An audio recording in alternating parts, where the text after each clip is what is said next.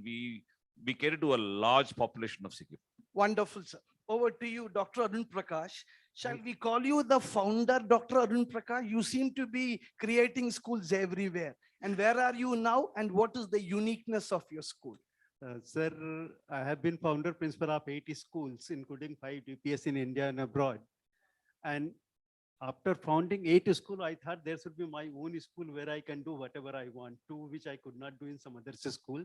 So I am running my own school in Allahabad, and only aim in my education for children is that they should be happy and they should enjoy. If they can be happy and enjoy education, schooling, I think learning will take automatically. Wonderful. And that's what we are doing. Yes. Over to you, Ayush, the youngest man and the smartest man in the panel. He belongs to Jaipur with over 35 universities. What do you do for a living? Thank you. I don't know about being the wisest, but I guess I'm the youngest over here. So my name is Ayush. I am the director of Jayashree Periwal International School. It's an IB school and also the largest international school in India. And the one thing I think we can be proud of at our school is that we teach students to embrace failure. Teach students to embrace failure. Wonderful. That's a very good thing for all of us to think and have. We'll go forward with the discussion first. Ma'am, the topic. What are we talking about? Flipped classroom, Salman Khan, all of it. What do you make of this? What do you make of this in the real? We are here to talk about the blended education, flipped classroom and hybrid classroom. But how we are here, first I would like to speak about that after so many changes taking place around us in the landscape of education world in India. So we are into something when we are talking about machine learning, we are talking about AI, we are talking about flipped classroom, blended classroom, what we are talking about just now. I think it's all due to NEP 2020, which was much awaited and required, which we waited for a long time, that the change in our education system. And when we talk about blended education, I think most of you know what is blended education. Blended education is something where we blend, like No, ma'am. NEP and NCF has come. yes. How has it impacted you in about 30 seconds? All right. So I feel as an educationist with 36 years of experience in this, as a teacher, as a school leader, as a mentor to teachers, I think we are at a cusp right now where the change is taking place in the education world in India. And I feel very happy and privileged, all of us, that we are part of the history being made. Part of history being made. To Sikkim, a 1972 Chogyal handed over state. How do you look at it from that neck of the woods? And how do you see NEP, NCF impacting your school, sir? Okay, we are from a very traditional state. It's quite cut off in the mainland, and consequently, Sikkim, the environment, academic environment among the social circle is something which is around 15 to 20 years behind the rest of India, which means today everyone strives to be a doctor or an engineer and nothing else.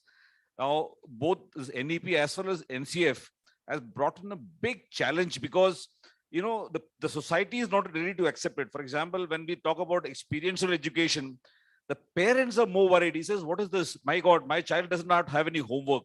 My child is required to go to that place to learn, to the arboretum to learn about plants. Or why is he going to the ICR setup to learn about agriculture?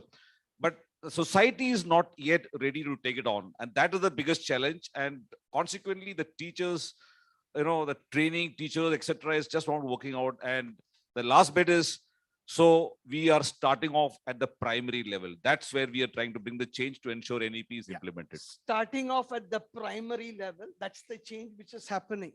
Yes, Arun's founder principal. You are a startup guy. Now, what is your picture? They have, one is about optimism, the other one is about the challenges. Where you are, how do you make the children happier than what they are today?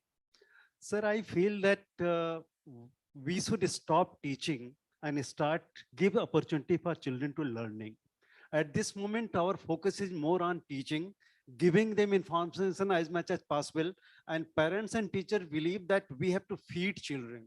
I think time has gone and whole NEP says now the children should be encouraged to learn, find out their own. And the topic that we are talking about today, teacher is not the only source of knowledge. I think teacher is the last as far as knowledge provider is concerned, from the internet to all possible means, there is lot of knowledge available. So our role and that what we are doing, that giving opportunity children to come forward, Children to come forward. Yes. and enjoy. Enjoy. Now we'll go further. The initial remarks are going, but I'll pick up from the failure part. How yours is a known brand. How do you incorporate the understanding of failure in a system which only demands marks, and rote learning? And how do we go to IIT, IIM, etc.? So I'll just begin with an example. This has happened at Stanford University years back. There were two groups, one of Stanford lawyers, doctors, entrepreneurs, and the other group was kindergarten children. They were all given the same material, marshmallow, spaghetti sticks, tape, etc. Both groups were asked a simple question: make the tallest tower possible. You know, I'm sure all of you are guessing. Yes. Why I'm sharing the story is that the kindergarten group built a taller tower than the bankers and lawyers and medical professionals. Because right from the industrial revolution is when this concept of rote learning, be given orders, what you need to do is what you need to do. And that's how the education system has been, not just in India, but across the world for a very long period of time in that way. So when we allow children the idea of exploration, there will be failure, but that failure will eventually lead to tall spaghetti towers as well as the Chandrayans in 1% of the NASA budget. So we are always trying to tell our student and parent body that it's not just about getting to an IIT or getting to a university, but about success in life. And that will come when we learn how to experiment, learn how to explore, and learn how to fail. Yes. Learn, explore, and fail. It's interesting to know less than 2% of ISRO is manned by IITians. Most of them are from tier 2, tier 3 universities. And the key to what ISRO has done started out with Vikram Sarabhai, Satish Dhawan. Whenever there is a failure, the chairman takes the press conference.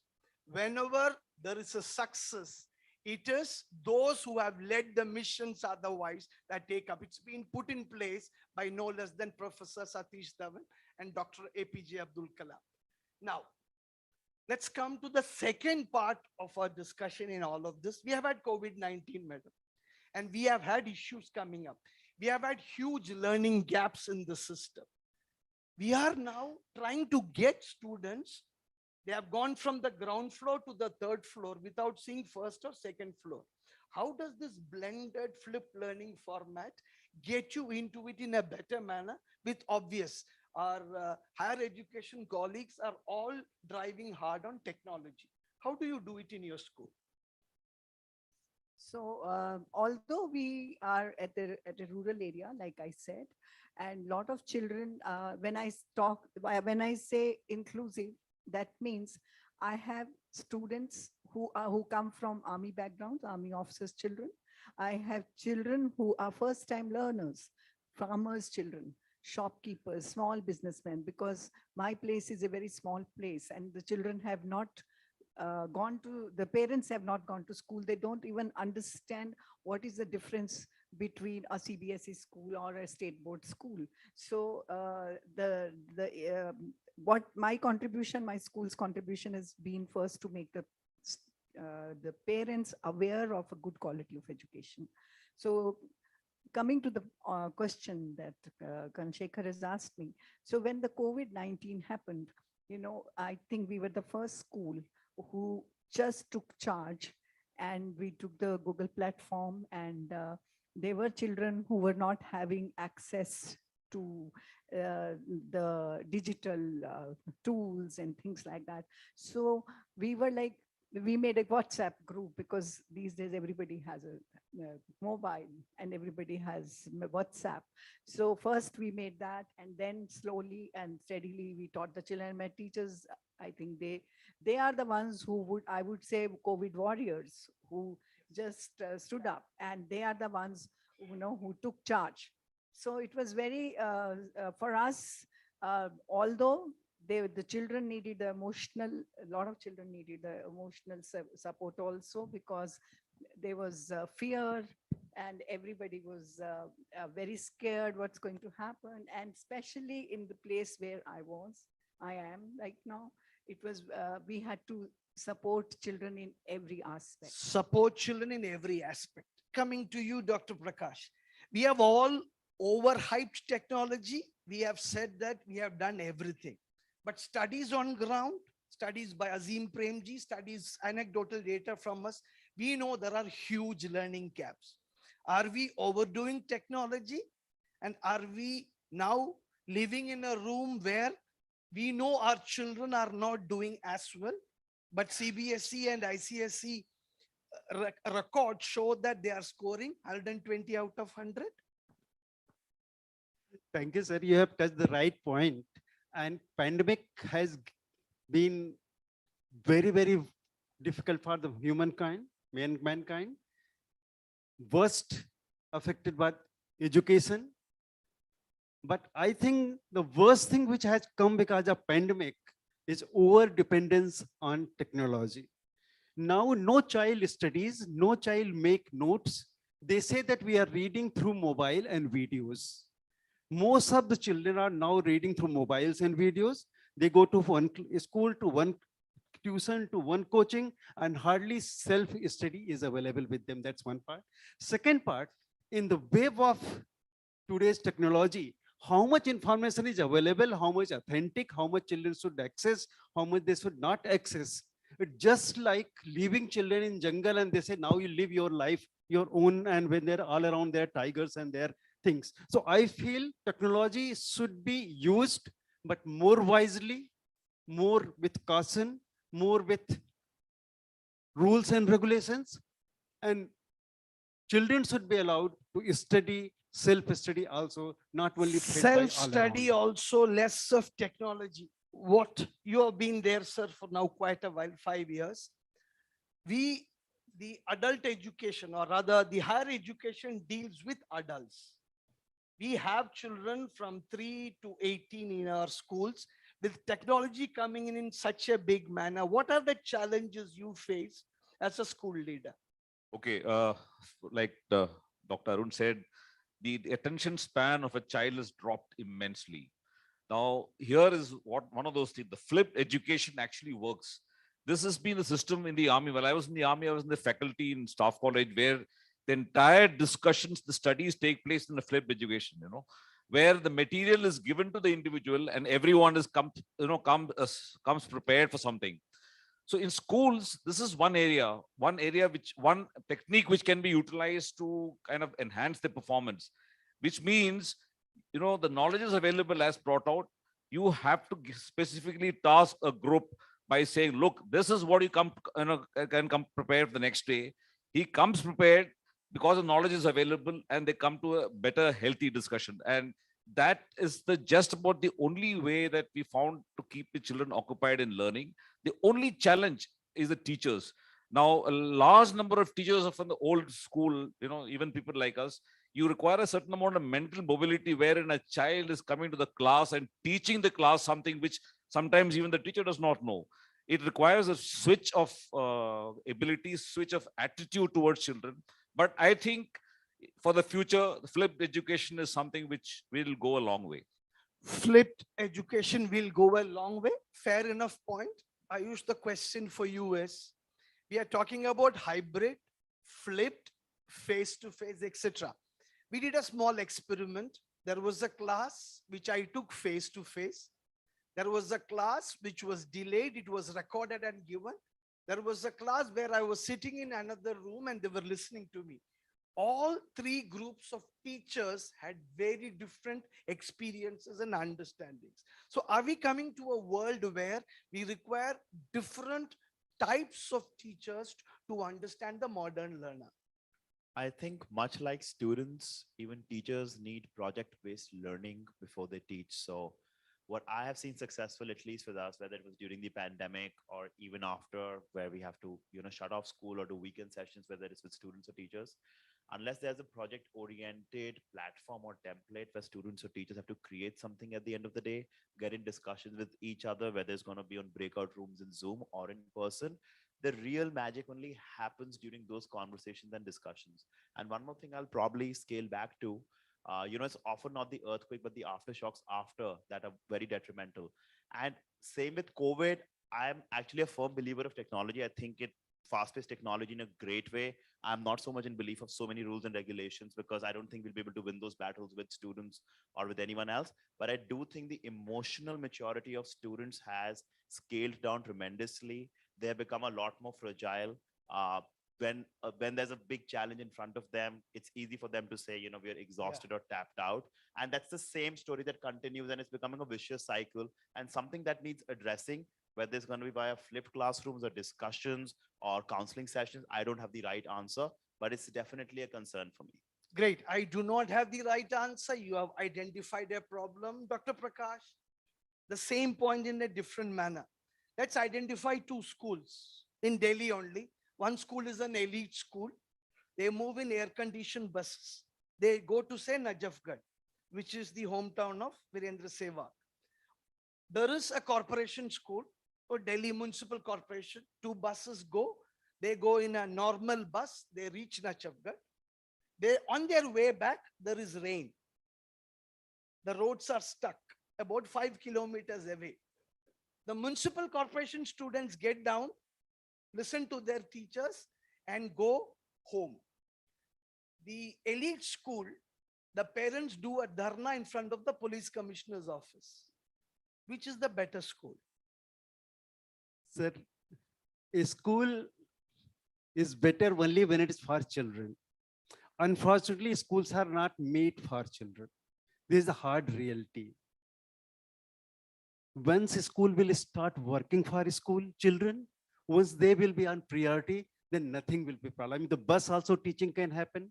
In the same bus, children can enjoy so much that there'll be a lifetime I'm experience. hinting at parents, sir. Sir. Parents sometimes like to run schools. I don't know about colleges. Yes. They definitely believe that they know better than the teachers and the principal. The parents want to run schools, especially in places like Delhi. Right. How do you manage that? Sir, I'll give one incident. Someone came and arguing a lot about things about that. And why are you doing this? Why are you doing? Finally, I was little angry. I said, I want to save your child from you. I want to save your child I from want to save your child from your enthusiastic parents who have got money. They think they have got everything of the world. I think that's the biggest problem for us as educators also. Wonderful. Right. So, And that's why, sir, one minute. That's Yeah. why I started my own school where I can do whatever you want. whatever you want. Right. Socio-emotional cultural learning is more for the parents than the students themselves, because they copy what the parents do. In terms of, in how many houses have we seen children with mobiles, less than a year old, fiddling with it when the mother is doing something else? And the second thing which we understood when we did a survey of well over 1,000 students, over 400 children below grade 5 said that in our next janam, we want to be our mother's mobiles. It's well worth thinking where technology is taking us. Yes, sir. For you, from a Northeastern perspective, you have been there, you've come over from mainstream India, gone over there. What are the fallacies we believe which do not work there in Northeast India, Sikkim? Okay, one fundamental aspect is that deep desire to remain where they are. For example, I was just discussing earlier, our school has got a 0% attrition for teachers. Very qualified people who can possibly earn much, much more if they move elsewhere. But 0% desire to move out of that place. And that is just not about the teachers, it is about the children. Children, when they grow up, they want to remain there. They don't want to kind of, go out to in Bombay, Bangalore. Sir, I flipped this question. Sorry to interrupt you. No problem. Isn't it because that they are comfortable, they are peaceful, they are happy, which is what Dr. Prakash wants? Exactly. So that's the point. So, we tend to kind of push them to do things the way the bulk of India thinks. So I think there is a lot of opportunities for people to give them that kind of growth in those places. For example, in a state like Sikkim, which doesn't have much scope for industries, they're very, very soft industries. Like we have, watch factories, we have drugs being manufactured, Cipla, Sun, all of them have their factories there, where people come not looking at very high-end jobs, not looking at very high-paying jobs. So that the focus of the schools, the focus of education there cannot be so deep thinking and kind of large thinking as what we say entrepreneurship stuff like that doesn't really make sense to them. I think there is that is one of the basic differences. Mind you, there are people from there doing very well elsewhere and seeking out Yes. things, but bulk are very conservative and laid back when it comes to Is things. it But conservative, laid back, or comfortable and happy? yeah, so they're quite satisfied. Lesser number of heart attacks, lesser number of lifestyle diseases. I mean, you can take any yardstick to come out to a conclusion, but I think they're very contented with life in many ways So than we are. is life in Sikkim the key to your fitness, sir? Maybe my BP has dropped by 10 points. 10 Actually, points. Okay. actually, it has dropped. We come to Jaipur, one of the hottest cities around. What is the biggest challenge facing you as a school leader? As I said, I already mentioned about emotional fragility with students, and I think With teachers. with teachers, I probably come from a relatively privileged background where we have an international school. We have a lot of teachers who are ready to unlearn. But if I look at the larger scheme of things that happen in tier 2 cities like Jaipur, it is the unlearning bit with teachers that is very, very difficult and challenging for schools to kind of monitor and moderate. Monitor and moderate. You are made the Chief Minister of Madhya Pradesh, ma'am. What is the one change you would like to bring in the education space? I would like to just connect with what Mr. Arun, Dr. Prakash said, that I also started my school because I wanted to do my way. So I also started the school because when I wanted to see the way I perceived the children to be brought up. So, So what's your perception? they're talking about parents when we Yeah, were talking yes. about parents. So it's, the biggest challenge is to convince the parents about something that you want them to do. Like you said, you wanted to save the child from the parent. So a similar thing happened last week in my school where the children were using two-wheelers without wearing the helmet or having the license. So the principal stood at the gate in the morning and said, no child will enter the school campus without the helmet or without the driving license. So these old parents, they have access to my phone. So they called me, one of the parents called me, why are you making such strict rules? Yes. Our children have to come to school and they are under 18, so they cannot even get the license to drive.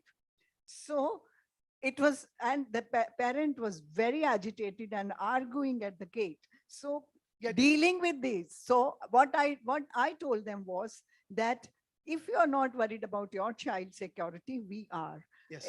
And we have to make sure and educate the children that they are not driving, they are not breaking any rules. Tomorrow, if the policeman catches them, they will go behind bars. Who will be responsible? Absolutely, You ma'am. will be responsible. They are not adults. We They should are- understand Yes. that part. So the parent had to be, so when we are right, I think the parents after some time do understand, although it takes a lot of effort.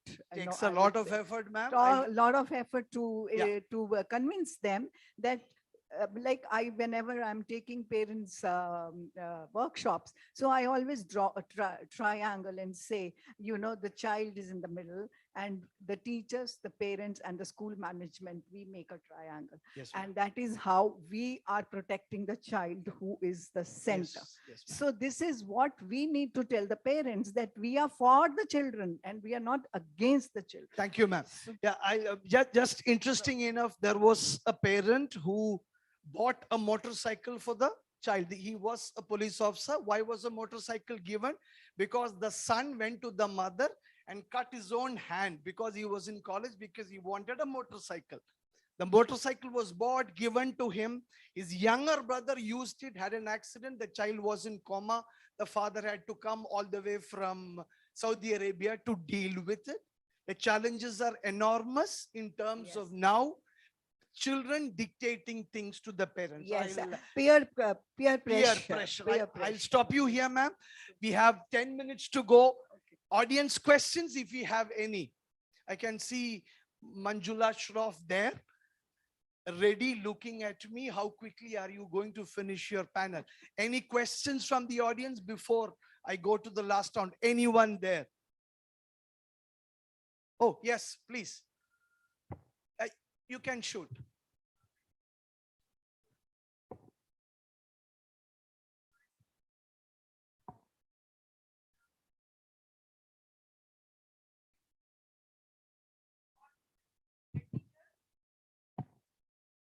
They are teachers. Are they paid enough? Are they trained enough? What's your question? My point is both. Oh, your point is both. Yes, the richest man, Ayush. So I think today a teacher's role is not just to have subject knowledge, but to kind of be a wellness But she's only counselor. asking about money. I Are you paying them? Are you training them enough? with I your think we're money? training them a lot Are you thinking within or my are you school. doing it No, in we your- are doing we it. are- As I said, we are focusing a lot Yeah. on the counseling Are bit. you paying them enough? I think so too. That too quite regularly. Very regularly. No. This seems to be a loaded question. What is this regular, irregular thing? Explain better. Because, in this technological world, everything is changing very fast. So whether the teachers are aware of those things or not, this is Fair my- enough. Fair enough. Yeah, I think you have answered. Yes, Dr. Prakash. You both own schools. Are you spending your own money at training them? Are you paying them 10th pay commission salaries? Sir, Yeah, we tell- want to pay 100th pay commission salary, but unable to, Unable. Fair enough. because that's reason. That's the reason. No, that's also interesting. Parents want to pay 101 rupees as fees every year as a matter of great gift. They will pay more in Tirupati Hundi. That's a different story.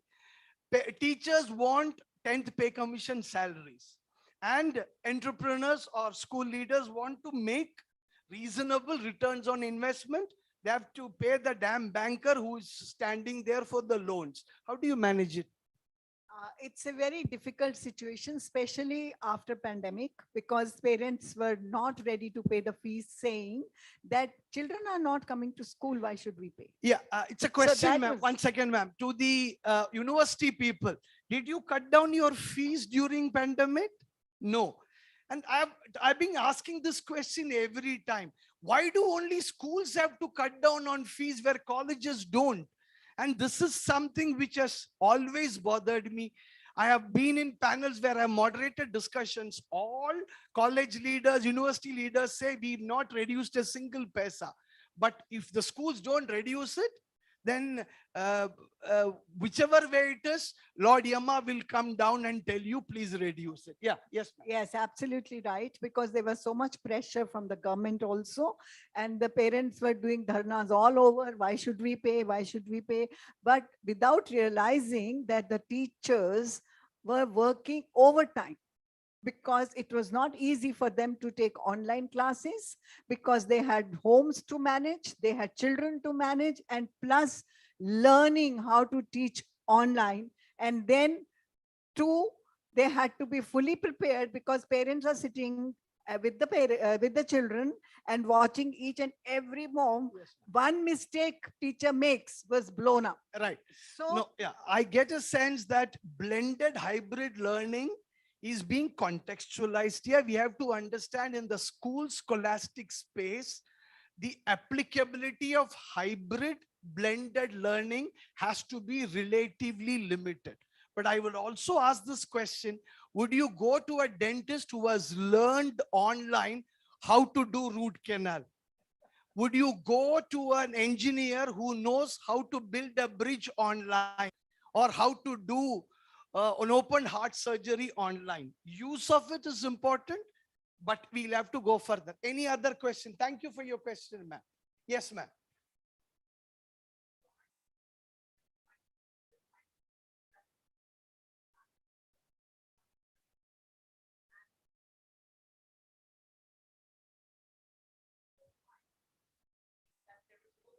Away from technology. That is the way the world is going. And yes, we don't want children to be overly indulgent we are worried about, them not taking notes, because that is also part of the learning process.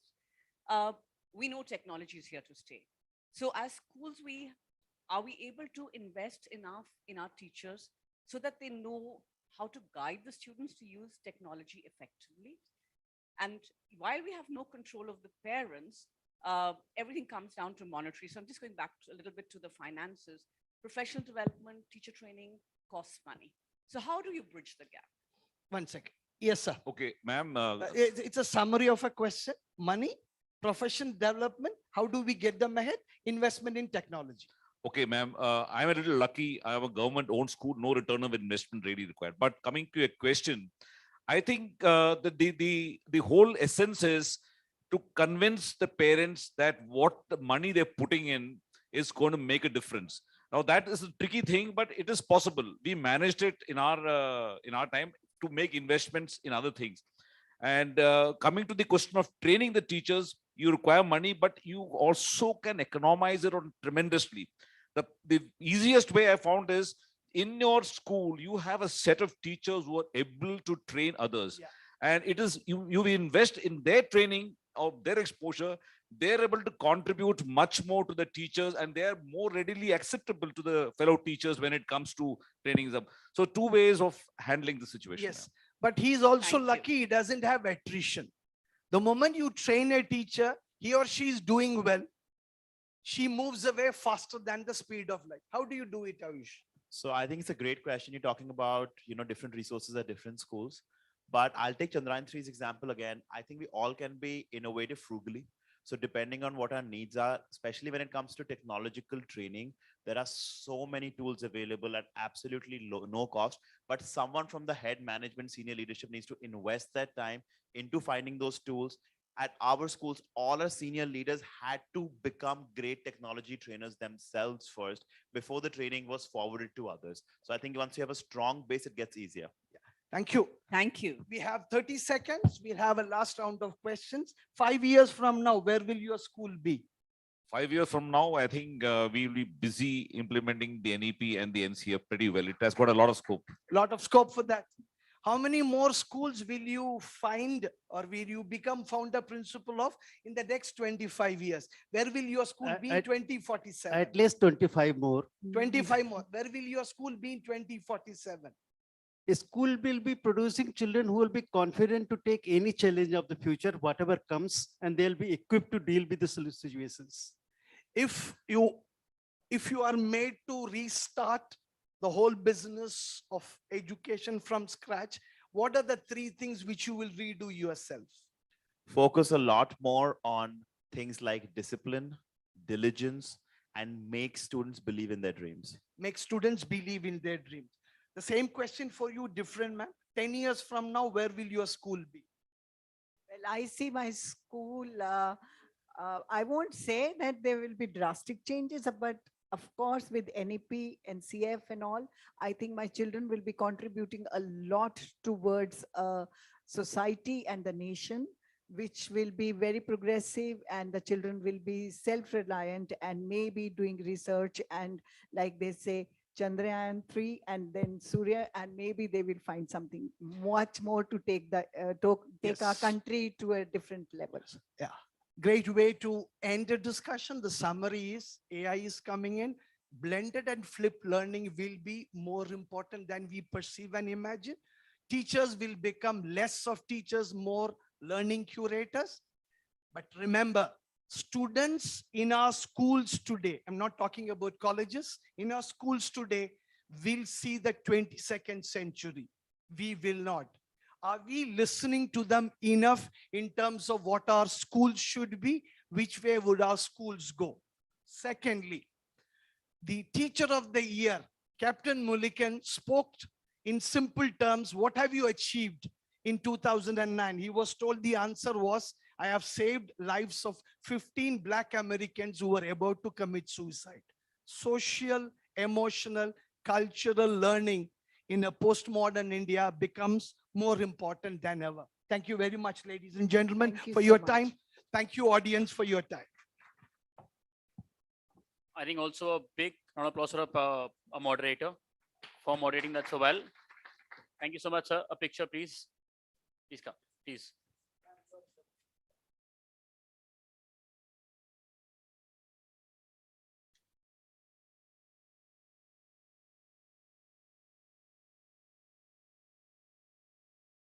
Thank you. Thank you so much. Thank you.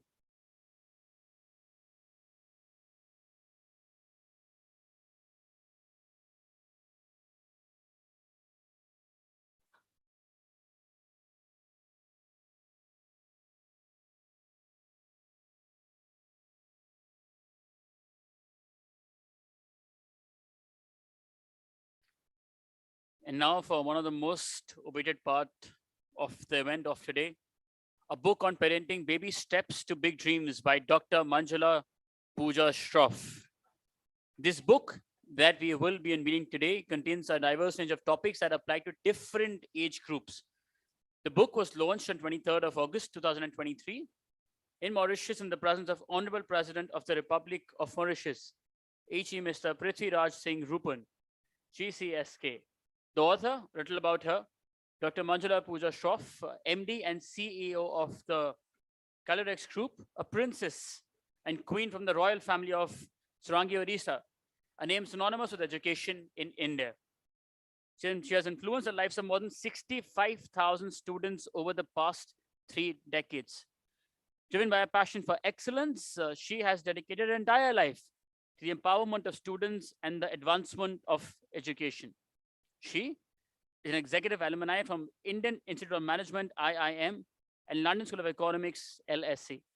A regular columnist, vlogger, and life coach, she's been honored with several awards, including the Secular India Award from the Honorable President of our country. She's also highly active when it comes to policy making with and in the government. So before we move ahead,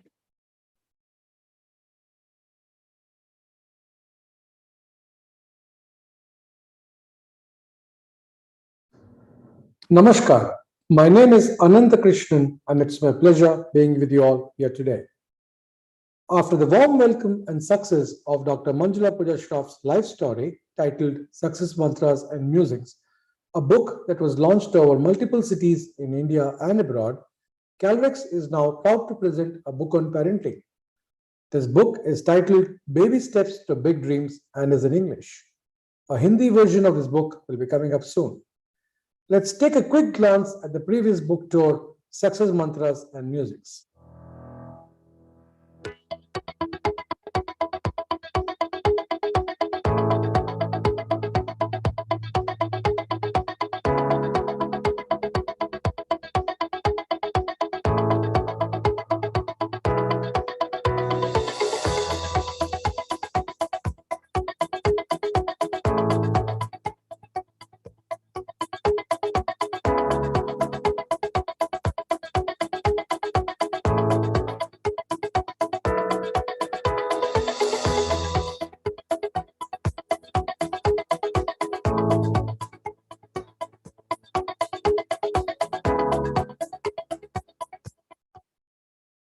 आज की बदलती दुनिया में parenting has started to assume a much more significant role than ever before. Let's understand from Dr. Shroff as to why is parenting more critical in this world of artificial intelligence. आपकी सोच क्या है इस बारे में? AI is making rapid advancements at an alarming pace. Effective and proactive parenting is required today more than ever before to develop responsible citizens with feelings of empathy, who can propagate philosophy and work with positive psychology. Global citizens who can build clones like me, deploy and enforce ethical and good governance of AI practices. आजकल हम VUCA world कहते हैं, जो कि volatile, uncertain, complex और ambiguous है. हमें अपने बच्चों की परवरिश इस प्रकार करनी है कि वे भावनात्मक रूप से मजबूत बने और बड़े होकर संतुलित और आत्मविश्वासी बने. उनका लक्ष्य अपने परिवार के साथ-साथ मानवता की सेवा करने का भी हो. This book is aimed at providing direction to parents right from the time a child is conceived till the child becomes a teenager, to support constructive parenting through communications, to build an unbreakable bond of love and trust between parent and child, to perform tasks that only the human race can do, such as emotional intelligence, creative and critical thinking, complex problem solving, moral and ethical reasoning, sensory perception, intuition and gut feeling. We need to nurture children with innate multiple intelligences, which an AI avatar like me cannot possess. An AI avatar can have acquired intelligence, but not innate intelligence. Thank you, Maya. In order to demonstrate the future of artificial intelligence, the conversation you just heard was with the avatar and clone of Dr. Manjula Pooja Shroff. You heard me right? This is not a video bite of Dr. Shroff, but her AI avatar, Maya. Maya, the clone and avatar, has been developed with the help of artificial intelligence software through the image and voice cloning of Dr. Shroff. Your role as educators, teachers, parents is even more significant today than before. Humans are made of thoughts, beliefs, emotions, and intuitions. It is here that the parents should focus on the inherent and inner intelligence of their children. Welcome to responsible parenting. Thank you.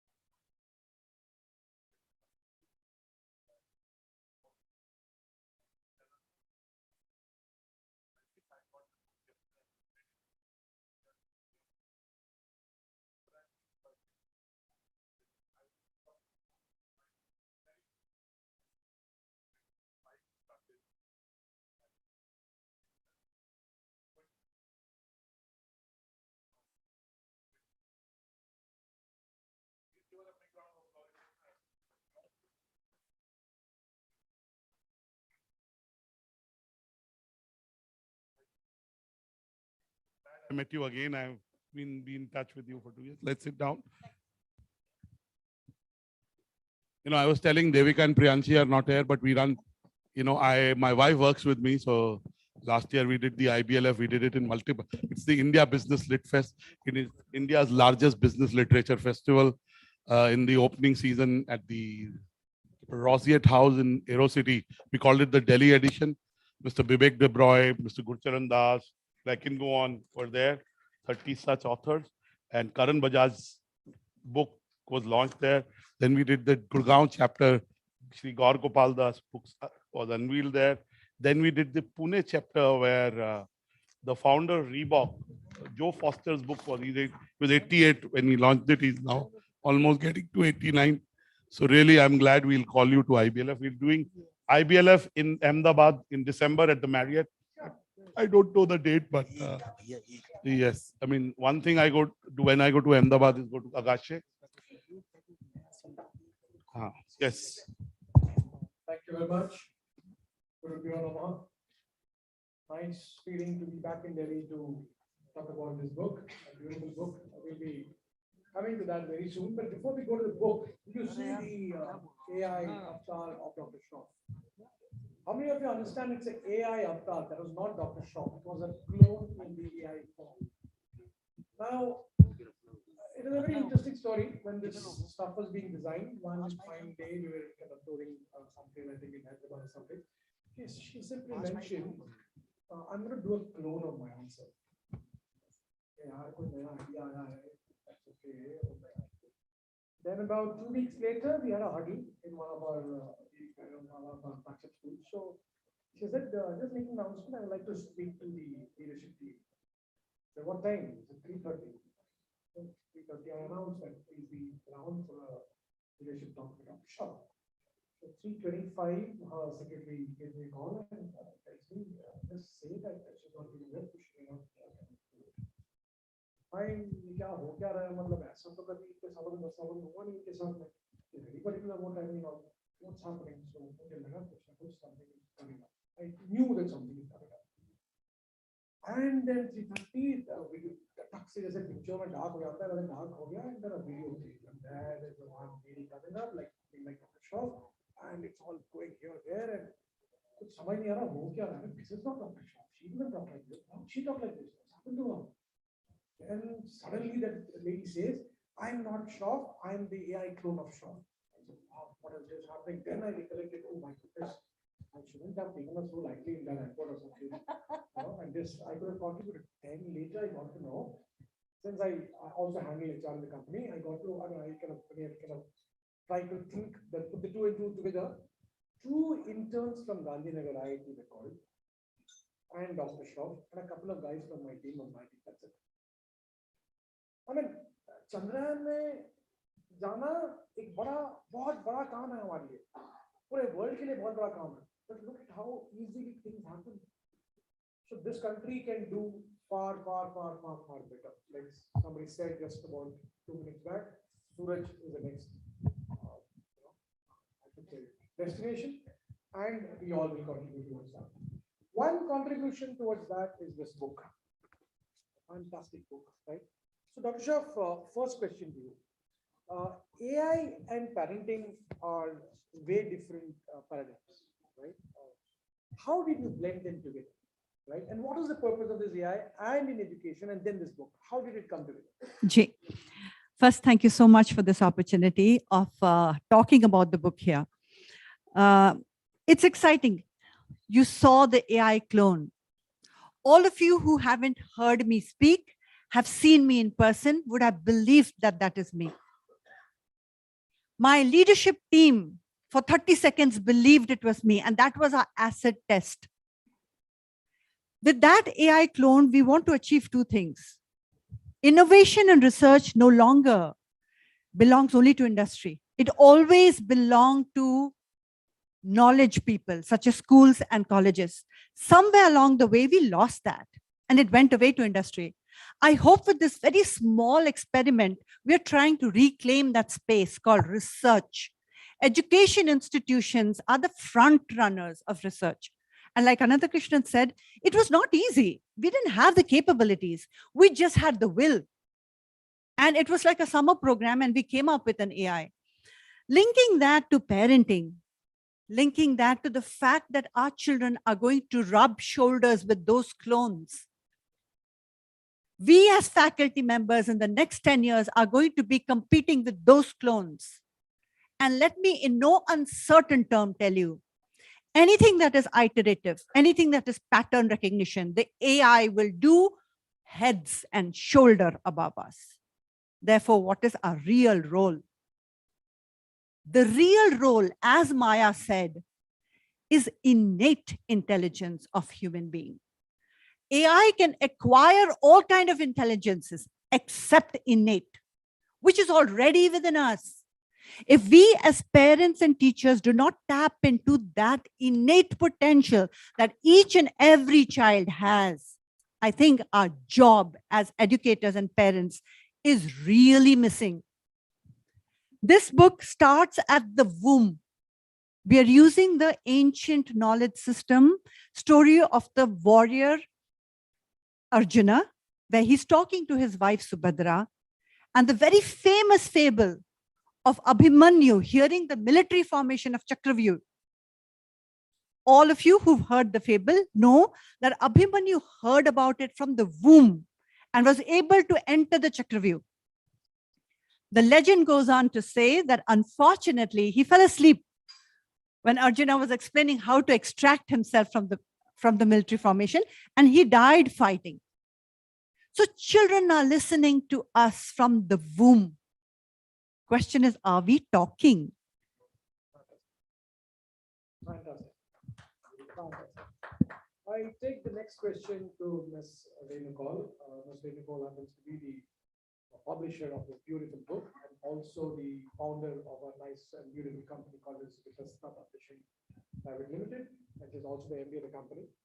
You have done fantastic books. Your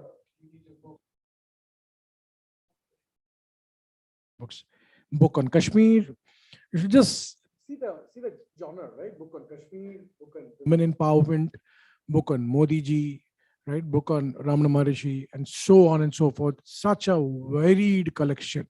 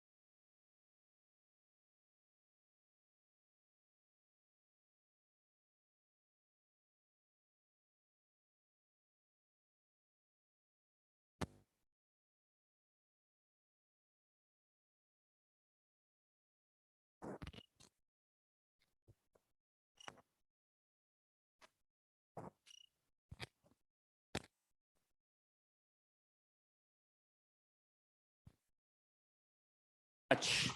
A picture, please.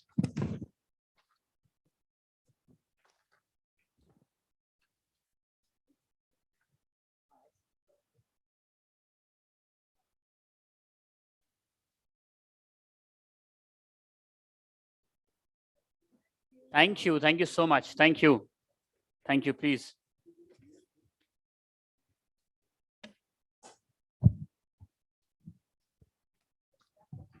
Very quickly, moving on with the next panel discussion on the importance of early years development in kids. We're almost on the topic. We've been discussing that in the previous session as well. And for the discussion on importance of early years development in kids, please join me in welcoming a panelist for the same. Arpita Sur, CEO, Kiddo India, Dr. Vedavati Dinesh, founder principal, Green Eden Public School, Bangalore, Nirupama Bafna, founder and director, The Evolvers Nest Preschool, Aurangabad, Khushbu Singh, founder and director, Oak Valley International Preschool and Daycare, Patna, Shilpa Solanki, founder, principal and director, The Harmony Tree, Pune, Sharad Bhatia, Chief Executive Officer, K8 School, New Delhi. And this session will be chaired by Jitendra Karsan, Chairman, Safari Kid India.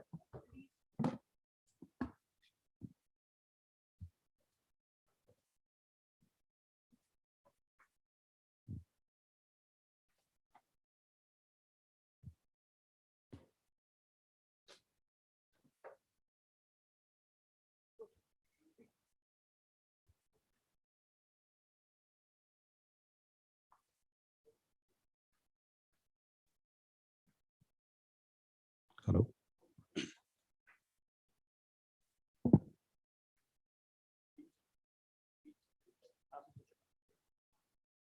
Hello. Hi, good afternoon, everyone. How's everybody feeling today? Great.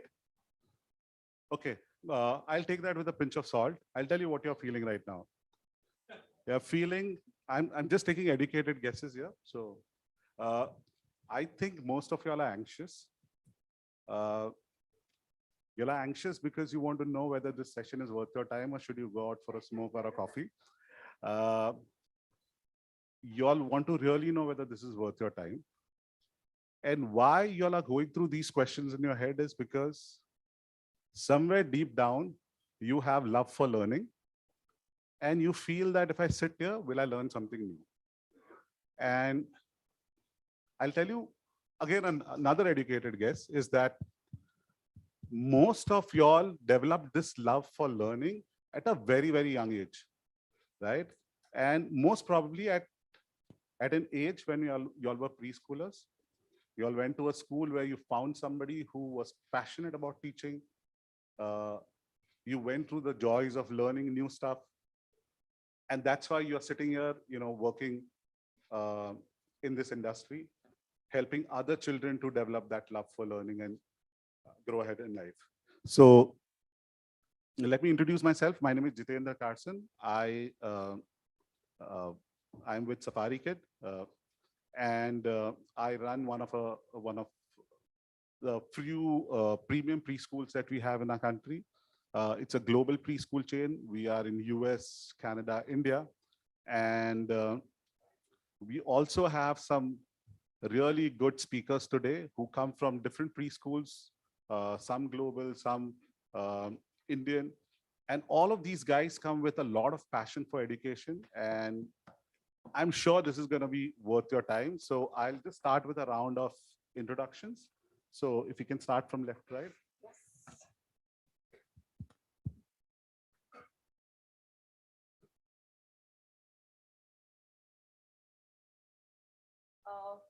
Audible? Okay, I think I got this. I'm Shilpa Solanki. Thank you. I'm Shilpa Solanki, and Jitendra, you're quite right that it's quite interesting that the early years have a panel for itself. It's really one of the first that there is an entire panel just dedicated to early years. And while we got the most toughest slot, the hour before lunch, we'll make sure that we do justice to it. I'm hoping there'll be one day that we are in the prime spot at 11 a.m.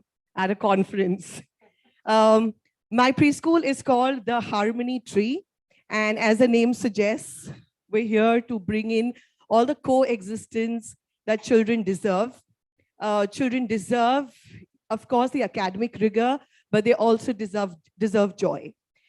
They deserve the balance and structure, but they also deserve freedom. So in short, what we're really trying to do is provide that environment, which is made up of people and material around them, to make sure that they have a meaningful, joyful, and I'm using this next word very consciously, unhurried childhood experience. And the seeds that we grow today will last for a lifetime. And really what we give to the society is what you take on. So really we are here in that sort of an ecosystem. Thank you. Hi, hello. Yeah. Good afternoon, everyone. And I am Khushbu Singh from Patna, Bihar, and my school is Oakville International. So I started this journey around 4 years back when I moved from Canada, and I realized that most of the schools in Patna were still following a very traditional method of learning, in contrast to something that I witnessed in Canada, a very interactive, loving, and happy environment that my child was in. Somehow, I could not believe, and I did not want my child to be part of those schools. I wanted a happy environment, a beautiful environment for kids to learn and grow. And that's how I thought I have to bring this difference. In fact, I also saw that there was not a structured daycare for working mothers to return to their work post their childbirth, which is such a necessity when a town is growing. And there was no organized daycares. There were mostly daycares that had, okay, the baby will come, eat and sleep. The child will come, eat and sleep. You keep a maid at home. Rather than that, you can keep at our school. So that was really appealing for me because my child was in one of the daycares in Canada, and I saw the difference it brought in her. How relieved I was to send her to that daycare, and how joyous I was to see the changes in her. And that I felt was missing. And so I began this journey to support the mothers, to have a happy childhood in the town. Curriculum, I believe, when it comes to preschool, is just one part of it. There's a lot of other skills that we need to work on. This is when we, kind of built a platform for them to grow and learn in a happy environment. Thank you. Hello, I'm Nirupama Bafna. I'm from Aurangabad, Maharashtra. And my passion for education has encouraged me to open the preschool with a difference. I really felt the need of an hour wherein why are we teaching these kind of stories like Cinderella and the fairy tales to the kids? Why not Satyavadi Harishchandra? Why not Shravan Kumar stories? And this is what had made the difference in the preschool education altogether in Aurangabad, Maharashtra. And in the span of 5 years, my preschool, that's Evolver's Nest Preschool in Aurangabad, who the founder I am, has grown from 30 to 300 kids now. And we very soon plan to open the branches and the franchises. And we need to take our Indian culture to the roots of our Indian kids. That's very, very important. Thank you so much. Hi, it's just so wonderful to be here among such respected and distinguished speakers and my fellow panelists. My journey, I'm Arpita Sur, and my journey was very similar to what Ms. Khushbu was talking about earlier. I used to live in America for a while. My kids grew up there till the age of 4. And then when I came back to India, I was struggling to reconcile the different methodologies of teaching and also to go back to work. It was very difficult because I didn't want to leave my child in a preschool or a daycare where the love for learning and the importance of curriculum was not understood. I lead the Kido India business. Kido is an international preschool and daycare. We are a UK-based preschool chain. We've launched in India last year, and I lead the India business. It's great to be here. Good afternoon. My name is Sharad Bhatia. I leave you aside for a moment, Jitendra. I'm the odd man out here. That's what they say in more ways than one, because I don't exactly come from a preschool kind of a thing. I'm the founder and CEO of India's first and only accredited online school for nursery to grade 8. We do have a preschool segment because we are working in the N-to-2 space as well. And we work with the motto of happy students and happy parents, which means precisely we are the home for parents who are looking for something which is besides or different from what traditional schools are doing. So this is what I do. Thank you. Thank you for that introduction. I think all of us, what unites us is the passion for education, and especially early years, right? We want to bring some changes in the early years. That's why you see a lot of similar stories that, they saw that there was something missing in India. Their personal experiences what got all of us into this space. So what this basically brings us to light is that, is there still enough understanding of preschool space in India? And we definitely feel that, a lot of people don't understand the importance of preschool and early years. So we will start with the first question. I'll ask Ms. Arpita to explain to us what is go as basic as possible, because there seemed to be a lack in understanding why preschool or early years is important. Absolutely. Completely agree with you, Jitu. It is a very important topic, but is very little understood. I am being very bold to speak amongst, a set of people where the majority of you are in higher education. But it is a biological fact that 90% of brain development is complete by the time a child is 5 years old. In fact, in the first year of a person's life, the brain doubles in size, and most of the emotional neural connections that occur in the brain that help with lifelong learning, all of that pretty much gets completed in the first few years of a child's growth. And that is why it is very important. There are 5 main aspects I will talk about today, which sort of encapsulate a holistic and comprehensive look at what a child is taking in these early years. First, of course, there's the first 2, which have been also enshrined in our NCF and our NEP, is literacy and numeracy, right? So literacy, the ability for a child to absorb language skills and to become fluent in as many as 3 to 4 languages by the age of 3 has been seen and has been recorded. We have cases of children who can speak to one person fluently in Hindi, another person going home, speaking to their grandparents in their local language, and then, being able to converse with, school friends in English. And children can seamlessly move from one language to another. And that is the plasticity of the mind at that age, where it is able to be molded so easily and can so easily absorb languages. So that is the first one. And the ability to be multilingual or bilingual at an early age also enables the child at later stages of development to very easily take in higher studies as well. So literacy, and then combined with that, the understanding of quantitative structures, numeracy is very important. We all know that.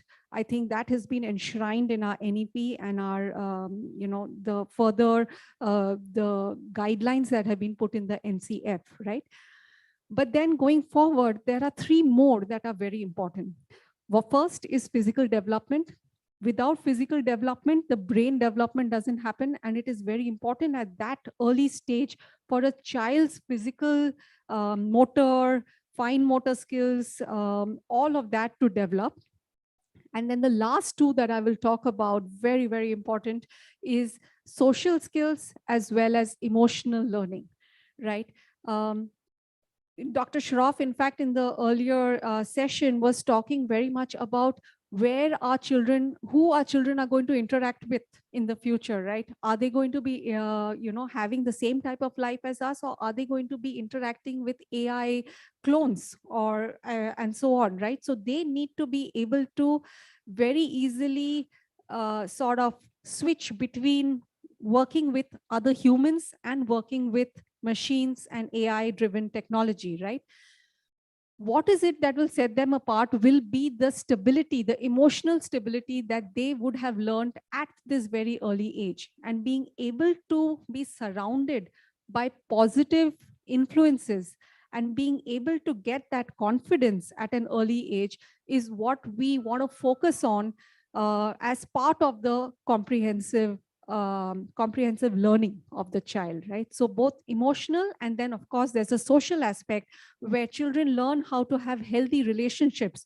So it is very important that a child actually goes into an environment where there are other children, where they know how to sort of give and take, where they learn how to resolve, to negotiate in a very stress-free and conflict-free way.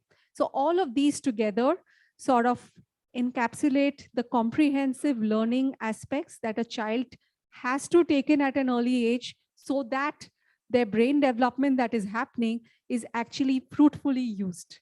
So that's basically the importance, I would say. Thank you very much, Ms. Arpita. I think you've sort of given us an overall picture about all the 5 different aspects. I would like to go to Ms. Shilpa, and if she can explain the social and emotional learning in early years in a little bit of depth, with some examples. Fantastic. Thank you so much. Children spend almost a decade plus in their school years. And while we are training them and helping them become doctors and scientists and computer engineers, we sometimes are not able to ensure that they also become responsible human beings contributing to a larger society.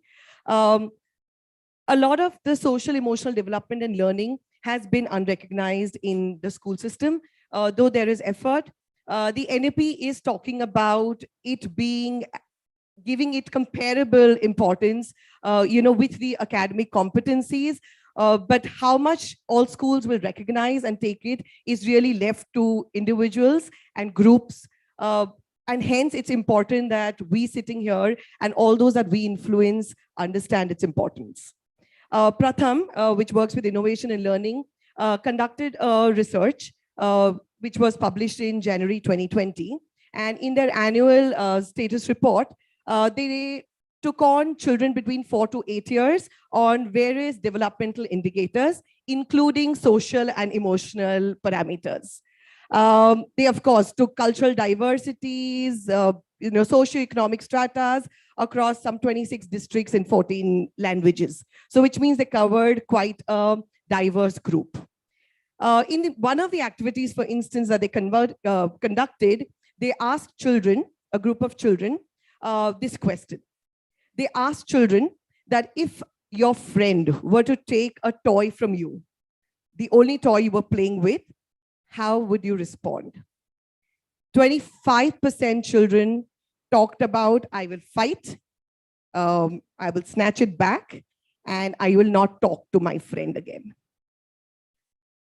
Only 2.5% talked about, I will talk to my friend and ask him or her to give my toy back. Now, this is showing a limited understanding of how a conflict can be resolved. Going into saying that the social emotional understanding in children has to then be taught if it's not getting caught naturally. That's what you would really aim for. When we talk about the social emotional learning, there are 3 broad areas that one must look into. One is awareness of self, the emotion awareness. And a lot of us grow into not being aware, partly because our society really doesn't, our homes don't really let us talk a lot about feelings. We try to shun away or hide and run away from expressing, especially the unpleasant feelings. The point is we feel. We're feeling at this point, we're feeling. Some of us are feeling hungry. Some of us are feeling stimulated with the conversation since morning, but we don't have rooms and platforms for talking about feelings. That emotional awareness is crucially important. Being able to tap into how am I feeling?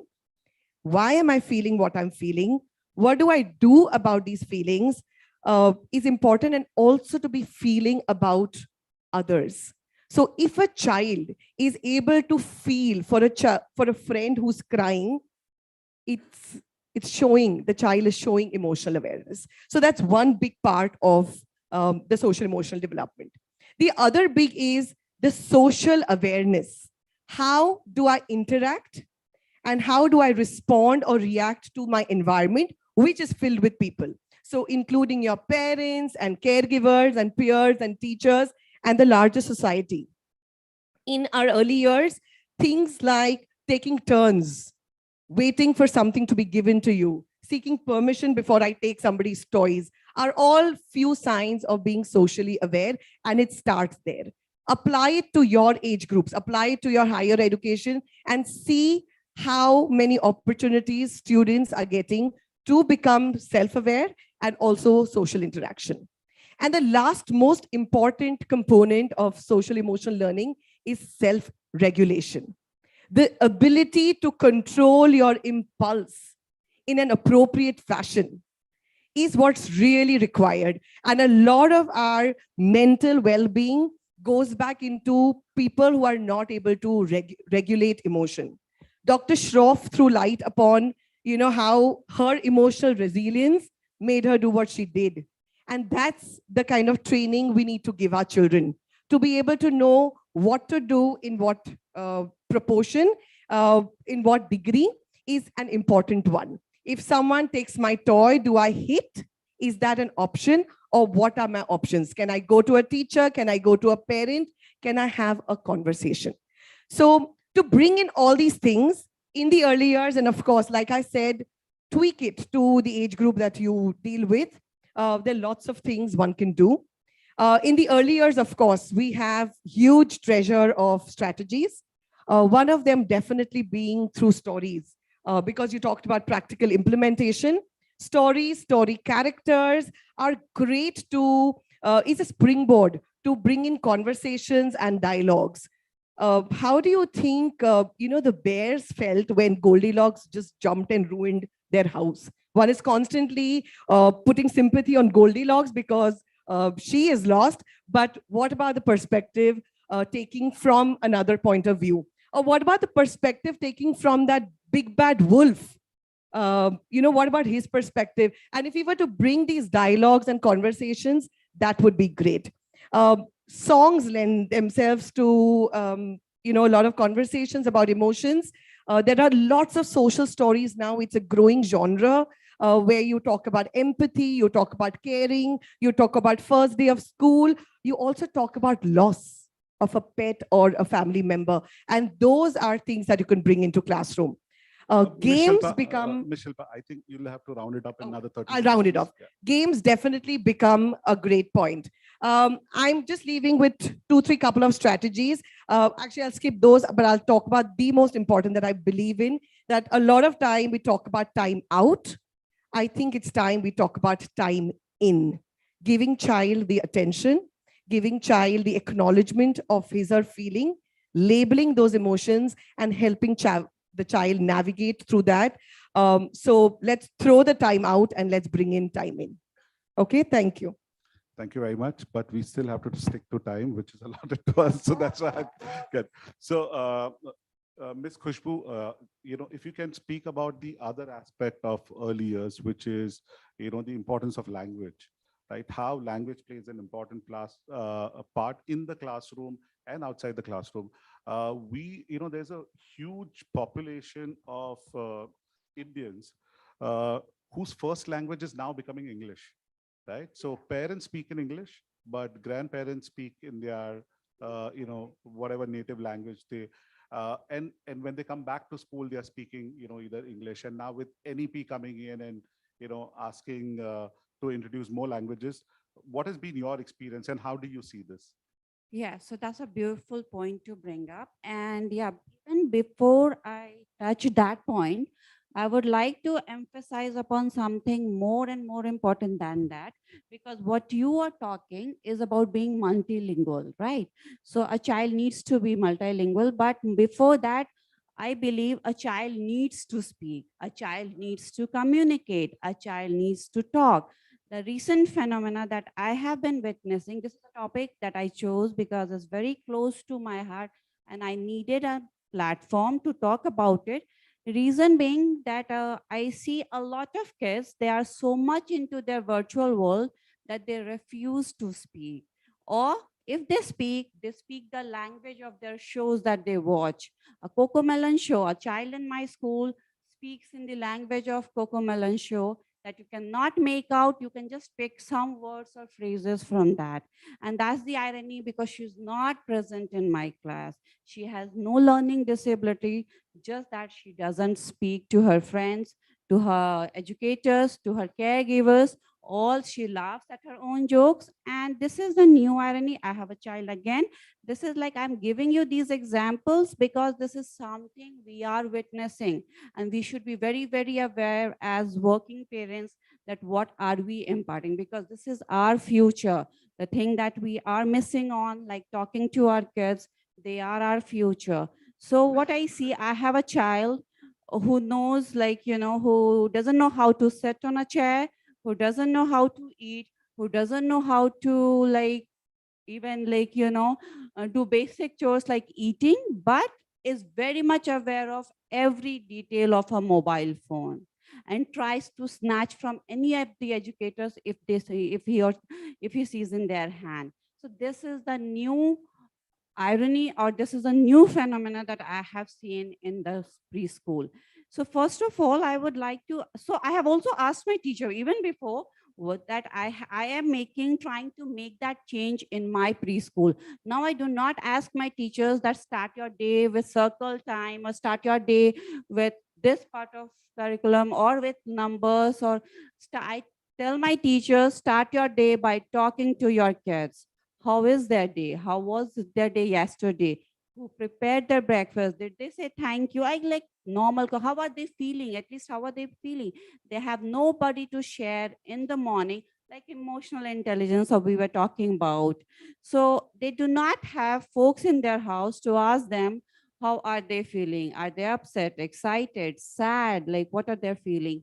So moving on to it, I will now emphasize upon why language is so important to kids. So when you still see a like age from birth to until 6 years of age, which is called the foundational years, every stage has a certain prerequisites and certain developmental landmarks. Okay, the child will start speaking, the child will start eating, but language remains a common tool when you see for development across all stages, A baby needs language for neural development. Repeated words in babies helps them in the neural development. Talk to a toddler, you can engage the toddler in activities and you can make them respond to their surroundings. And when you teach language to a child, the world opens for them. They start making choices. They start sharing their needs. They start talking about their friends. They start making friends, first of all, building relation. They start learning and understanding their caregivers or educators. Trust me, folks, none of it is possible without language. So, I mean, language is a very profound predictor of health and well-being of a child. Okay, so with Miss Khushbu, another 30 seconds to. Yeah, sure, I'll wind it up for sure. So our grandparents or parents, if you look at it, they were very much probably aware of it, because you see, like, they would talk to kids a lot, but they never needed any kind of toys or other gadgets to entertain their grandchild. They always talk to what happened, back then it did not make sense to me when my mom was doing with my daughter. But when I researched, when I read about it, now it all falls in place. But with changing family dynamics, busy schedule, do we find time to talk to our kids? So please, a beautifully decorated nursery, the number of toys and the electronic gadgets will not give them the language that we want. So language is very important. Let's give this from one generation to another, because if we limit their words, we limit their world too. So, and then coming back to what he said, like, I would definitely, that certainly I have seen in India especially, not in other countries, because they also talk in their native language, a lot of emphasis on like English as a language. But I believe, and I'm very happy that NEP made the changes that was required. We need to make our kids multilingual, because once they know their native language, they will understand their culture, they will stand, the diversity of the country will be maintained, and the beauty of a place. I think we'll stop you at that. I think that was a fantastic point, that we do need multilingual kids. Now, you spoke about children going on YouTube and going on different channels and learning from there. So my next question is to you, ma'am, that how is technology impacting children, especially when we have both set of parents going to work? And I would request you if you can keep it under 3 to 4 minutes, please. So this is a very question very near to my heart, and I have been seeing these cases in my school as well, wherein both the parents are working, and we cannot ignore the fact that technology the child is not going to use, but it should be with the moderation, it should be with the appropriate guidance as to what the child is seeing.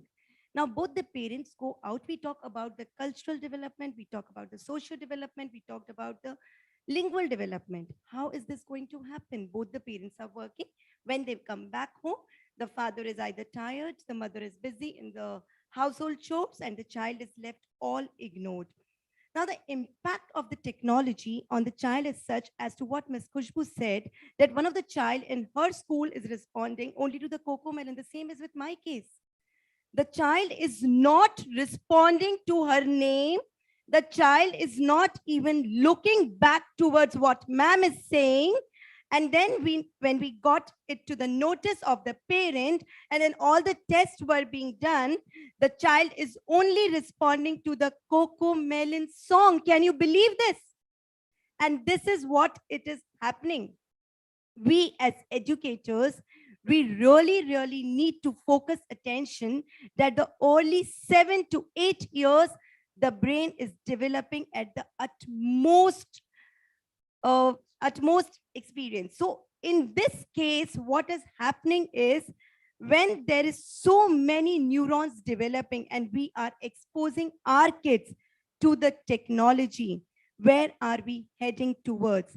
So it is my urge to all the preschoolers that a lot of preschoolers, they are doing a lot of, they're showing a lot of stories on the TV, they're showing a lot of stories on the projector, and then they feel that yes, but believe me, in our school, the Evolvers Nest Preschool, none of the stories are being shown on the television or on the projector. Even the Chandrayaan, we have made the whole Chandrayaan and we have taken it up through the wall of our building, and the kids, the playgroup child could also explain it to their parent ki rocket upar gaya tha moon pe, and it went on to the moon, and the Pragyan, landed on the south pole of the moon. And that was fantastic. What we teachers can do a change, we preschoolers can do a change by talking to the parent and to educate them as to why a big no to the technology, a big no. I will say a big no to the phones, to the mobile. Whenever any guest comes at home, what we do?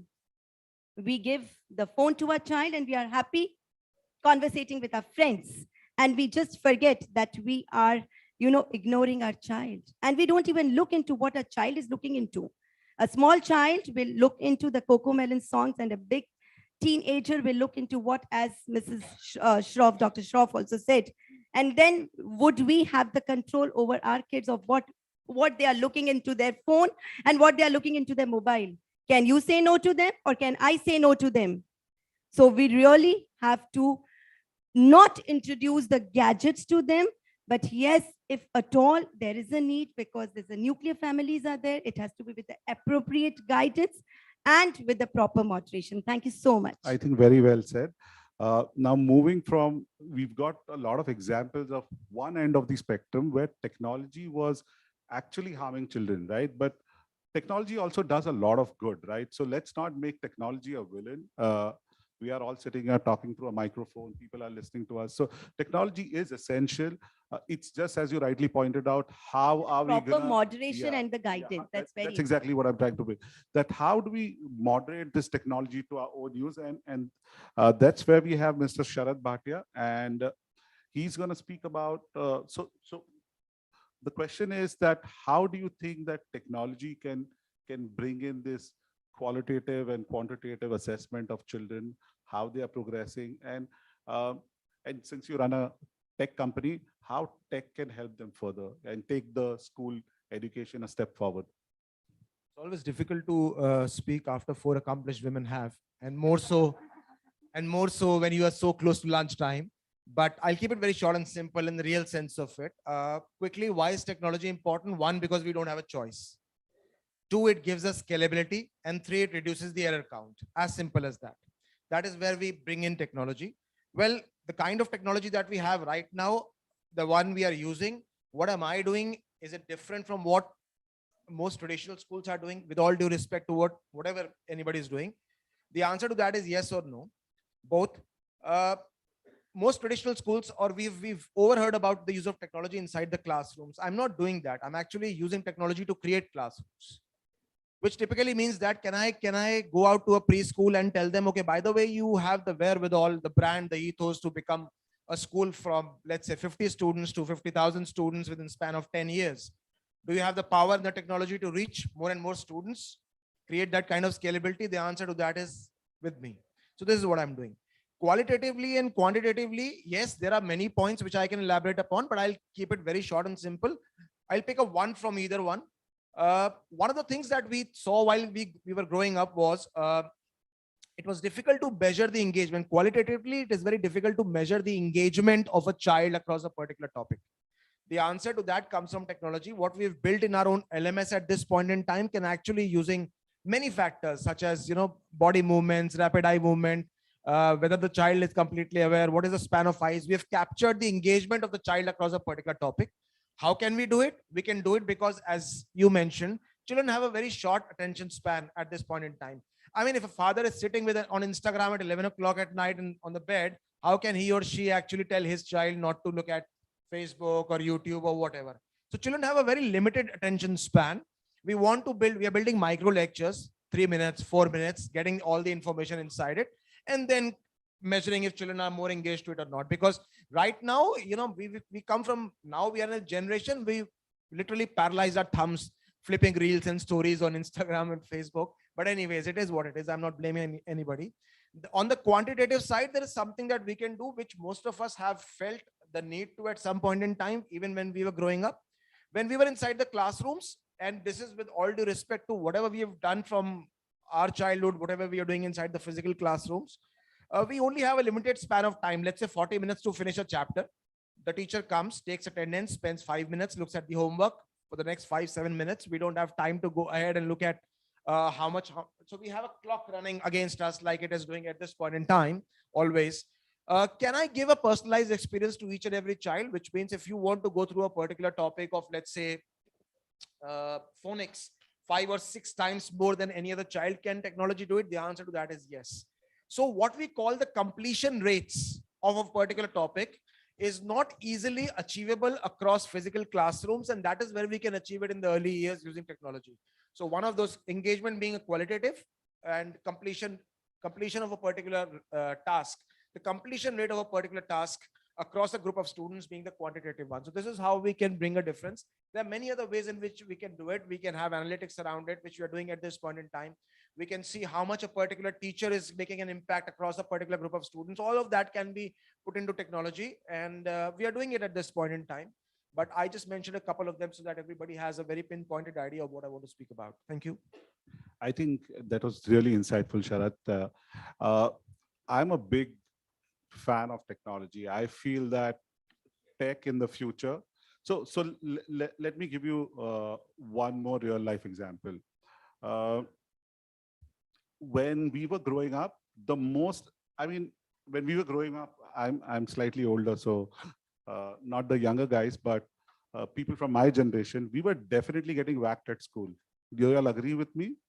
About 30 years ago, 30, 35 years ago. And most of the reason we used to get whacked is because our handwriting was not legible. The teachers couldn't read what we were writing. Now in today's day and age, are we writing anything on paper with a pen?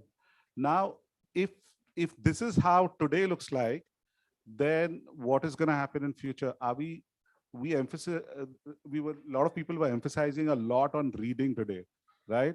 But I have a teenage daughter and I speak to a lot of teenagers. None of them are reading. Most of them are listening to podcasts, right? If they are really serious about education. So where is reading gonna go? And are books the future? Is podcast the future? Anyways, I think we'll always need a good mix of traditional education, and we will need a good mix of technology. And foundation years is extremely important because this is where we see the trend, which then the primary school educationalists see, and then probably college and post-grad. Lockdown has had such a huge impact on children learning. I don't know what is the experience of first graders, people who teach first graders, but last year to this year, and I'm just quoting empirical research, the number of students with learning disabilities, with social emotional issues, is gone threefold in in some centers that we are seeing, right? Threefold is a big number. Every year our population grows by 1%. We are 1.3 billion, I think 1.4 billion people. We've overtaken China. So we are producing about what, 1.4 crore children every year. 2 years of lockdown. This was the only sector which was abandoned by everybody, left, right, and center, was preschool. Nobody took preschool seriously. Parents were not sending children to preschool, and the impact of which is we are already seeing. So, of course, we are from the preschool industry, so we are very passionate, and we can go on speaking about how preschool is very important. But you, as educators who are in K-12 school, I'm sure you have also felt the impact of early years absent for 2 years, and the sort of challenges you are facing in teaching children social emotional learning, or creativity, or language, or numeracy. So thank you very much for listening to us. I know you were hungry for knowledge, but I'm sure by now you're also hungry for food. So thank you very much. And I would also like to thank Business World for this opportunity. Thank you to my panelists. Thank you so much. Thank you.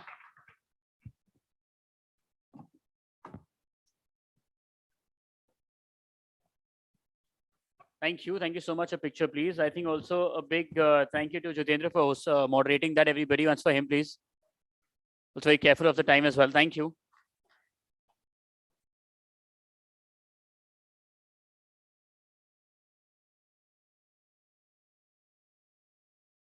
Thank you. Thank you so much. And continuing from what he said, from food for thought, it's time for food for your stomachs. It's 5 to 2. By 2:50, we'll begin with the next panel discussion. Thank you.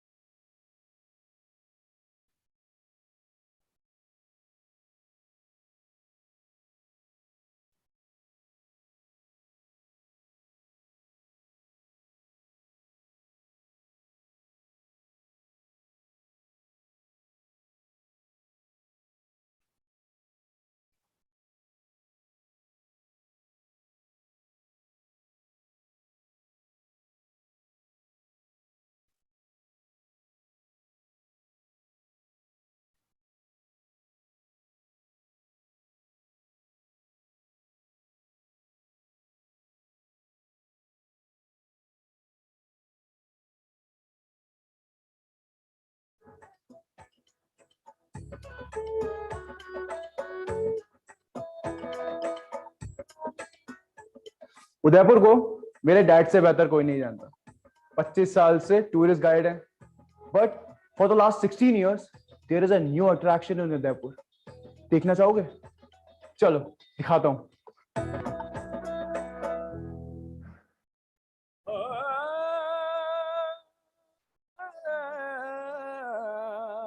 So this is the attraction I was talking about. My SPSU. क्या नहीं है यहाँ पर? You don't believe me? Come, let's step in. We are driven by a sacred mission to change the world through the power of education. We look to solve not the problems that we face today, but anticipate the challenges that lie ahead and equip students with the know-how to devise creative and innovative solutions. We redefine for the India of the 21st century, fostering a culture of continuous learning and reinvention. We imbue education with a sense of social consciousness and awareness, creating professionals with the skill sets and know-how to effect real and lasting change. Secret is a relentless drive to better not just our learners, but ourselves with constant faculty and management development. Sir Padampat Singhania University was established in 2007. It has the legacy of Sir Padampat Singhania and is an initiative of JK Cement. If you look at it has a sprawling campus of 100+ acres, and it is an energy efficient campus, a conducive environment for higher learning. There is a lot of focus on internationalization, industry integration, and innovation. The university is a new age university where you're preparing the youth to be the change agents for the future, and they are nurtured to become the leaders of tomorrow. At the university, we have several centers of excellence which are committed to create sustainable environment. There are high-end research practices which are taking place. Students are being equipped to contribute to the development of the practices within the corporate world.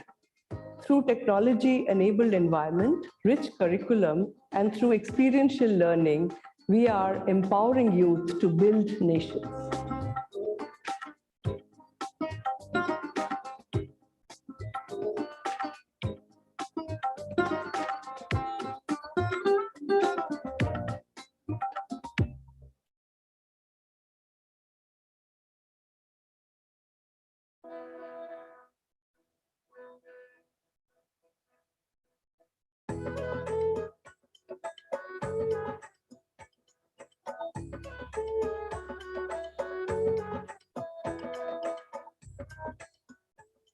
Udaipur को मेरे dad से बेहतर कोई नहीं जानता. 25 साल से tourist guide है. But for the last 16 years, there is a new attraction in Udaipur. देखना चाहोगे? चलो दिखाता हूँ.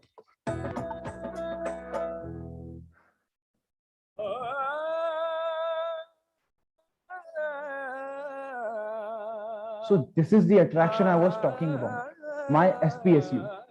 क्या नहीं है यहाँ पर? You don't believe me? Okay, इसकी आवाज बढ़ाएंगे थोड़ी मेरे माइक की. Hello, welcome back everybody. Oh wow, थोड़ी सर और दे दो आवाज मेरे वाले में, मेरे माइक में. Thank you. A little more, थोड़ी सी. May I please request everybody to take their seats so we can start now? Thank you. All our friends at the back as well, please.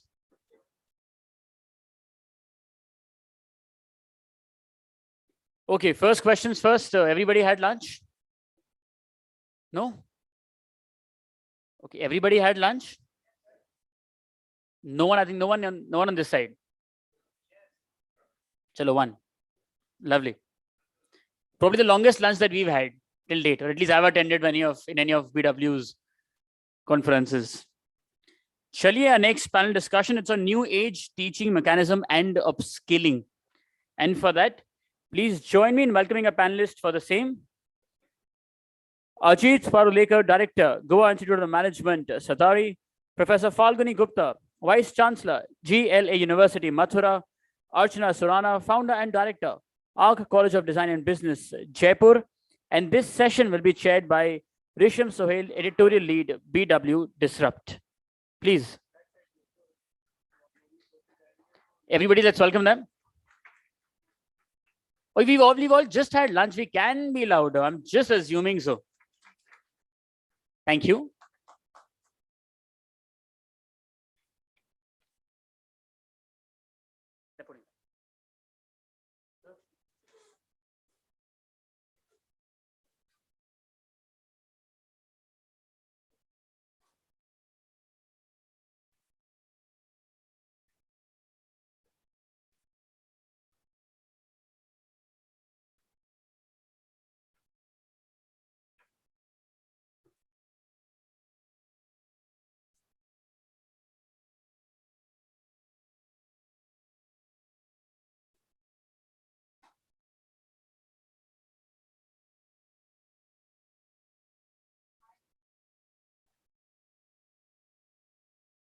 Hi, hello, mic test. Hi, hello. Good afternoon, everybody. Upskilling is one of the many words that's been used, misused, and abused badly. But the fact is, which has been revealed by one of the latest reports, that almost 50% of the current workforce needs to upskill themselves. And by 2026, 30 million of India's executives needs to be digitally competent. That's our agenda. And for that, these are some of the leaders who are in the role of guiding, mentoring, and grooming the next set of workforce of India. I would like to now open the panel, and I would love to know from you how, in your opinion, the teaching techniques have been evolving, especially with the incoming of technology. And more importantly, after COVID and the lockdown phase, we have kind of emphasized on the new teaching techniques a lot. Can we start with Ms. Surana, please? Your opening remarks. Thank you, Business World. I think it's a very potent question. And what I see here is that design, because I come from design education, and I feel that design education is way ahead of other disciplines. While we do talk about science and other, other disciplines which have made great inventions and innovations, design actually brings everything together. The whole interdisciplinary and multidisciplinary approach of design and the understanding of design is very key for a developed nation. And when we talk about skilling, are we really understanding that design is the kind of skill that each and every student needs to learn right from the school level, where it starts from middle education to higher education. And most of us in India understand design as from the lifestyle perspective, look at it as fashion or products, and what it goes behind, creating these designs is something that most of us are not even aware of. While the fashion industry is one of the largest employer on the planet, it is also employs the largest number of women on the planet, and it is the largest, one of the most highest revenue generating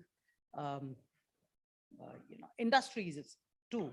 So we have largely seen design from a very superficial, from a very aesthetic point of view, or a visual delight kind of view.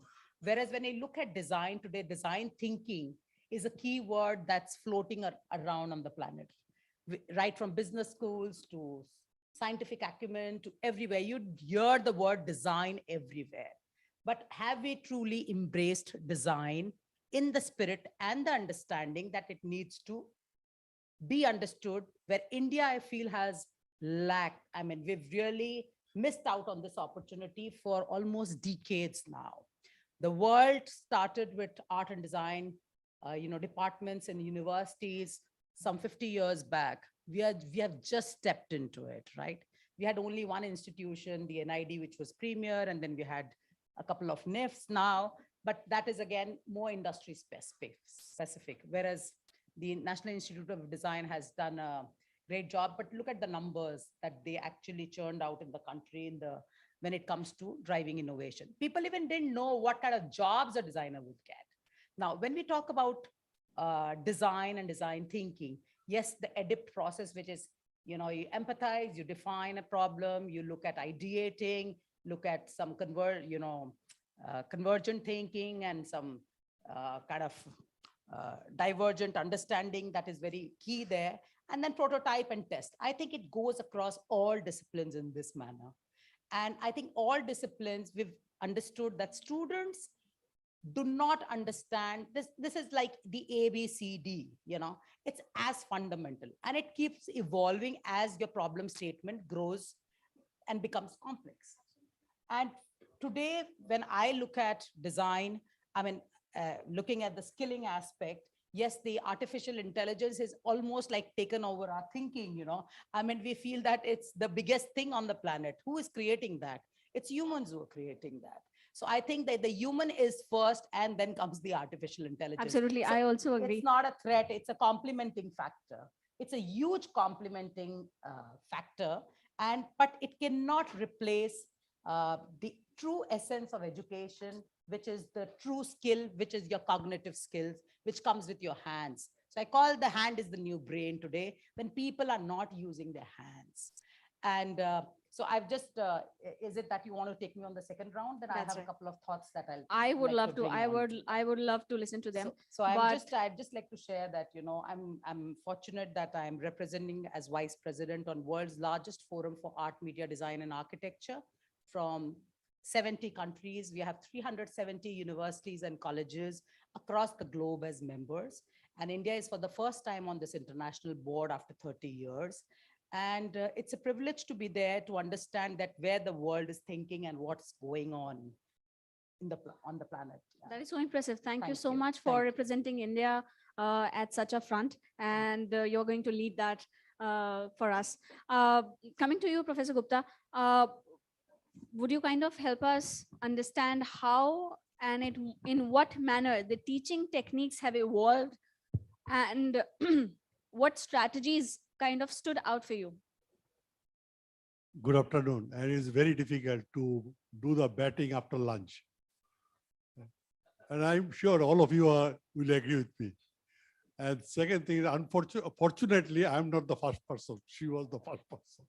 So opening batsman is always in problem, I am thankful to the organizers for this invitation. I will try my best to do my justice to be here with you. Let me tell you, post-COVID or during COVID, we have heard several terms.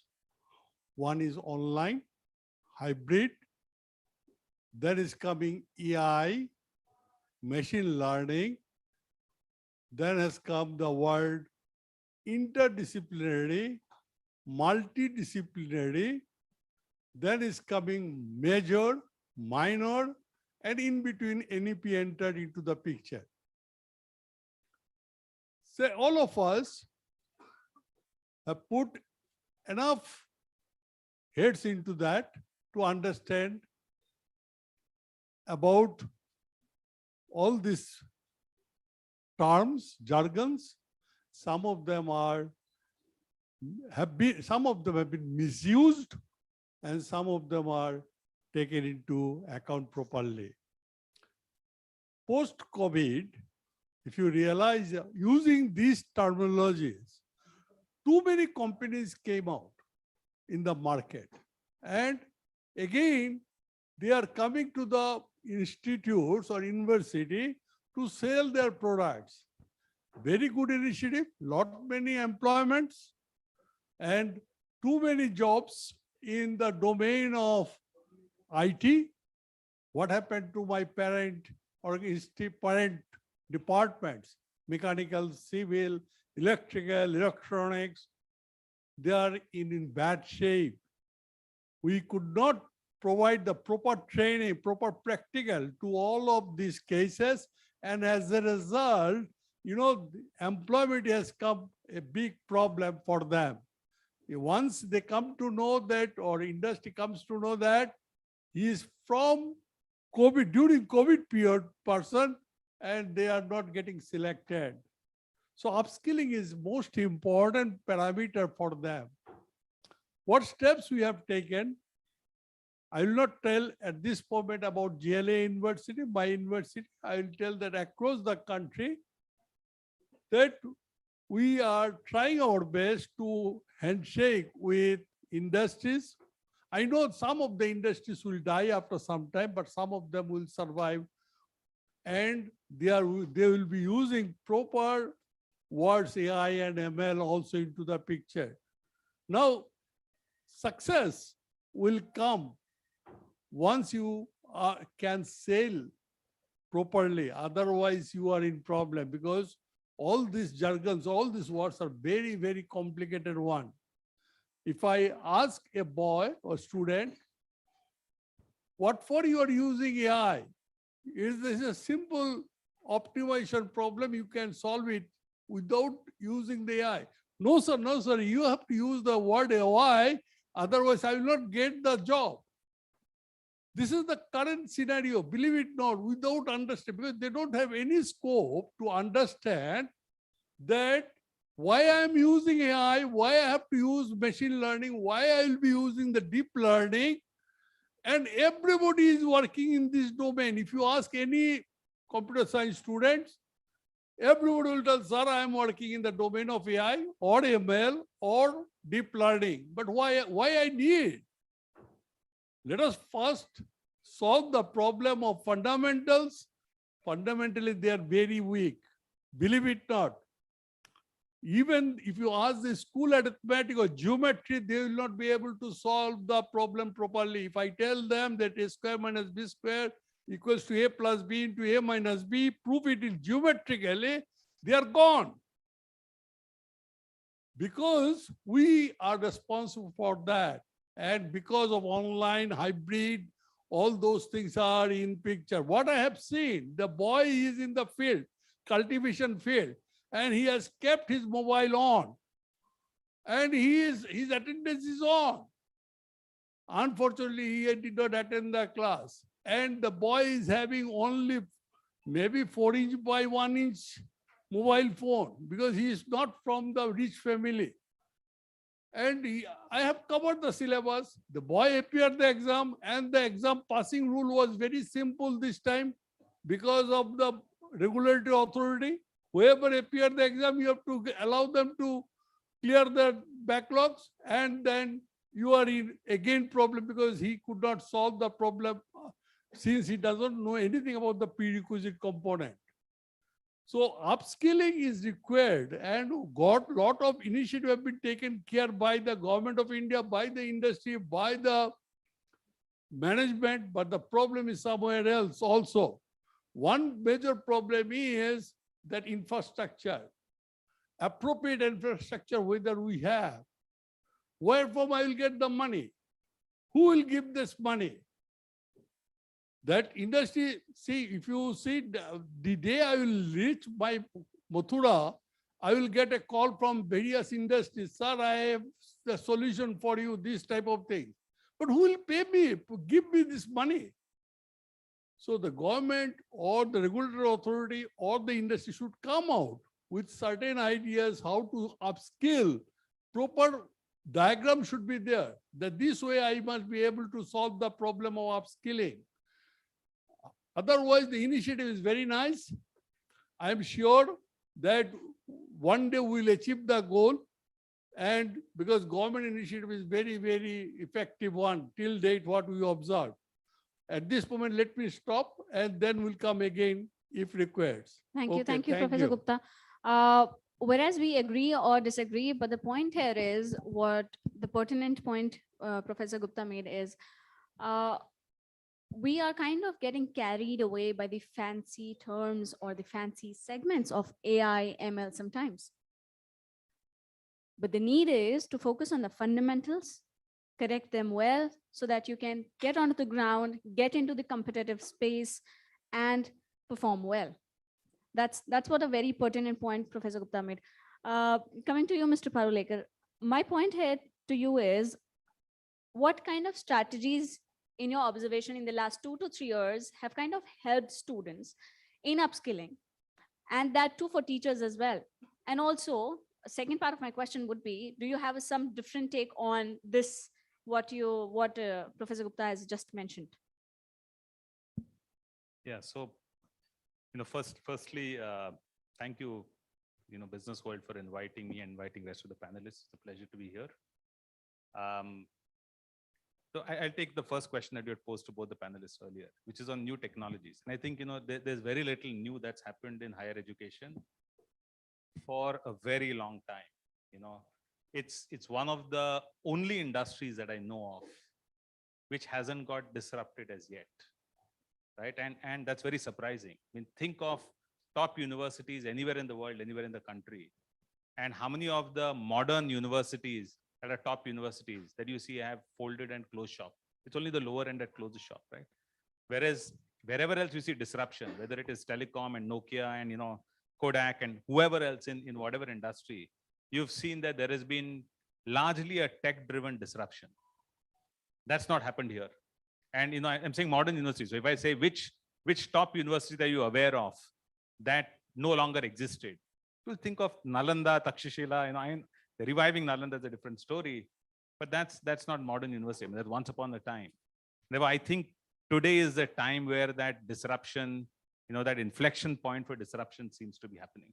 I think technology is something that's going to do that. And by the disruption, I don't mean necessarily that, the top universities will close shop.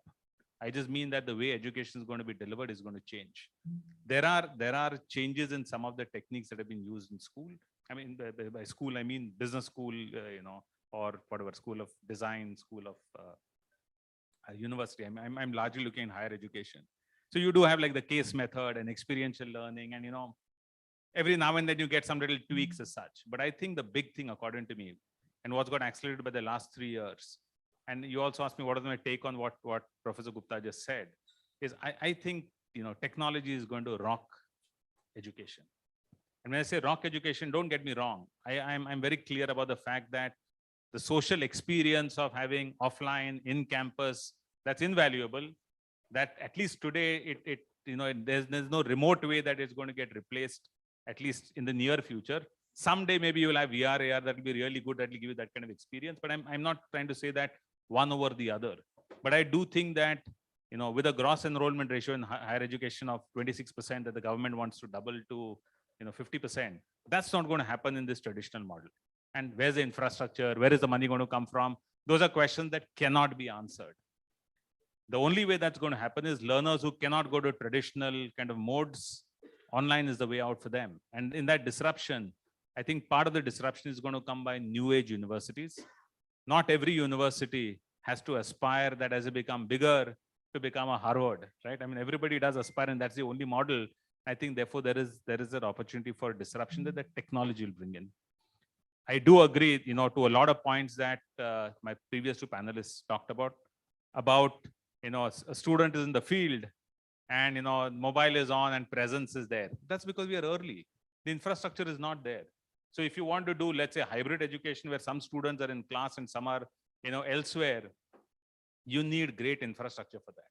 You need equal presence in the class for each member, including each member outside there. So the visibility that somebody in your classroom has, the same visibility should be possible for the person who's sitting at home or is on a hospital bed or is somewhere else in a family function that they cannot leave and they would have otherwise been absent. So that's one. The second thing is in terms of online, what a lot of institutions ended up doing, forced by COVID, was replicating what you did in class online. Now that's not going to work. As the medium changes, obviously you've got to change. Online engagement tools that you have, there are fabulous tools online. There are certain advantages that online bring in which a physical classroom doesn't. For example, if there's one disinterested student in the class, they are going to disturb people sitting next to them. That doesn't happen online. If you're disinterested, you're the only one that's going to lose out. Everybody else is able to still kind of, participate. And therefore, online surveys, clickers, There are so many kinds of, Kahoot. You have so many different kinds of, platforms that are available. Once you combine those and you truly make your class available online, developing great quality, what's that, asynchronous learning tools, the flexibility that you can give to people. You don't have to be there at this time, at this place. You can be anywhere. You can learn at any time, and you'll just have, these are the 6 lessons you've got to do in a week's time. So I do think that that's going to really rock education, higher education for sure. But I think, the challenges as you go to primary education, as you go to, poorly funded, institutions, to people, when you're serving communities where it's difficult to get access to technology, I think the challenge is going to be multifold there. When we know that India is now ample of opportunities lying with advanced tech coming in, but you mentioned about the disruption is yet to take place when it comes to higher education. Do you have a broad timeline in your understanding by when we can see tech rocking in edtech? So the challenge with technology, it's very, very difficult to be able to predict. And when it's difficult to predict, usually when you look at diffusion of technology or adoption of technology, I think one of the things that has been used most commonly is the BAS model, the Frank BAS model. But that model is very difficult to find, for new tech. For example, your generative AI, what's commonly known as ChatGPT. ChatGPT touched 100 million users, active users, in less than 2 months. There is nothing else. I mean, TikTok or whatever you take, nothing has come anywhere close to this. And therefore, it's very difficult to predict. However, because it's going to require a lot of, let's say the hardware needs to be available in various places, I don't think that disruption is going to happen like overnight. It's going to take time. It's going to probably take a decade. In a decade's time, I do think that you're going to have significant inroads that's going to be made. In the developed world, it's going to happen faster. So you already have a lot of large corporations in the United States who are willing to say, I'm looking at a skill set alone. If you don't have a certificate that comes from a university, but you have the skill set, I'm willing to employ. We are in India very far away from that. It'll take many more years, but I think that's already started in certain economies. It's just a matter of time. Thank you, Ajay. This was really put together. Thank you so much for this insight. Coming to you, Ms. Urana, they talked about, Professor Gupta talked about some drawbacks in infrastructure right now, but we are hopeful that we'll get there. Do you also somehow face some challenges, some broad aspect challenges, some complications when it comes to School of Design, specifically when we talk about upskilling? Okay. See, I have something which is because I'm been a very hands-on person. Experiential learning is what I completely believe in, and understand that it can never ever be replaced by any kind of technology or any kind of a different understanding. So if I say, let's get back to ABC, right? So while artificial intelligence is right now the key word and everybody wants to get onto that bandwagon and talk about it, I think it's interesting because yes, virtual reality, artificial reality, immersive learning, new simulations. With the simulation, why we've seen it in the medical sector, now you will see it in all the sectors. The fashion industry, the design industry is the one who is actually far, far ahead because the lifestyle industry demands that kind of thing, right? What you see today in the world is all a reflection of what is that deeper work that has gone inside. So, when I talk about the A, that's artificial intelligence, because that is something that will bring the world together. And we are today wanting to create an impact on the planet. Any business is looking at large numbers, larger impact, larger reach, larger numbers, right? While you are sitting in a small city, you can reach out to the world through technology. So technology will be a great enabler. We all need to focus our education in bringing technology and the different kind of technologies to our classroom. However, it's not about, whether we like it or not like it, because when you look at we are the people who are from the last 3-4 decades who have been educators, not many people would really appreciate. They would say that yes, we need to be back to basics, right? And my second is, the first is the technology, the artificial intelligence. The other is the back to basics. It's very, very important. We've seen that people are losing out on their abilities to draw, sketch, technical drawing, renders, whatever. They feel everything is available on different platforms today. You can pick and choose and do. Your brain can only do that work if you have the ability to do it yourself, right? Today, I just got one email on which was written by a fresher, a student who just graduated, right? And the mail is so verbose. It is going into that depth that it didn't require that kind of talking and using of those kind of words, because it was all cut, paste, and copied from ChatGPT. So the sensitivity is what is missing now when you're going to be copying and pasting. Now, this is so people who have the ability to know to do things by hands, to understand, even writing your notes when you're taking a class, we have given up on all of this, which should not ever be the case, because that's very, very key for any kind of learning. And we cannot negate a learning of histories and generations and generations. So back to basics is very, very important. While technology is an enabler, back to basics is what we, as educationists, we all need to keep that balancing act, right? Yes, I am a great, I would say somebody who truly believes in collaboration, because collaboration is what brings out the best of everybody. So to be very interesting, Arch College of Design and Business, we've been there for 23 years. And I've had very humble beginnings. In fact, to that humble that just started in 3 rooms, right? And over these years, I've seen how education has evolved, how design has evolved, how the kind of difference it has brought to the whole ecosystem.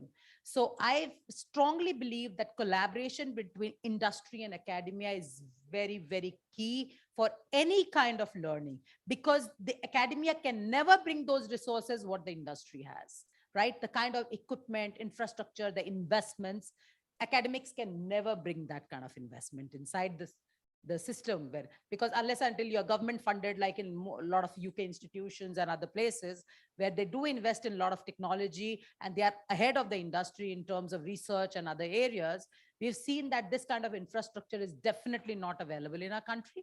Yes, there are a lot of institutions who are trying to do that, but the industry will also always be 10 steps ahead of us. So that partnership is very, very key. But now I have a very radical point here to say. The UK just, put on a policy saying that interns cannot be, they need to be paid. Once they finish the program, if they're on internship, they have to be paid. They cannot be kept for free. In India, we have this whole culture ki hum aapko, the industry feels they're doing a favor on the academia by giving them the opportunity of getting their students getting internship with them, right?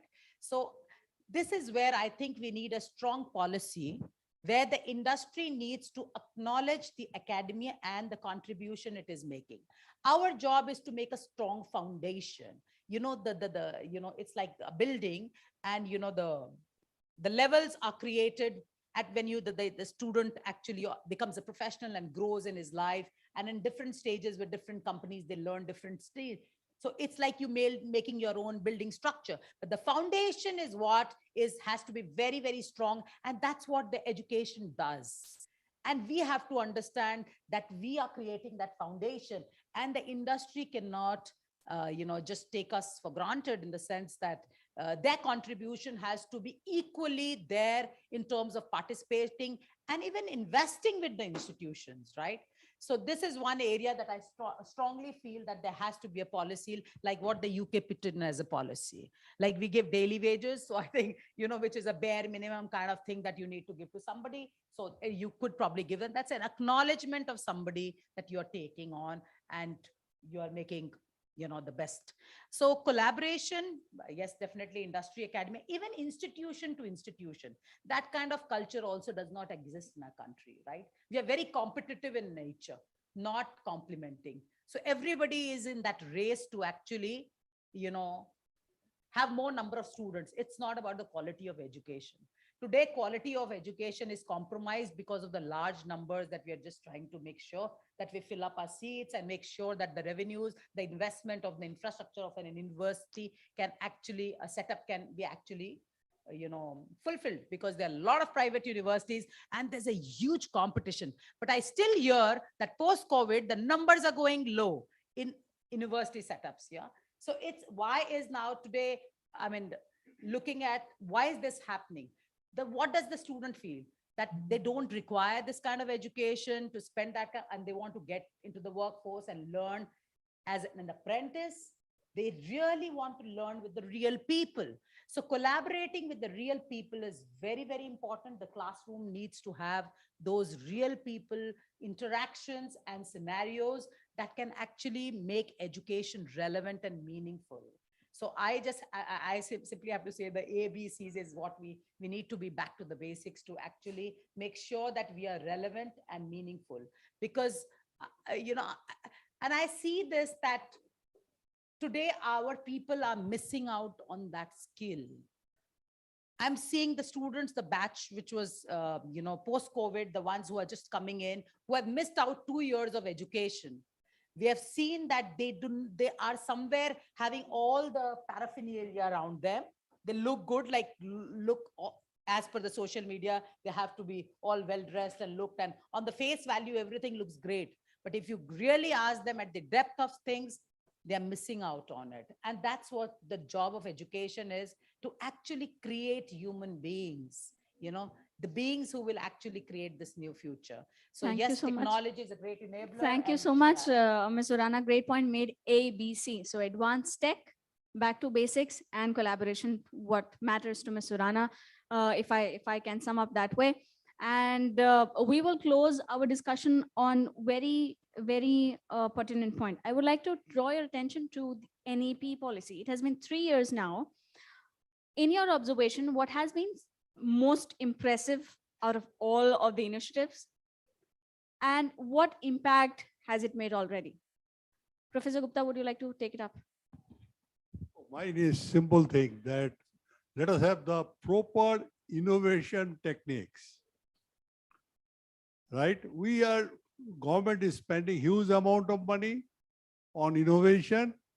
Then industry is coming forward to help academicians or academia.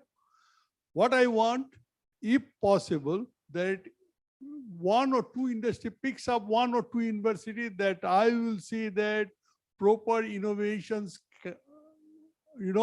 have been made by the students of that university. That every university has some good, strong points. Some of them are having weak points.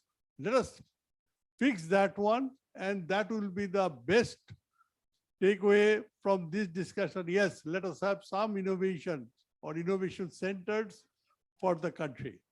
Thank you. Mr. Parulekar, your take on what has been the impact of NEP in the last 3 years? What has been some of the most impressive, most efficient strategies or initiatives? And also, if you can kind of conclude your take in 3 points, 3 suggestions, 3 advices that should be taken forward. Sure. Regarding NEP, I think it's too early. Right now, there is chaos. Yeah, absolutely. Right now, I don't think there is any great work happening, because NEP is revolutionary in thought, but there is a lot of detail that needs to be put in place before implementation goes the right way. Right? There is one of the things that's happening in NEPs. There's a structural change. I mean, NEP doesn't see every state. You have different systems running. So you have like smaller colleges affiliated to universities. What happens to them is so having clusters, constituent colleges, new kinds of universities, all of that, there is going to be a little bit of a mess because it's a major shakeup. I think, the timelines are the only thing that's good about it. Is the philosophy is great and the timeline is reasonable. I mean, they're looking at by 2035. So we're looking at 3 years, what happened. I'm glad not much has happened because it would have been too soon, too fast, right? So what I think is going to happen as a result of that is you're going to see consolidation, because NEP doesn't see small institutions. They see institutions being with a minimum size of 3,000 students. And therefore you will see a lot of consolidation. One great thing, I don't know how we are going to be able to execute it, is, not working in silos. So this multidisciplinarity in principle seems really good to do. And I think at least for universities and larger institutions, having people therefore to have everybody needs to, to have a little bit more liberal education. That's everyone needs to have an understanding of STEM. Everybody needs to have an understanding of humanities and whatever you want to specialize in. And I think that's something in the countries where they've had more liberal education, you have a much better civil society, right? Because people can appreciate everything to be able to then become informed citizens and things like that. So that I think is the second good part about NEP. There are several other things that are there in terms of, if a student goes in an undergrad program, out of 4 years, if they complete 3 years and then they have to exit, they go with, completely empty-handed. Today, you will have credit, certification, a bank of credits available. And therefore, I think that's, a 3-year completed is better than not started at all. And you get some credentialing happening for that. I think that's the third positive thing. In terms of, messages to give, I think one of the messages I think is, no matter whether you're an educator or administrator in primary school or in doctoral education, embrace technology. I'm not saying technology is going to wipe things out. Human ingenuity is far too good to get wiped out. But I do think that if you're able to embrace and play around with technology, your institution is likely to be able to benefit the most from technology. See technology as an enabler and not something as, to be scared of. The second is, if you're I'm assuming there are more administrators here. If your teachers are giving you a lot of reasons why, it doesn't make sense for their respective subjects or their research or for whatever that they do and how the technology doesn't fit in, it's natural. Whenever you find any kind of disruptive change that's happening, there should be, the higher the resistance to change, the higher is the possibility of impact of that particular technology. And therefore, don't be dissuaded by that. Don't steamroll. Go slow. Find ways in which you can get people upskilled over a gradual period of time. So that's the second one. And the third, I think, is India as an happening country. So when I'm saying India as a happening country, I teach in business school in a couple of parts in Europe. I can tell you at least the student sentiment that you have in India today is very different from, it's very, very optimistic. You go to Europe, no matter where you go in Europe, and if you ask a question, and I ask this question, the question that I ask students there is, what do you think is going to be your quality of life and your lifestyle? Equivalent to your parents, better than your parents, worse off than your parents.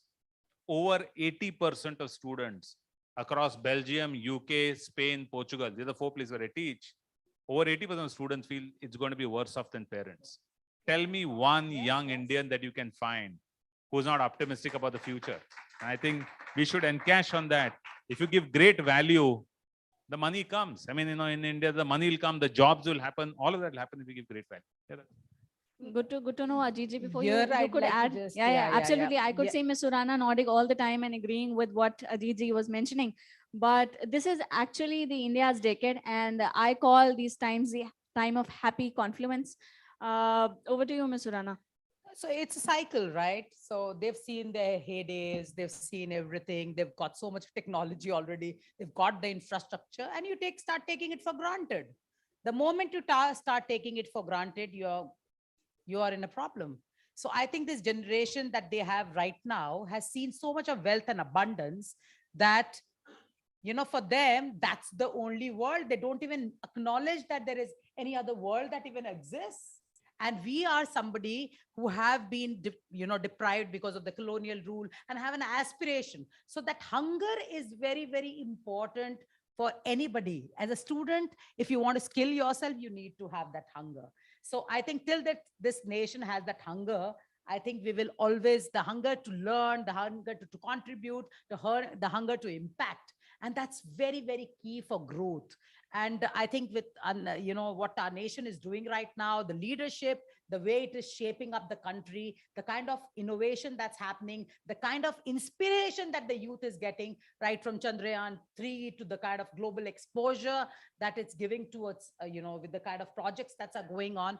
I think it's a great, great time of this country. But, to be very honest, I'll tell you, it's a great competition with China. I mean, because I sit there, I still see that China is such an aspiration for the world. I mean, for all European countries, to all countries for that matter.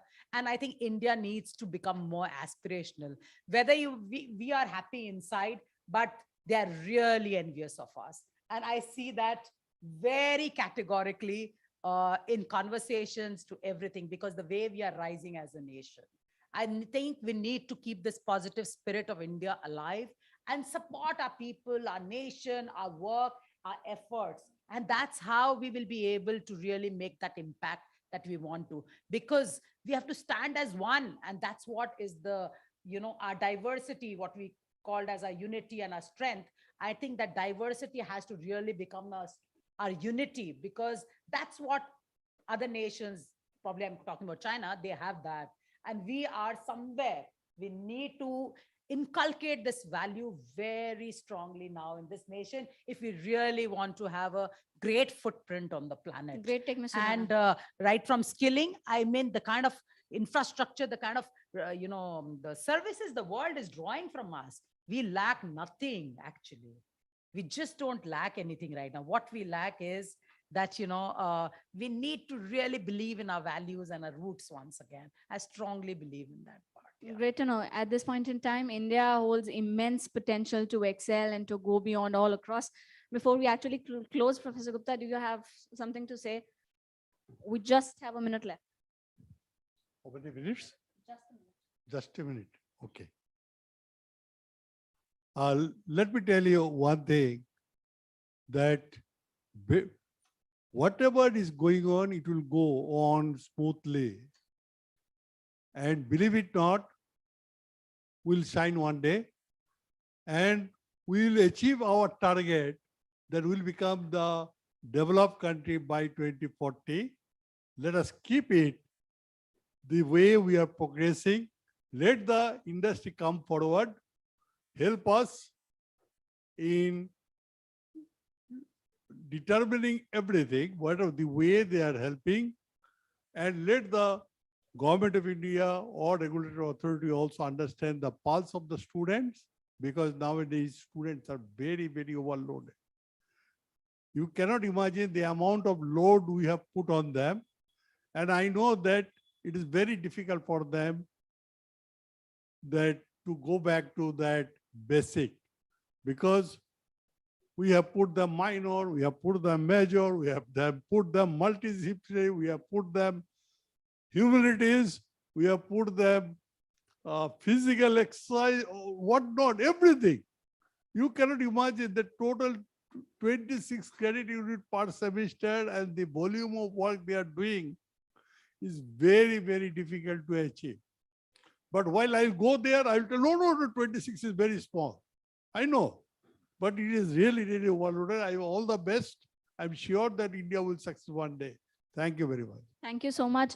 I just want to leave one more thought, the word developed nation. It's a very Western understanding of what is developed and what is not developed. They have made us not a so much developed nation, right?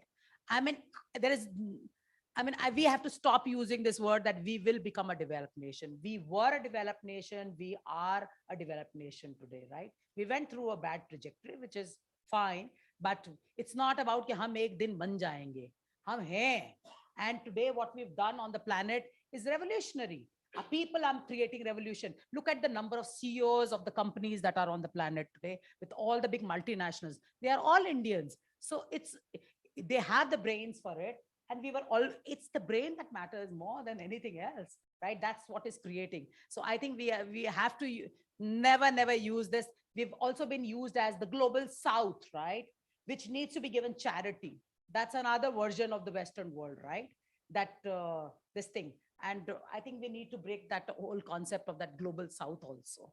And yes, people are now seeing that India is not a part of that global South. We have the capacity to support the global South. That is what we are as a nation, right? So thank you so much. Good to know. It seems really, really difficult to stop here, but because of the time paucity, we will stop here. I must thank all my panelists to join in and for great insights. Can we have a great grand applause for them? Let's come.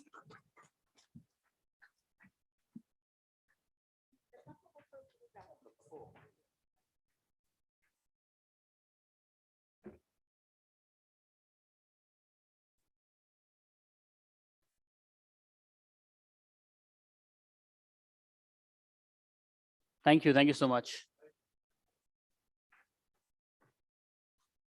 Thank you. And with that, let's quickly move on towards the next panel discussion, which is on decoding NEP, shaping India into a global knowledge hub. Please join me in welcoming a panelist for the same. Nishin Chawla, President, Vedanya Education, Gurgaon. Abhishek Kumar Yadav, Founder, Chairman, and Academic Director, Griffins International School. Sachin Vats, Founder, Director, Gurukul, the school, Ghaziabad. And this session will be chaired by Dr. Amrita Vohra, COO and Director, Education, GEMS Education, India. Let's please welcome them, ladies and gentlemen. Thank you.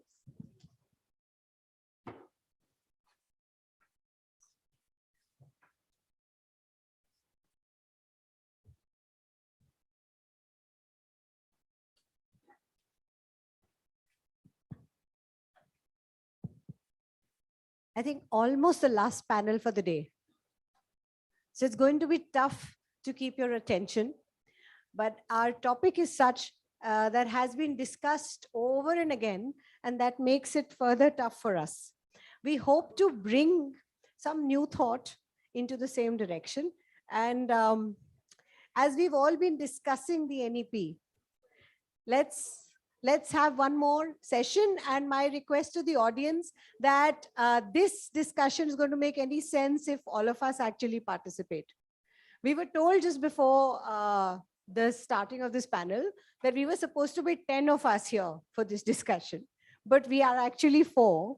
So here we are. And I think we should have good time for audience questions and discussions so that we can make this a genuinely participatory model. And NEP, the National Education Policy 2020, is something that each one of us in education is very well aware of today. We've had a whole lot of discussion around it. So moving on from there, today we're going to talk about, is National Education Policy 2020 really geared to making India a global knowledge hub? Is it not? How? If yes? And so on and so forth. We've been discussing since morning all the kind of challenges posed by technology and the enablers created by technology. But the one thing that is clear is that we are standing at a point in time in history when the future of the unknown, future of all kinds of unknowns, is also unknown. There is a big unknown. Future was always unknown, but then whatever we could think that probably 5 years down the line, this is what we are preparing children for, 10 years down the line, probably this. Today, we really can't, because every year, things are changing so phenomenally. That's the speed of research, and that's the kind of work going on in every direction. We're also living in a time when generative AI has made anything mundane not really a job for humans. So what is left for us to ensure is that the idea of creativity, critical thinking, actually innovation is what each child has to be capable of. Only then will they survive. We're also in a time when the rat race is still not over. It's only gone worse. And so we are facing a challenge in terms of mental health and well-being in every sphere of academic and non-academic space. In that scenario, after 34 years from the last policy, we have the National Education Policy 2020, launched at a time when the shadow, the gloom of COVID opened our eyes to a whole new world as well. In this scenario, where do we think we are moving ahead? So let's start with the initial remarks. Let's begin with Mr. Vats and take it forward. Thank you, Dr. Vohra, and good afternoon to one and all present here. I think very well said, and the context has been said by you beautifully. I think the way forward and the kind of initiative together the government is taking and educators all across the country are welcoming. Initially, the NCF foundational stage had come. Now NCF for the senior school has also been made public on 23rd of this month. And the kind of reforms we were looking, that has been included. The first and foremost pain area was assessments. So that has been taken care of very well.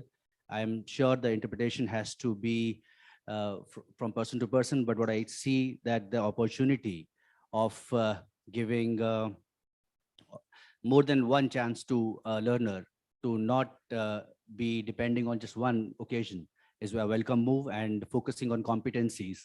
That is something which is again a welcome move. So incrementally we are moving in a direction, because primarily there are a couple of factors like curriculum, pedagogy, assessment, trainings, administration. So all these things somewhere or the other are going to take us incrementally in a direction where we shall be proudly reach out to a level where we can say that yes, India is becoming the knowledge hub of the world. All right. Moving on to Sir from Griffins. Good afternoon, everyone.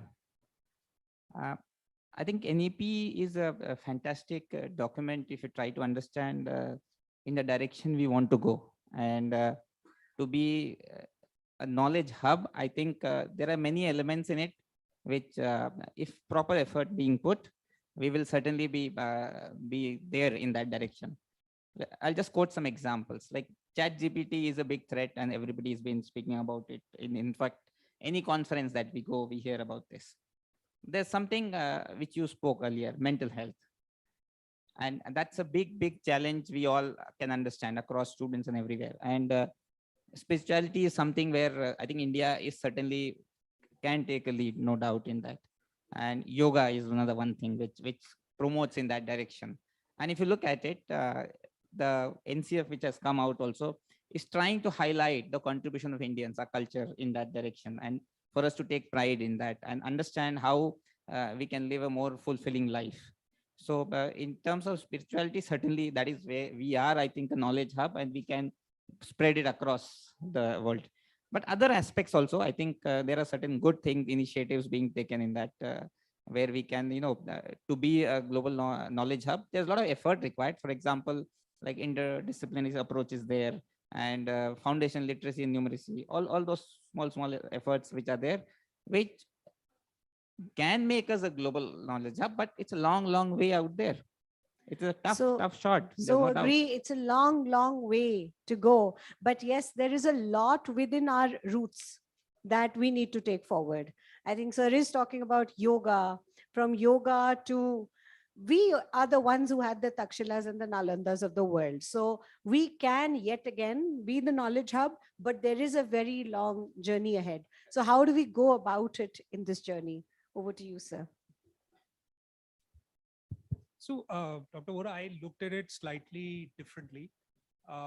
Yes, the NEP is a very visionary document, and we have to put emphasis on the word visionary because it's a vision. How to implement it becomes, we are debating that all the time, that how will we change skills and dispositions and transdisciplinary, all that. But if I look at the topic right now and I approach the global knowledge hub from the perspective of what do we define as global or knowledge, if we want to get there, we have to be very clear what is our definition of global, right? What is our definition of knowledge? Because global is something when it's not only about being able to travel abroad or knowing a culture or celebrating a day for students for, let's say, France Day or whatever. It's about understanding other cultures. It's about empathy, all the skills which anyway NEP talks about, right? And when you say global and a hub, then you're also trying to attract people from outside the country to come in here, right?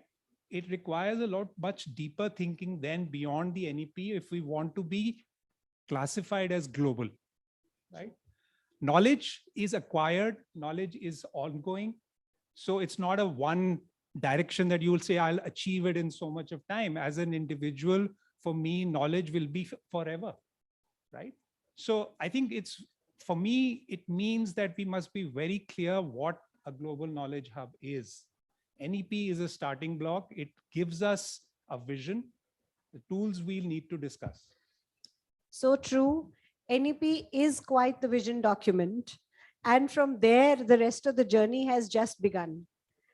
We do have the NCF, the foundation stages, as well as school education, and there is a long way ahead. The road ahead, we really need to define for ourselves. I think certain things are defined, but certain things are, a whole lot of debate around it is still there.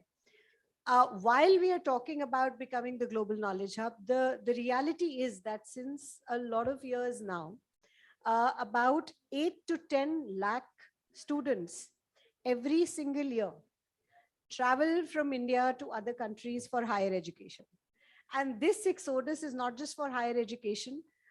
There is a whole lot of other exodus also happening, which means that when parents go, children go away from our schools also. So that exodus, we are so many, which is good in so many ways. Population has its advantages and disadvantages, but we are so many, so we are all over the place. We have, many of us have achieved huge milestones in life. And so we can say a whole lot, but still we have over 10,000 kids, 10 lakh kids going every year, and barely 40,000 kids coming to India for higher ed. And that too from some specific kind of countries in large numbers, mostly not from the so-called first world countries, right? So where are we then actually today in terms of being a global knowledge hub? And how do we change this?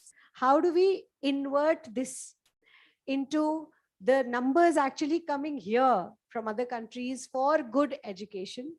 What is it about education that really will attract them here, and how? So let's put it to Mr. Watts, and we'll take it up. Yes. From there. It's a very good question.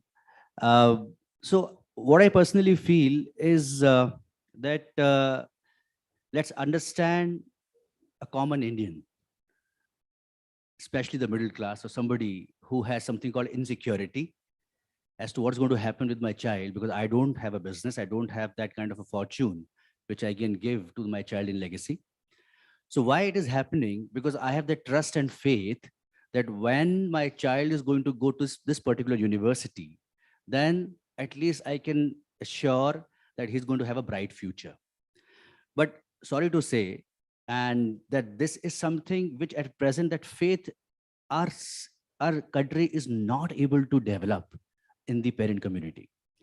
And as a school promoter, I feel this kind of a question comes to us every time. They ask us this question, that how do my child go to an Ivy League or some universities which has good rankings, be it in Asia, be it at other places. But today, if the focus is on making it possible here, then why are we not realizing and understanding that the real knowledge was actually here? What went wrong?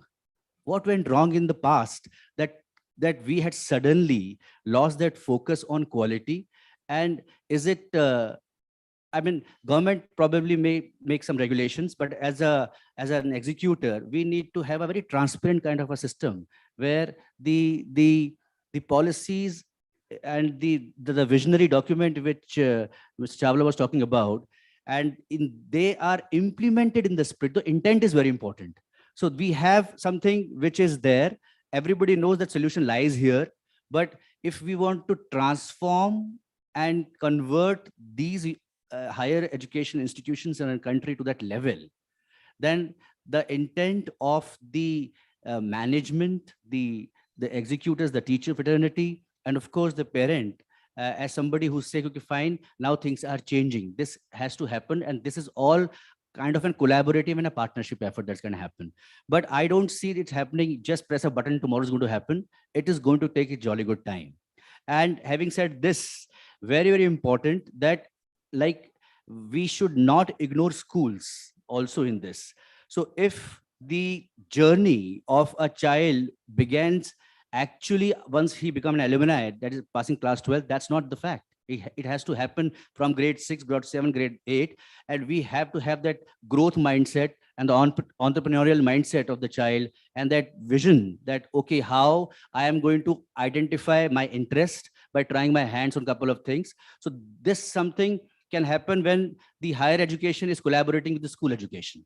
So in case we can have that kind of a collaboration happening between these two bodies, then there will be a seamless integration, and the higher ed would understand that, oh, this is something which we need, because it's often said that पता नहीं बच्चे school में क्या करते हैं. They are absolutely less of skills when they come to the college, but nobody tells the schools that actually what is to be done. So can't we have these kind of associations and collaborations I think it happening? flows from the top. The industry feels God knows what happens in colleges. Yes. We're not, they are there, they've got the degrees, but we can't employ them.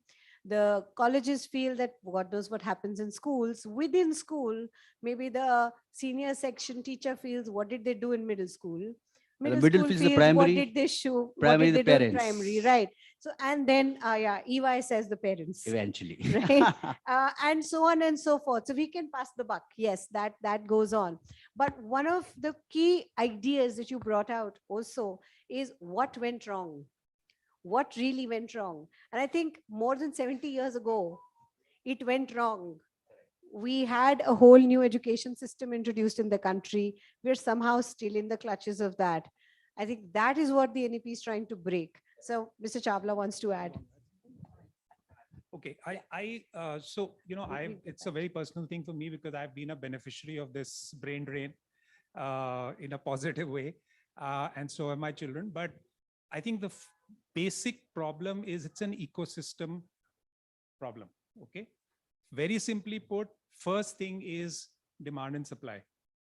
So demand is much more than quality supply. I don't know if somebody had shared these figures with me that there are enough engineering seats in this country to accommodate every aspirant, but the quality of those institutes does not exist. So obviously then the 80-20 rule comes in and everybody wants to go to.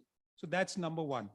Number two has been a mindset, which is, of course, as you alluded, that it's developed over the years for two things. One is that everything, and fortunately that's changing, that everything that is outside of this country is better. Okay. The second part of it was that we were studying for the sake of getting a job. So everything came down to ROI. I'm going to study abroad. I'm going to spend X amount of money. Will I get a job after that or not? Right? Higher education is meant to open out your mind and not narrow it down towards a job. So I think it's a structural issue. Some of it can be fixed very fast, but don't expect the brain drain to stop that overnight. Overnight, definitely. And Mr. Yadav wants to add also. It's a big problem, and I don't see any solution coming quickly, honestly. Being we may quote, top companies in the US have our CEOs, but what is the percentage? Not even 0.001. I wanted to understand how teachers are trained in these B.Ed courses. I gave an exam myself. I took the course, and bluntly, let me say, I took last 5 years question papers. I studied that and I gave the exam, and I will get good grades, I know. So if you're expecting these teachers to create the students who will be creating an India of knowledge hub, I'm sorry, never going to happen. What is the fault of those students who are doing very well in colleges also, but still when they go out, they're unemployable? It's because the kind of courses they're enforced to, the kind of courses that they are studying. The person is really putting in hard work. He's trying to do his best, but still he's not employable. What is his fault? So as sir very rightly said, it is the entire ecosystem which is at fault. The curriculums are just not being revised repeatedly. I mean, over a period, it has to keep changing. We all know such rapid changes are coming in terms of the way things are developing. But teaching them something, huge number of credits for them to take, but of those, how many are actually useful? Nobody cares. So those are the big challenges. And I mean, let's be honest, NEP is fantastic, vision is great, but it is not going to be at all easy. It's a massive challenge that is going to be there. Nothing ever is easy. Yes. Right? Teaching in a classroom isn't easy either. Right? So, so yes, it's not going to be easy. We all agree with you, but we have to do it. Each one of us, every single child, every single teacher, every single parent, and every single educator here matters. And the little or big contributions of every single person will matter and make a difference. And I think that's where we start. So one thing, while yes, maybe the B.Ed programs haven't been as effective as you clearly pointed out, and many of us suffer that. We also know that we do implement a whole host of professional development, continuous programs within schools, and that is, any profession demands continuous learning. Somebody in one of the panels earlier said that we all need to be upskilling at all times. Correct. So it's not just for teachers, it's for each one of us, irrespective of which job we may be on to, and also within life, personal life. We all need to be at all times really upskilling, right? So what is also critical for us to remember, I think, is that teacher effectiveness in any classroom is also a function of teacher agency. Student agency is much talked about. Teacher agency is very less talked about. And it's effectively minimized in multiple ways over various reasons. But yes, the curriculum does need a whole lot of revision and reviewing, and that needs to be something that, that we need to look at. The NCF has come out after good 15 years and more. Last we know is NCF 2005, and we have a new one now. I think we need to gear up, and much more from here is expected. Moving from here, one of the, because sir raised the idea of curriculum, and I do know a good number of colleges within our country who are trying to bring in a whole lot of change. One of the key aspects in higher ed, and also should be in school education, is research. When anything regular, when anything information is already at the click of a button, that's not what we're here for, right? So what we are here for is actually research, that understanding of research skills, knowing and actually what is research but formalized curiosity. That is what if we train our kids for right from the beginning. That's what many universities are trying to do, and what the NEP says as a part of its vision is the multidisciplinary approach, which is all factored in. The academic flexibility in so many ways, the different entry exit points within higher education and within school also, the doing away with the idea of very cut stream systems, so those walls between streams, that needs to be done away with in major ways. But there are challenges, yes. We don't have everybody really opening up to that. Why and how do we really make sure that we really implement that? Let's begin with you, Mr. Chawla, this time. So, actually, we run an IB school. All of this comes under that. IB has right from the beginning talked about research. It talks about transdisciplinary. In fact, it talks about the languages also, which is a very controversial subject. And I'm not saying that that cannot be adapted by state boards or CBSE schools or any other board, because it's an attitude, it's an approach, right? That has to be clear in everybody's mind. The key to all of that is then comes back to the teacher. So if you are able to change, and NEP says dispositions, if you are able to really focus only on that, of ability to unlearn and relearn, ability to be also studying all the time and learning all the time, and not just, right? How many of us have read a book in the last, 10 days, right? Yeah. I'm not saying whether it's physical or it's, Kindle or whatever, but the point is, are we learning on a continuous basis? So, that's all there. It's not that it's not there. It's a question of how we want to approach it. And schools can very easily do it. We call them progressive CBSE schools, etc. They're doing the same thing. Yeah. So I'm very optimistic about that environment. It's only a question of how do we get our mentors, teachers to start thinking that. So true. So we need to be optimistic, like Sir said, and not just IB, but we look at some aspects of IGCSE also, and the American curriculum, which is also in India in certain schools. There is a whole lot within the international curricula and also within CBSE schools happening in India as we speak, and also in certain higher education institutions. So over to you, sir. What would you like to add? Up to grade 8, I think we have a lot of freedom. Even though 9, 10, the CBSE has its own system, but up to grade 8, I mean, as sir said also, there is a lot of freedom, and if the school desires and teacher is there, I think we can encourage a lot of research or questioning ability among the students, because now it's just not important not to allow students to question, but it's important that teachers ask the probing questions to the students, and that starts firing up their thinking brains. So that is what is important. And while running school, I've seen one thing: if you put it in the system, then it's easier to implement it. Otherwise, one or two teachers may be there who are genuinely interested, who want to take things ahead, and they do it, but everybody doesn't come on that. But if you put it in the system, then it is across the school over a period of time. And of course, you have to do a lot of training to the teachers, because to be able to do it in that 40 minutes, try to do all those things, it's a challenge. So if we are able to do that, I think, and give them some time, a lot of fantastic results start coming out, and students start thinking in such different ways, and they come up with different fantastic projects. One small example I will tell you: the students in our school, they're writing a program, and the object is to ensure that the sign language, which not everybody understands, the camera, if you open your phone, it can look at the person, and whatever he's saying using sign language, it can be written as a subscription. You can see it, what is being written, and the person can read it. So that I felt is a fantastic innovation, because it gives inclusivity a whole different meaning altogether. So those kind of things are possible, but I think we need system-wise approach. From the top it starts. Unless that is there, it is difficult, or one or two teachers can only do it. Yes, That's true. We need process-driven approaches, definitely, and yet people make it happen. So both are critical. So my take is, let's understand education or learning is non-linear.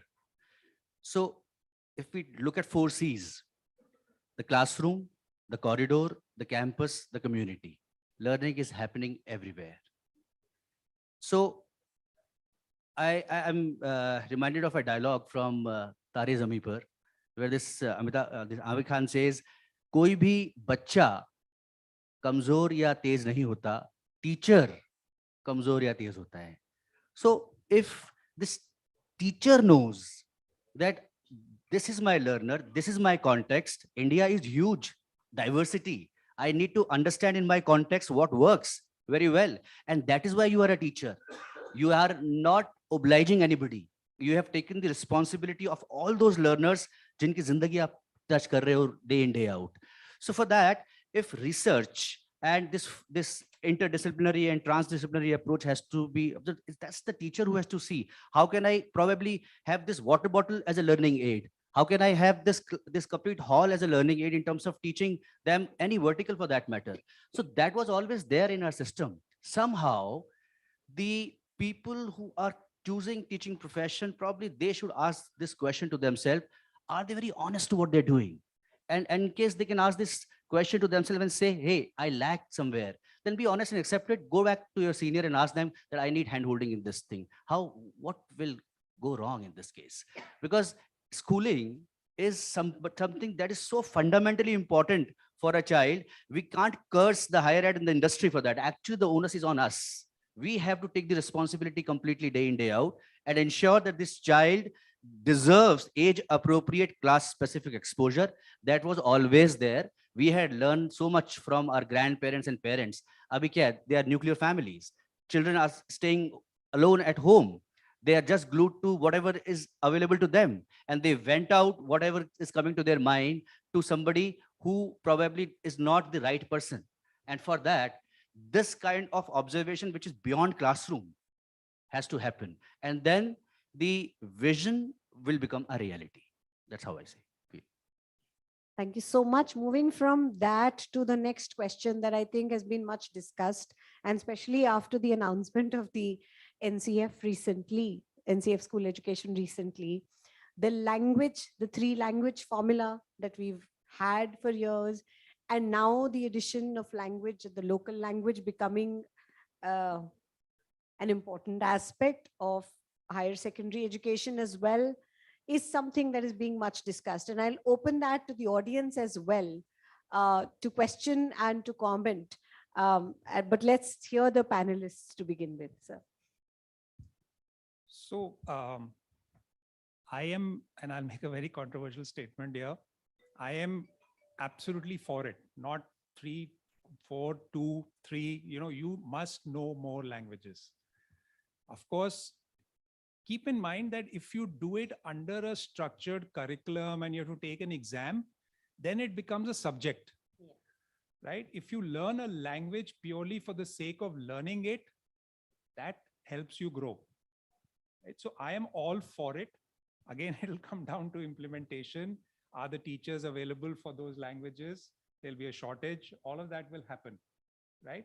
Number one. Number two, I think that the language is all fine. One of our biggest problems when we talk about Global Knowledge Hub, when you see international students' ability to communicate, it can be in any language. I'm not talking of English. That's where we start to falter. So I'm having a dialogue with you. That is also a communication. I'm having a dialogue with 30 people. That is also communication. But we falter there for whatever reasons. And I think that has to become part of this whole thing, that you have to, in a sense, learn communication skills with the language. Otherwise, it's just a subject. Language cannot be like a subject which is taught to be tested with questions and so on. It is a skill, and it has to be treated like one. And I think even the teaching of the existing languages that we have in our system, be it English or Hindi or Sanskrit, it is very test driven, has been rather for some years. And communication and language is something which is a whole different skill than literacy, and that needs to be, these two need to be seen differently also. So this languages, of course, there is no doubt. I agree with sir that it's important children learn more languages. While I agree with 3 language formula at the secondary level, because we have been earlier, we have all seen 6 to 8, there was third language, but nobody took it seriously. So maybe that is the reason government came up with that. But higher secondary, I really feel to understand what is the purpose, because we are trying to reduce the burden on the kids. That's what NEP has been trying severely. But adding another language, which is not going to help much, I think. And in fact, certainly, as you said, communication, all those things are anyway not tested in the board examinations that are there. So I feel we should not have had that up to grade 10. It's fantastic. Children do learn with more earnestness the languages, and learning those skills will help. But the policy says that we can't do much. So instead of changing the idea of having a language or not having language, what's critical is how we teach or how we test it. The assessment is the big question here. Okay. Well, I agree to what Mr. Chawla and Mr. Singh has said, Mr. Yadav has said. I just wanted to add one more perspective to it. I feel I watched the live telecast of the Prime Minister's address on the 3rd anniversary of NEP. And he said, and he spoke in Hindi, of course. और यहाँ पे हम लोग बैठे हुए हैं. All of us can know this language probably, but still we are talking in English. Probably let's understand why this thought has come in the mind of the government. It's not a nationalist agenda or a religious agenda. They probably felt that the way Prime Minister started was that मैं United Nations में जाता हूँ और हिंदी में बोलता हूँ. तालियां बजती हैं 5 सेकंड के बाद, लेकिन बजती जरूर है. So look at the confidence he had. And he quoted that you talk about any 5 top countries of the world today, developed economies. They have their own native language. Germany, China, Japan, France, they all have their languages. And they feel pride in those languages. So they are not saying do away with English. Nobody is saying do away with English. They're saying that can we have pride in our languages? Can we have pride in our languages? Can we have these kind of conferences? Why only in English? Why can't in Hindi if it's not in North India? क्यों नहीं हम लोग हिंदी में बात कर सकते? कौन रोकता है हमें हिंदी में बात करने से? हम सबको हिंदी आती है. If one odd case, he can always say कि hey, I am a little tough in this language, please help me. But condescending, probably हमें लगता है नहीं, अंग्रेजी है तो superior है, हिंदी है तो नहीं है. तो वो pride की बात हो रही है वहां पर. अगर वो pride हमारे अंदर रहेगी और हम लोग ये महसूस करेंगे that is exactly what we need to teach our children, that as an institution अगर इंडिया को ग्लोबली सुपर पावर बनना है हर चीज के अंदर, तो नेचुरली उन लोगों को अपनी कल्चर में, अपनी हेरिटेज में, अपनी चीजों में पूरा विश्वास रखना ही पड़ेगा। आज की डेट में मैं ये नहीं, मेरी बहुत अच्छी हिंदी है, अगर मुझसे कोई पूछे कृतार्थ का मतलब क्या है तो शायद मैं कंफ्यूज हो जाऊंगा, बिकॉज हैबिट ही नहीं है। And so true for with all of us, we use English, so probably when they are asking this generation to have 2 language policy in the senior secondary school and the 3 languages here, they are well aware that in a metro like Delhi, for example, there you have people from all part of the country. Then school में third language या second language कौन सी होगी? मलयालम होगी, तमिल होगी, क्या होगा? They are well aware of these challenges, but the spirit is different. It is exactly the way NCERT books we have. A good teacher will make a lot of sense from that NCERT book, and ordinary teacher will just cover the syllabus. That's it. So truly put, language is actually the metaphor we live by. Anything and everything that we express is expressed through language. And so it is the metaphor, and it is what comes out of the heart. It expresses the way if you want to change something about a nation, you totally change the language. That's also from Orwell, 1998. I'm sure so many have read here. So anything that anyone wants to add on that language question before we move ahead to the next one? I think the audience is more than busy. You all finish so that the awards begin. Right? All right. Okay. One last thing that we want to address here. One of the beautiful things that NEP 2020 did was it added early childhood education into the system of formal education. From 10+2, we moved to 5+3+3+4. So early childhood education became something that was talked about. Now there is the James Heckman's curve that we all know about and the impact that he has talked about. In that light, will this move by itself also help in making India the global knowledge hub that we have been discussing? So let's start with you, Mr. Chawla. So I agree totally. Okay, let me start with that. It's there are issues of people talking about, is it too early? Already it has been there. It's getting formalized in a certain sense. So there'll be some structure coming into it. But we all know the formative years, how crucial they are. And we also know that every generation of, or every batch of new entrants which come into school are a generation ahead of the previous batch and probably few generations ahead of their teacher. So I think it's a good move to do it. There are capacity constraints that schools will have, etc. That I think is can be surmounted, and some amount of discretion can be used there. But I think the direction is absolutely fine. I do completely agree. I mean, it is a fantastic move. There is no doubt in that. Top schools were already having it. Private schools, many of them had pre-primary education, but the government schools did not have, and the kids who needed real support from the beginning itself, they were suffering. So now that they get into the formal system, so, and especially with that, they have also focused on this foundation literacy and numeracy, I think, which is very, very vital. I mean, without that, because we have I've seen a lot of kids in mathematics, I see they know 4 into 2 is 8, but if you say cost of 4 apples is 2 rupees, what is the total cost? They will fumble. So it's because basic, this FLN is very, very important. So, I mean, this is one of the best things that has come out of NEP. I mean, there's no doubt in that. If I'm not wrong, I think the formal education came under Ministry of Education, and the Women and Child Empowerment. So there were 2 different ministries running the education. From So I think this Anganwadis way it it gets became. aligned. Yes, I think I agree completely. It's a welcome move. And of course, this is the age where the child is most curious, and curiosity is addressed in a fantastic way in NCF foundational stage. And bringing it under a structure is making even the most impressionable age under the ambit of monitoring hand-holding, guidance, and probably giving them the right kind of impetus that's needed at that age. All right.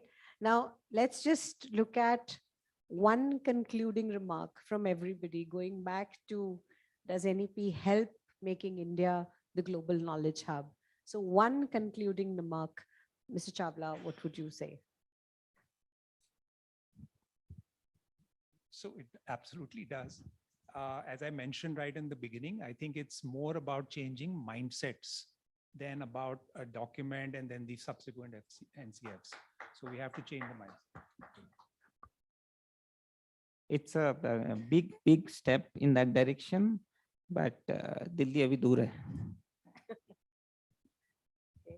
So I wanted to speak mindset, but fine, I'll speak something now added to this. It is curiosity that's opening mind, and compassion opening heart, and of course some innovation that is that's going to be making somebody feel that please don't fear, embrace the change, because it's inevitable. Such a beautiful idea. Don't fear, embrace the change. It is beautiful. And my concluding remark, after everything that we've said, it's very evident that we are all moving in the right direction, at least. If not, somebody may feel that it's going to be difficult. Yes, it's going to be difficult, but then we are in the right direction. So we keep on.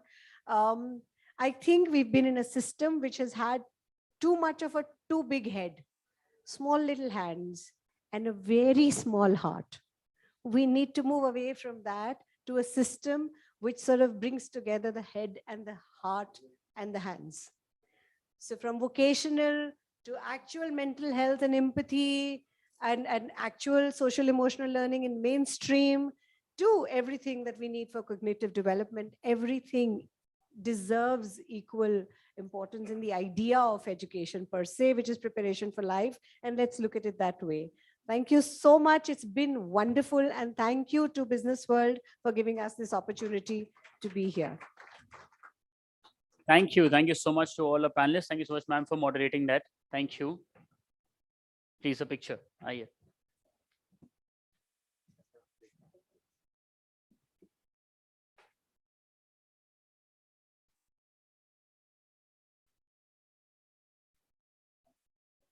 Thank you. Thank you so much. And with that, we move towards our last panel discussion for the day on how digital transformation facilitates multidisciplinary studies. And for that, please join me in welcoming our panelist, Jyotishman Datta, Managing Trustee, Assam Downtown University, Guwahati, Pravesh Dudani, Founder and Chancellor, Medhavi Skills University, Sikkim, Professor Dr. Sandeep Mishra, Vice Chancellor, President, NIMS University, Jaipur. And this session will be chaired by Meha Mathur, Senior Associate Editor, BW Education. Please.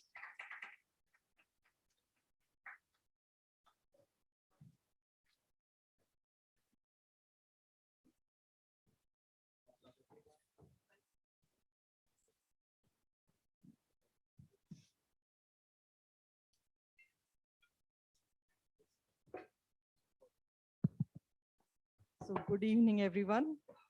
And this is the last panel discussion, and we'll have to finish it in time. So let's be very crisp and short answers.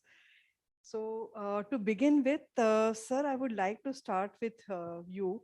I want to understand, because all of you have your own experiences as far as multidisciplinary studies are concerned. What makes for a great multidisciplinary campus? And also, how does a good multidisciplinary environment come about? So I think a very good question. And the answer to the second question is that it comes from very beginning. So it comes from, how you start in life, and that how you understand the importance of communication. Because ultimately, if you have to do multidisciplinary, it means that there are several disciplines which are cooperating, interacting with each other, and then, coming out with something. So that point of cooperation is like good communication, and those communication skills have to be imparted right from the beginning. And, as a matter of fact, it brings me at least to this very interesting, way the Western education or the US education is versus Indian education. So in Indian education, what we try to do is to specialize very early, try to differentiate into what we want to become quite early. And as you might see that initially we used to start differentiating at 10th class or 10th grade. And then we used to differentiate, okay, commerce, arts, medicine, biological science or medicine stream and the engineering stream. But now if you see, if you look at this FITG and, other institutions, they are making you differentiate from 6th standard. So from 6th standard, you take a early FITG course or something, and then you start becoming an engineer or a doctor or something like that. It is, and if you contrast this with the US kind of education, where they teach you only two things. They teach you logic, and therefore the only subject they have is mathematics. They are not focusing into physics, chemistry, biology, etc.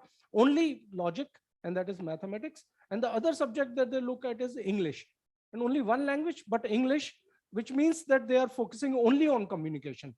So they are not looking at anything else. They are focusing on communication and they are focusing on logic. So these two things you need to have.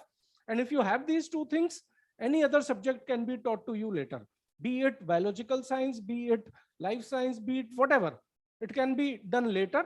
And, and also it brings us to very interesting thing. If you think, how is human being different from other animals? So if you look at a dog, after 1 year of age, dog becomes adult. But for human, it is like 15, 18 years till they remain adult before adult. And so for 18 years, they are still developing. And so that is the difference. But if you make human being differentiate earlier at, say, let us say 6th standard, where he is just 10, 12 years of age, then we are turning towards more animal-like behavior rather than having this human component. So I think, the problem is that this multidisciplinary means that you are interacting with different individuals, different streams, but that is not exactly what you are teaching in your basic education. So I think for multidisciplinary, the thing starts right from the beginning, that you start focusing more on language than on, science or anything else, number one. Number two, in a university setup, I think you carry this mindset further. And so you have different disciplines.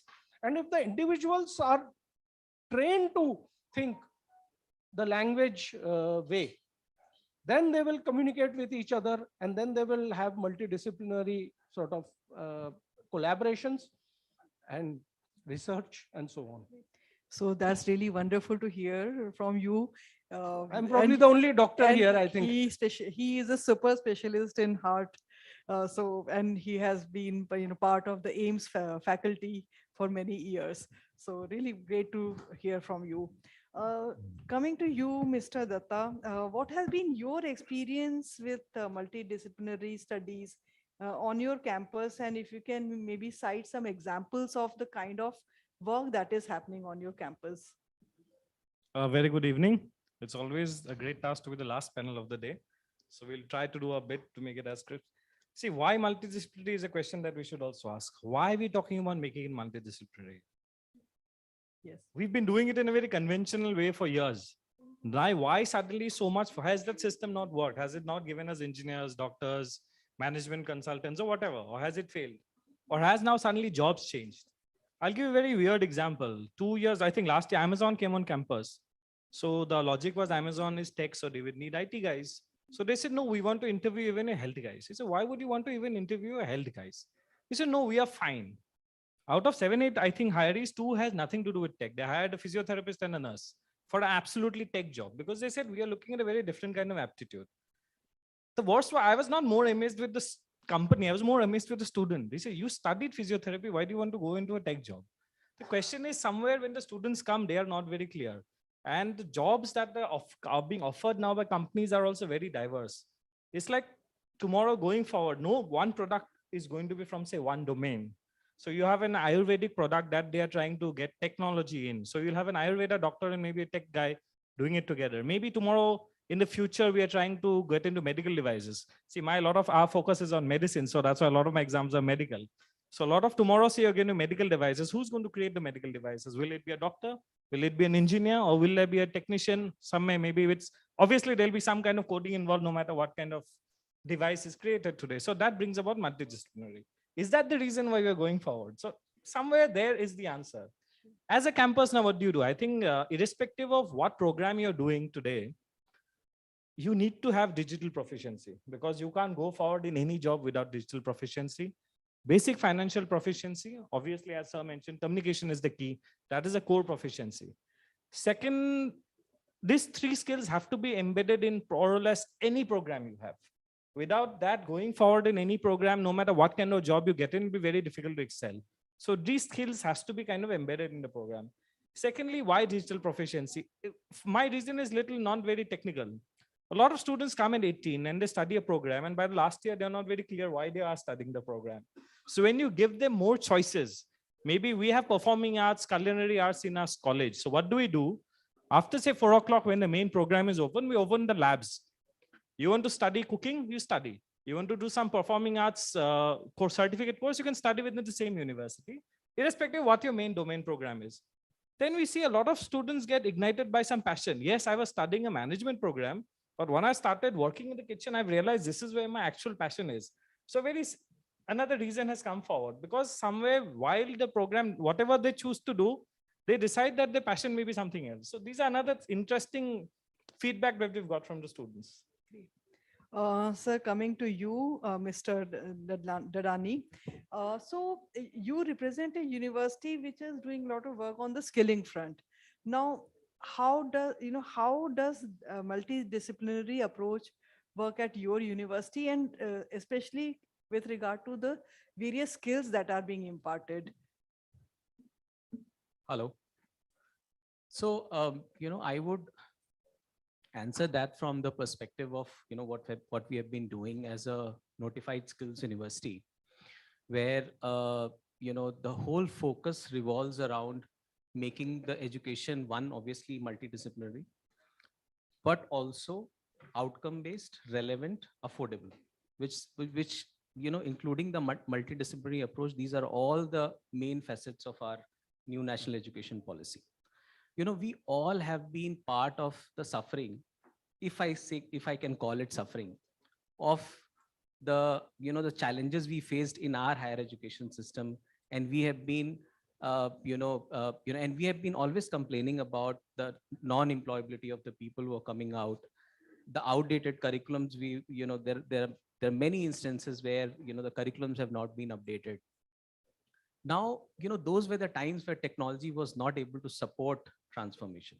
Now, good thing what is happening currently is, one, there are technology tools are available, platforms are available, and two, the government is completely supportive. The new guidelines are coming up where, the learning can be through any means. It doesn't need to be under just a classroom setup, a whiteboard and a classroom setup. It could be learning through online resources. There are open educational resources available, which are very, very good. In fact, the faculties these days are using those open education resources to develop their classroom plans, right? There are guidelines which allows for the university students to take up credit-based courses and appear for their assessments and get their credits transferred. There are SWAYAM portal, there's NPTEL portal, and now government is even trying where platforms, edtech platforms, courses could also be creditized, right? Now these are the changes which are happening, and why these all relate to multidisciplinary approach is because we need to groom our future generation who are graduating from our colleges and universities to be well-rounded individuals. See, being an entrepreneur, let's say, it doesn't work that you only have specialized knowledge in one field, right? Your ability to comprehend, speak, write, everything, right from the fundamental skills to knowledge to how you apply. So application is becoming a very, very important field. In our university, we only take up courses, undergraduate courses. We develop undergraduate courses in partnership with industry, where we embed what skills are required, and then students are, doing community projects. They are in the industries. They spend more than maybe 6 months to 1 year inside an industry, where they're also doing theoretical, learning through the university, through online platforms, like we have the Google Meets and Zoom, as well as we are converting those practical experiences, practical work they're doing on the job, and then creditizing it. Because that experience a university environment also cannot match. But these were not possible earlier. The new frameworks which have come in, the new credit framework, which is very recent, notified in April 2023, these allow for the universities to actually be very, very innovative and make it very multidisciplinary. As my fellow panelists said, that these are the times when the corporates are looking for multidisciplinary skills. You are studying health, but you may be good for an IT job. Perfect. That's the future. That's the future. That how well-rounded you are, right? So these are very, very interesting time for higher education as a field. And digital would play a very, very enabling role. And the universities which are not adopting digital transformation within their campus will lag behind. That's for sure. Yeah. Professor Mishra, coming to you. So what are the challenges in having the right technological infrastructure to facilitate interdisciplinary studies? So I think the major challenge lies in terms of acceptance of technology. So I think this technology mindset, which should be present right from the beginning. And if that technology mindset is, is not nurtured from the beginning, then at a later stage, trying to get people technologically inclined becomes a bit difficult. So, I mean, the idea is that during this nascent period of development at school level, maybe, there should be exposure to all these stream things. So it should not be only one stream. Either you do science or you do, kind of management or finance, commerce or something, and then you just do that and keep going there, keep on differentiating from finance, you become expert in this kind of finance, and then further expert in that kind of thing. And then you have no attachment or no understanding of technology, or you have no understanding of science. I think that sort of thing is the main problem. So main thing is people's ability to adopt a technology, because be comfortable with the technology. So that is number one. Other is, of course, then, second thing is the cost of technology keeps, escalating. So if you look at iPhone 14, it will be dramatically more than iPhone 13. So that way. So the cost of technology. Then third is rapidly changing technology. So I think one important thing that one needs to learn early on is to accept change. People are very comfortable within a structure and they remain in their comfort zone. They don't like change. So they like that structure, they keep in that structure. But if you look at technology, even if you look at medical technology, it keeps changing so rapidly. So within a few years, it's completely changed. So people who can't accept change and want to remain in their comfort zone will have a lot of difficulty accepting any new technology. So I think major things are more attitudinal. So discomfort with technology, inability to accept change, and then smaller things like finance and things like that. Okay. One more question which I have to ask you at this juncture is, one major issue is, a multidisciplinary approach and specialization. How to make them, are they compatible, and how to go, take both of them together? Yeah, I think, if you look at human intelligence, it is of two types. So one is differential intelligence and the other is integrative intelligence. So differential intelligence is you look at the small fine print. So you have the ability to look at fine print, and you will find a lot of individuals who are very good at reading the fine print. And then there are the other integrative people who are looking at the big picture. what is required is training in both these streams simultaneously, that you are able to look at the fine print along with the big picture. And when that happens, I think then we find the right balance. And then we are able to, be, as I say, balanced individual or a wholesome or well-rounded personality that we were talking about in the previous session as well. Yes. So I think but that training starts from the beginning. So by the time you reach higher education and you start sort of trying to get into this, it might be a bit late. Mr. Datta, what are your thoughts on that? And also, if I may know, since Professor Mishra has mentioned about, it should start from beginning. What kind of, students from school system are entering the higher education, and how do you, then groom them for multidisciplinary studies? See, one very small example, I think we are all very fresh. Corona is very fresh in our memory. Within, I think, a few weeks, didn't we just shift to a digital platform? We were all studying in convention classrooms, and then overnight, more or less, we shifted to mobile phone, laptops, and we're learning. What I meant was that the technology existed. It just, we were not changing for it for whatever the reason was. Now, suddenly the dilemma is COVID is over. Now, do we go back to the original classrooms, or we stick to our blended module, or we stick to digital modules? All of them have the pluses and minuses. But exactly what Sir said, sometimes technology exists. We are not willing to adopt it for whatever reason. Forget digital methods of taking class. Now you're looking at ChatGPT and AI tools. Bigger question is, do we embrace it or do we fight it? So somewhere this is a challenge, and this is a dilemma that I think every educator has, that do we embrace it? But my opinion is, no matter what you do, you will not be able to fight against it. So somewhere we have to embrace it in our own little way.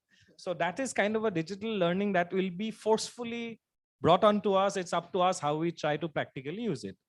Secondly, what was the second thing? How? What are the kind of, the students Students, that are I coming out of think, schools?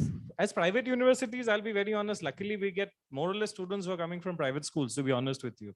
They're more or less very conversant digitally. As you mentioned, the next generation now is much digitally proficient than the previous. Just that 5-year, 10-year gap is increasing digital proficiency phenomenally. So 5 years ago, my first year and the proficiency they had and this batch is phenomenally different. So that is, in a way, as higher education is much easier for us. But having said that, our challenge is not really the technology of it. As you mentioned, the juggling of it, which you mentioned, as there's already a pressure that the students don't have the skills which are good enough for the employees. So you're supposed to teach them 10 skills in a 3-year degree program. You're also supposed to teach multidisciplinary programs or whatever, skills or whatever. So somewhere again, that's a huge challenge of packaging it, putting it in the 3 years. And also students also have other interests which they would like to pursue in the 3 years. So that would be a challenge for any higher education institute. I just wanted to say one point, that I think only constant thing in life is change. So I think that is the one. So, I mean, what we need to teach our younger generation, whether we do it at higher education level or even earlier, is to make them realize that they don't fight change. They rather look at what change is going to happen, visionize what is going to happen, and then accept that change. Number one. The other thing is this being visionary. So the critical thinking component is very important. Whatever is going to happen, think what can good or what bad can come out even before it happens. So I think these are a couple of things that are very important for future generation. I would like to add to the last, the question you asked, is that how do you manage that challenge of multidisciplinary, but also the specialization, right? See, the good thing is that now there are provisions where you can start with, let's say you want to do a BTech in computer science, but you want to do a minors in, let's say, music. These are now possible. That's very, very important. Second is that there are pathways where you can change track. You end up in an engineering college. You find that engineering is not your cup of tea. You can exit with the 1-year certificate, the UG certificate, having that 40 credits earned from that institute. Within that institute, you can change the track, or you can go out of into another institute and start from the 2nd year of your education. So these are far-reaching transformational change which is coming in, which actually makes the whole education very, very flexible and then multidisciplinary. Now, you would have seen most of the IITs are being asked to start courses apart from engineering. You know, they're starting courses in medical, they are starting courses in law. Why? Because it's a deadly combination to have an engineer who also specializes in law, right? These skills are required to be successful in life, especially being an entrepreneur. So, you know, the whole focus is how do you create multidisciplinary ecosystem where people can really collaborate between the departments. In fact, IITs also have humanities department. Humanities management, department, yeah. there's a lot of Management, focus is yeah. being given. Human psychology, right? I also studied from IIT Kharagpur. You know, human psychology was a course which I most enjoyed about, frankly, right? You know, so that's how things work. I mean, it has to be multidisciplinary. Now there are provisions where there are a group of colleges from different streams. The government is asking to really get together and form a multidisciplinary university. So these are the type of changes which are coming, which would revolutionize the education for the next couple of decades. We don't have much time, so final thoughts from all three of you.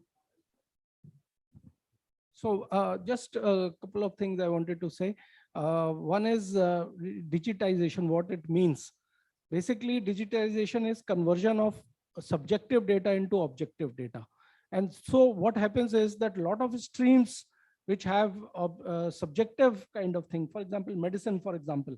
So you have an X-ray and it's a subjective thing. You can't, but what digitization does it processes those pixels.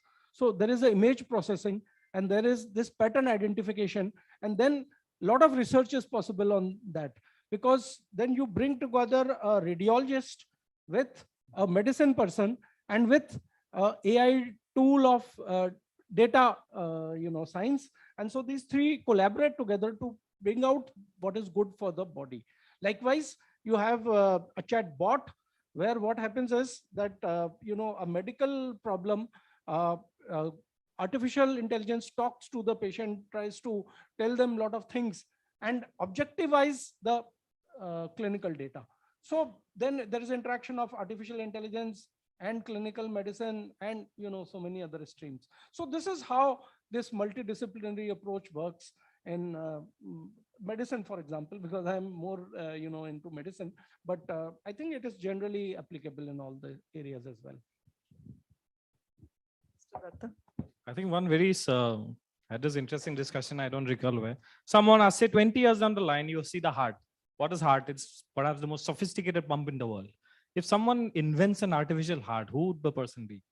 A doctor, a mechanical engineer, an IT person, because I'm sure there'll be an IT element, no one knows. So one thing is for sure, that person will have multiple skills.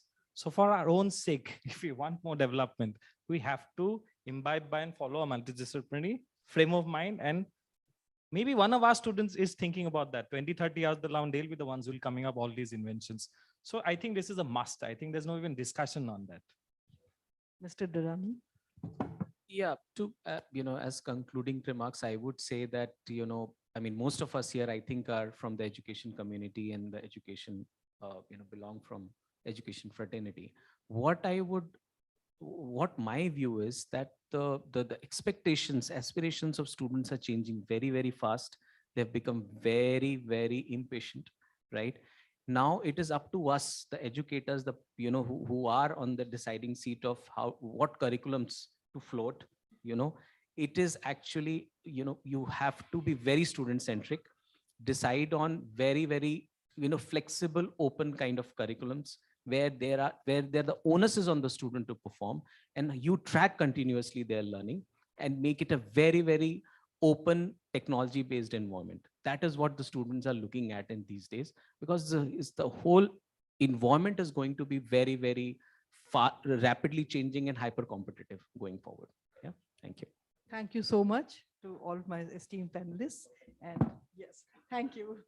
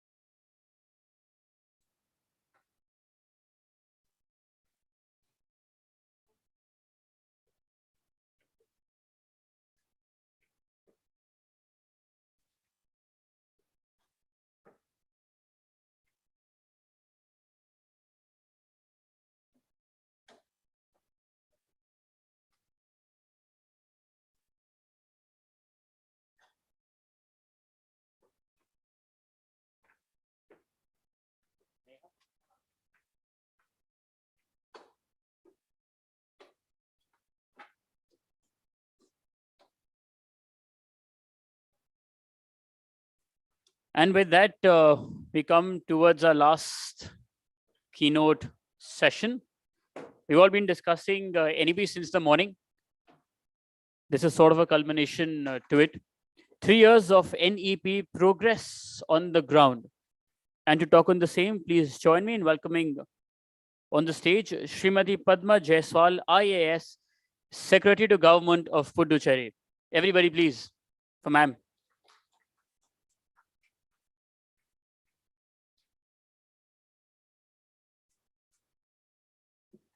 Yeah, good evening, everyone. And this is the end of the session, which has been carried on since the morning. So I have been just, given the slot at the end of it, just to sum up what has been discussed and interacted and interfaced during the whole day. And this was a very fruitful and productive discussion, as I can say from the agenda points, which was mentioned in that agenda items. However, we were discussing about the education. So actually, I am dealing with a host of subjects in the government of Puducherry. And among them, the important ones at present are scenic welfare, in which we are giving the aid to the army schools and the army institutions. So from there, we are implementing the new education policy. So I would just like to comment what is the state of implementation in the government, as I have been attending the various committees, and I'm also the member and also holding various discussions and taking part into various kind of interfaces which is happening in the government about the education policy and where it has been where it stands as of now. Actually, the education policy which was introduced during the pandemic times in 2020, when most of the students were doing the online classes, actually the very less deliberations and discussions of the stakeholders of various of the education department was taken. Since it was pandemic, only the online collaboration and some kind of inputs were taken from the stakeholder. So still it is in the formative process. Still this education policy, which is a kind of a skeleton which the government has provided, still it is in the formative stages, and the details are being fulfilled in this education policy as and when we receive the inputs from the various stakeholders and about the feedback and various kind of reflections from the field. So since I am dealing with Puducherry, it will be worthwhile on my part to comment about the implementation of this education policy in the southern part of the India. Southern part, I mean to say that Andhra Pradesh, Tamil Nadu, and this Puducherry, where I am working, UT of Puducherry, and Kerala and Karnataka. So as there is a difference in the structure and also the various kind of institutions which are in place in education department in southern states and also in the northern states. So as so far as this southern states are concerned, the primary education and the primary level, primary unit of the whole governance is quite strong. When the primary unit of the governance is strong, that means the primary health centers, the Anganwadis, the Balwadis, the various kind of, the primary units and structures, that means that provides a kind of a support, the skeleton support to any kind of policy which has been dictated by the government from the top. So when it comes to education, as we all know, is bifurcated into 3 parts: primary education, secondary education, and this employability, that is university. So what happens in this southern states is that the level of implementation of this new education policy, which is about 5+3+3+4 scheme, that is quite well implemented, as because it envisages that a student should carry on the primary, this kindergarten classes starting from the age of 3, and also it should carry on till the age of 8, and so that it can learn some numeracy and also it can learn some digital skills. Now, why this happened? Why government introduced this kind of a kindergarten kind of a system? Because as from the previous, education system, which was there in 2006 or 2003, it was noticed that the students who are studying in the primary level, they don't know the tables, they don't know the literacy, they don't know the language literacy, and the numeracy literacy was also not good. Though there was universal access to the education, the primary education, but it was noticed that the quality of the education, the quality at which the child was faring, the assessment when the evaluation was done, it was not done very satisfactorily. So therefore, in this new education policy, the government has introduced this particular kind of a, kindergarten system in which the foundation, skills of the student is strengthened. They say that if the foundation of the student, when he's in the elementary stage is strengthened, then maybe, it will provide a kind of a strong backbone to go ahead with the higher education. Now, the unique thing about this, education is that also it is giving some kind of a vocational training course. Now, some schools have started the vocational training courses in engineering, in some kind of a medical field, in some kind of arts and sciences background in the school, at the school level. After the students, it enters the secondary stage in the 6th standard. So this kind of a vocational courses is still going on. So overall, I would say that the primary implementation, the primary part of the this national new education policy is doing quite well in the southern states. Well, I also attend the meetings about the northern states. Other states like, big states like, Bihar and UP, the implementation is little bit on the backstage, because maybe because of their, social indicators are not very fair. They are not very much faring well on the social indicators and sustainable goals. So, but the southern states are moving ahead when it comes to the northern states. Now, in this education policy, actually, we are in the stage where we have even recently, gone through pandemic, and we know, the uncertainty, the kind of chaos, the kind of confusion, the ambiguity which we face, in the environment these days. Now, as we have seen in the very live practical example, we all have experienced pandemic where we were totally disrupted and we were all working from home. And also, we were just seeing that, we were just going through hybrid and blended learning and all these kind of things. So government has thought about the employability, that how to, upskill the students at the elementary level, so that they can learn, they can then again unlearn, and they can again relearn. So this is the main focus of this new education policy, to facilitate the skills in the student so that it can take up the skills, it can learn the skills, it can then unlearn it, and also it can then again relearn depending upon what kind of skills which are available, which are needed in the market. So this is the major primary essence behind this education policy.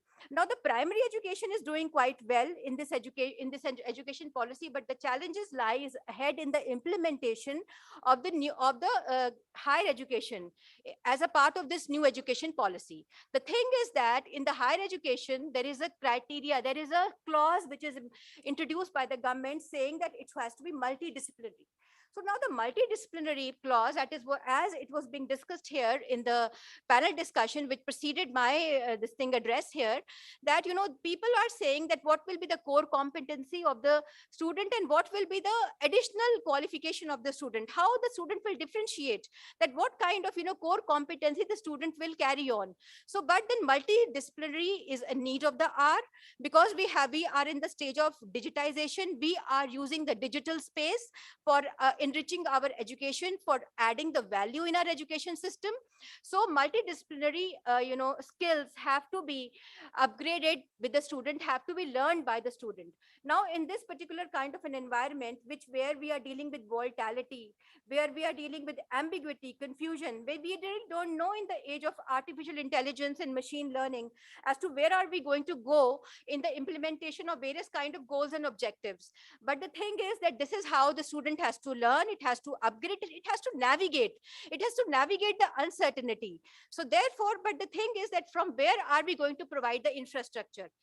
One good thing about education policy is that it is very much open-ended, in the sense that it is providing the participation of the government, of the private sector, because government will be only the facilitator and will only be defining the policy guidelines, whereas filling the details and also about, implementation will be mainly done by the private sectors. And the rules and the clauses have been defined very liberally, and the private sector, the voluntary sector, the non-government organizations, they have to fill in the gaps, they have to take the role. And moreover, it is said that government is very ambitious in this new education policy. It is trying to, achieve and bring about social equity and inclusion and justice. Social equity, inclusion and justice means that it is going to empower the marginalized and the disadvantaged and the unprivileged privileged group of society and also going to bring them into the framework. One thing about it is that, it is very gender friendly too. Now, why I'm saying gender friendly?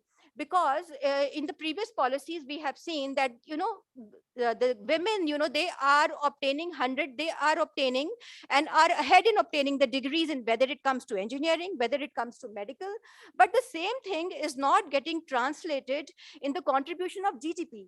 The degrees, they are holding the degrees, they are holding the educational qualifications. But what happens to them? Why aren't they taking it as a career? Or why aren't they, translating the same thing towards, the profession or towards the career? There are many aspects, there are many social, and the other, reasons for it. Maybe there are internal barriers, there are external barriers, subconscious biases in the society. But the major problem is that we have to facilitate the women and the gender. So therefore, the care, affordable care, is a part of this particular education policy, where the government is seeking investments from the private sector to come into this care sector in the form of now at present we are only having balwadis, where the educational skills are given at the kindergarten level to all the students or all the children. But the care industry is being promoted in this education policy to come and make investments and to provide the affordable care, so that the women can enter in more quality and quantity in the workforce. At present, the literate urban women, participation in the workforce is just about 20%, which is static from 2002 onwards. So this is a matter of concern. When women are, obtaining a lot of education degrees, then why it is not being getting translated into the GDP of the country, into the economic activity? So this is the matter of concern which is being trying to address in this education policy, where the government is seeking investments from the care industry to come and please make some investments in providing the affordable care. Now, just last point I would like to, raise that since this is a very ambitious, education policy floated by the government, so as to increase the employability of the kids, there are some misconceptions, which has been floating around, which I want to clear. That yes, government is, promoting multilingualism in this policy, but it doesn't mean that, it is promoting Hindi in it. It is promoting it compulsorily. You have to teach in Hindi only. It is just, just to make, the things very clear, so that at the primary level, at the kindergarten level, students are more accustomed to their mother tongue. So the government has been introducing this particular policy of, teaching in its mother tongue and learning in the mother tongue. It doesn't mean that government is trying to dictate, that the application of Hindi. And moreover, there is a scientific evidence available from the various kind of neuroscientists and neurologists, that when we learn different languages, the various faculty of the brain in our frontal cortex, it gets activated, and our emotional intelligence, it increases. And emotional intelligence and various faculty of our brain, it increases, and it gives rise to innovative other kind of products and services. So this is a very kind of a very productive part of the education policy which the government is trying to introduce, and it is still in the elementary stage. And it is good that we are today discussing the whole, we have devoted the whole particular day toward this particular kind of education conference, which is specializing in discussing and interacting about education. So I really congratulate the organizers that they have spent the whole day about the discussions and the inputs that we will be receiving for maybe just reflecting upon the various policy frameworks, because ultimately the government takes the inputs from the public and various kind of interfaces and interactions that takes place. However, the government is also, through this education policy, is focusing upon soft skills and emotional intelligence instead of IQ, instead of this intelligence, IQ. Instead of IQ, the government is promoting EQ, emotional intelligence, so that you have got the capacity and the capability to take the uncertainty, to take the setbacks, to take the failures, because ultimately the innovation and various kind of creations will come through these kind of failures, to encourage creativity, curiosity, imagination. So, well, I have to just provide this input. Otherwise, the time was very short, given to me by the organizers to discuss the education policy. But then I just have have to give the perspective of the government side here. Maybe it is a very short time for me to, just deliberate on all these kind of points, but still I have been able to put forward some important ones. And ultimately the implementation lies with the private sector, with the government NGOs, when all the other agencies, and whereas government is just the policy, just involved with the policy frameworks, but any kind of suggestions would be most welcome. And if there are any questions, I would be delighted to take those questions. Yeah. Thank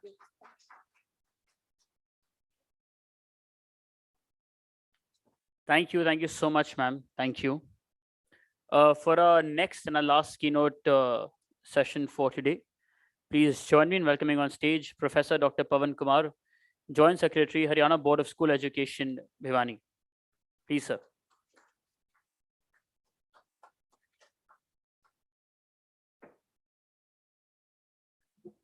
Thank you very much. First of all, I would like to extend my heartiest gratitude and thanks to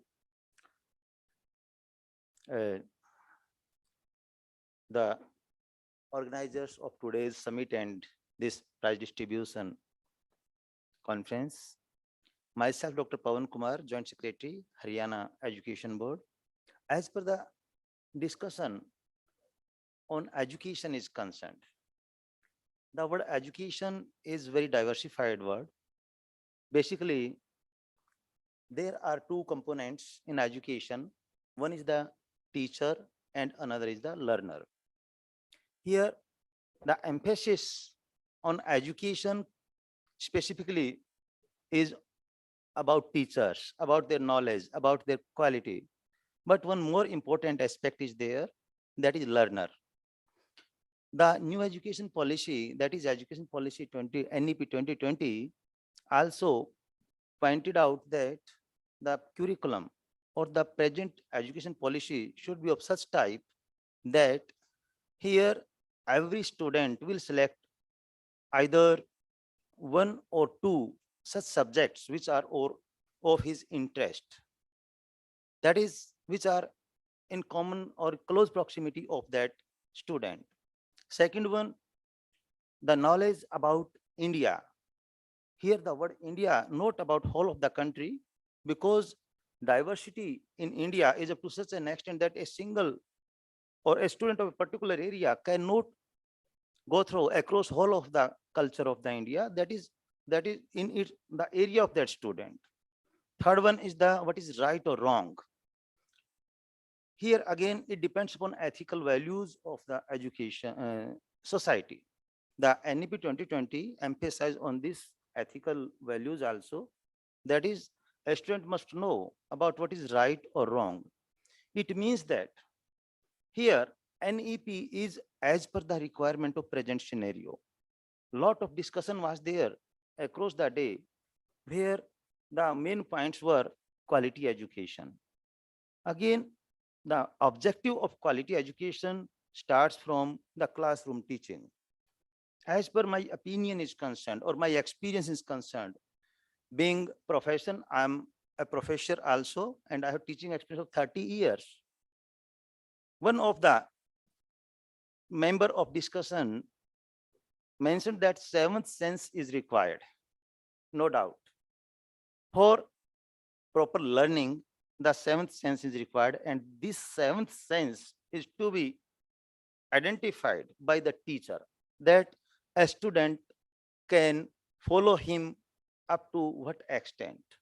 Sometimes it happens that a specific course or a specific type of career is selected by the parents or guardians, but the student is not of such a level or not have interest in that particular direction.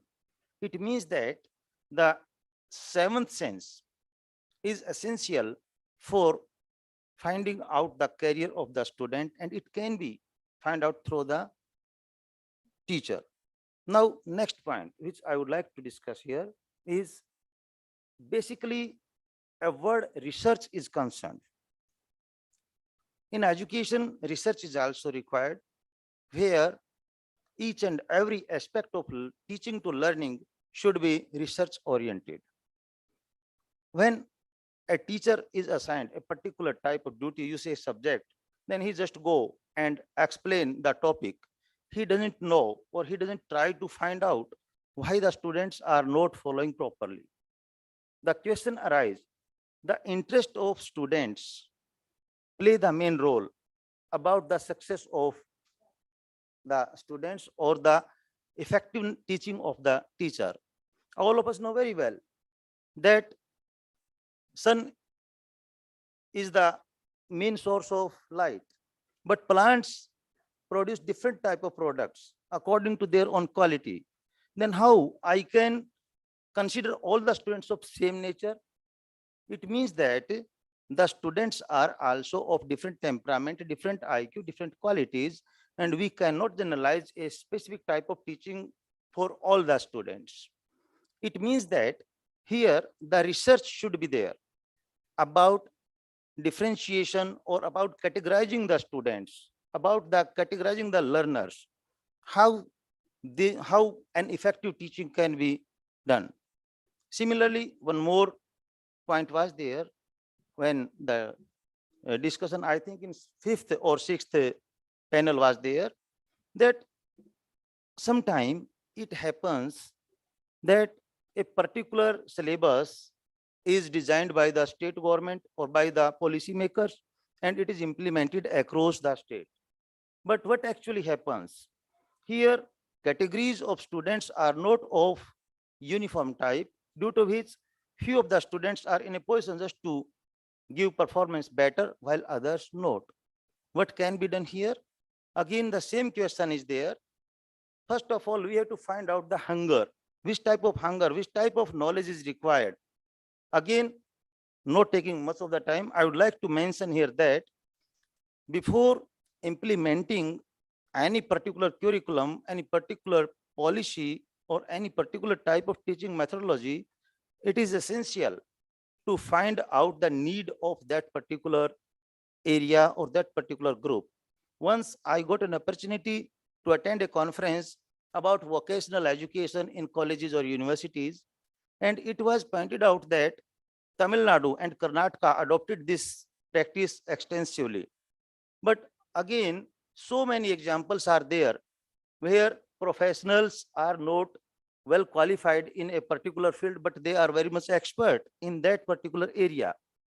In our surroundings, so many examples are there. It means that the knowledge does not depend upon school teaching. It depends upon hunger, which type of requirement, which type of necessity a learner feel. Hence, we have to find out the necessity of that particular learner.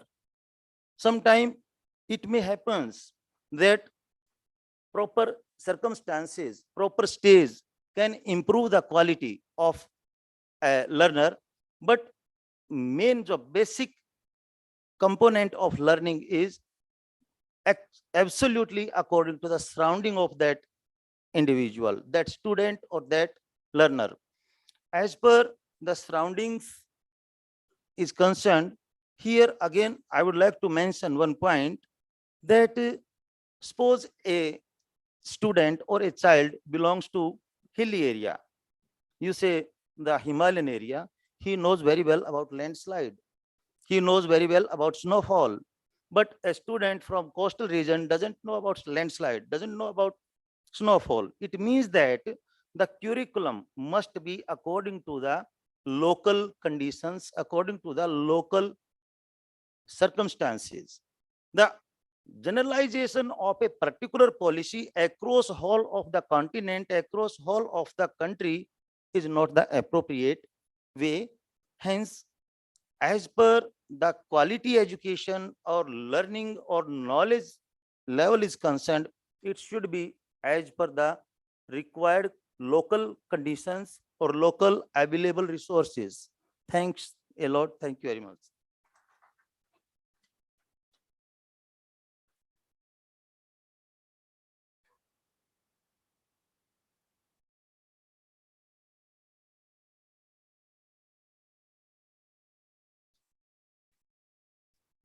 Thank you. Thank you so much, sir. Thank you. And with that, we come to an end of the first half of the day, which was the conference bit. And now moving ahead from those compelling discussions that we witnessed to the evening's celebrations. My name is Aditya Malik, and once again, it's an honor and a privilege to welcome all of you to the BW Super 30 Top Education Brands Awards. Today, we gather here to celebrate and honor the exceptional leaders of education sector and best schools, institutes, and edtech companies in the country who have demonstrated exceptional commitment and dedication towards shaping the future of work. I also take this moment to thank our partners of the day, our preschool partner, Kiddo, Safari Kid Global Preschool and Day School, our school partners, Griffins International School, our university partner, Scope Global Skill University, Chitkara University, our associate partner, Sir Padampat Singhani University, Udaipur, our gifting partner, My Anatomy, in association with BW Education, organized by BW Business World, and our event partners, Exchange for Media, the Thick Shake Factory, Joy Travels, Fandrum, Beanly, Just Path AI, IWM Buzz, Reality Plus, Impact, and Pitch. With that, may I please request my team to play the partners, AV?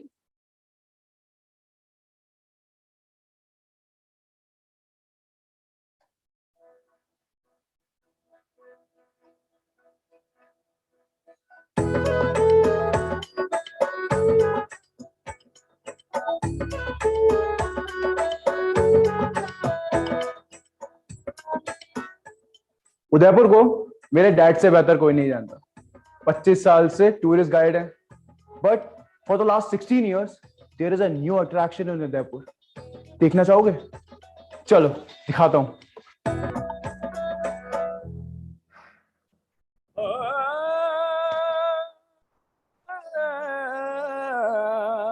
So this is the attraction I was talking about.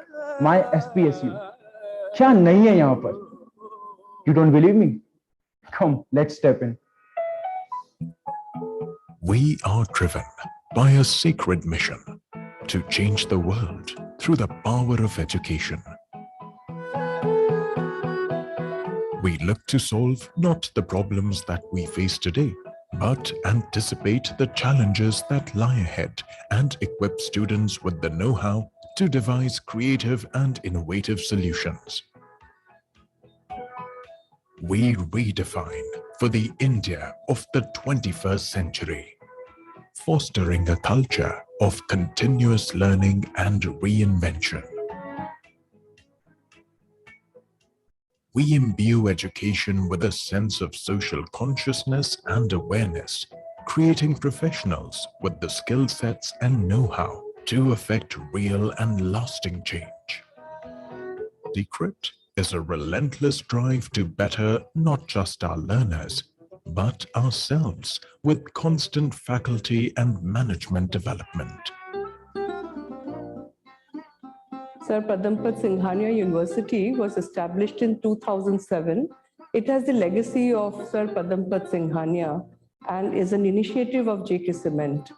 If you look at it has a sprawling campus of 100+ acres, and it is an energy efficient campus, a conducive environment for higher learning. There is a lot of focus on internationalization, industry integration, and innovation.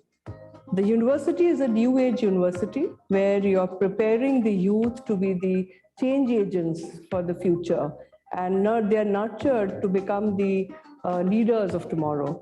At the university, we have several centers of excellence which are committed to create sustainable environment. There are high-end research practices which are taking place. Students are being equipped to contribute to the development of the practices within the corporate world. Through technology-enabled environment, rich curriculum, and through experiential learning, we are empowering youth to build nations.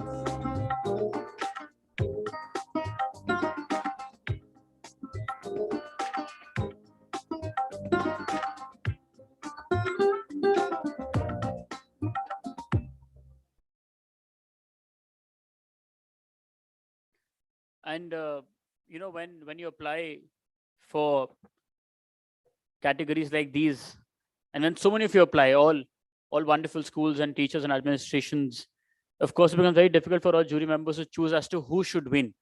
when you send in a nomination, I always say that you're already a winner, because if you feel that you're bound to send in your nomination, that means it's already so strong that you're already there. But still, a list is a list. Categories are there. You have to have a gold, bronze, silver, all of that.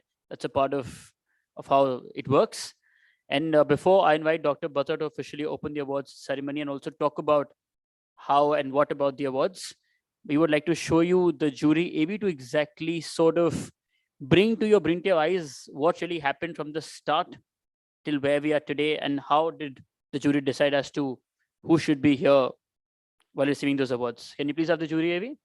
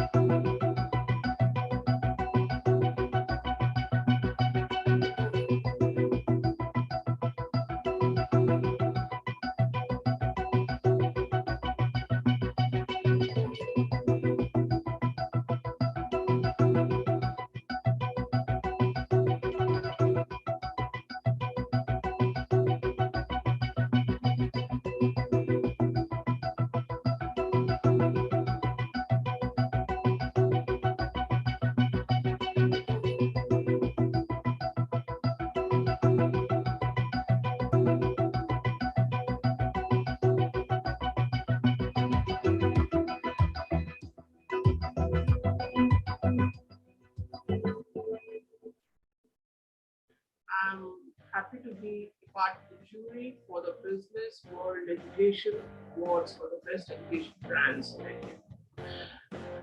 The awards were in 4 categories. It was in preschool, it was for K-12, it was for edtech, and it was for higher education.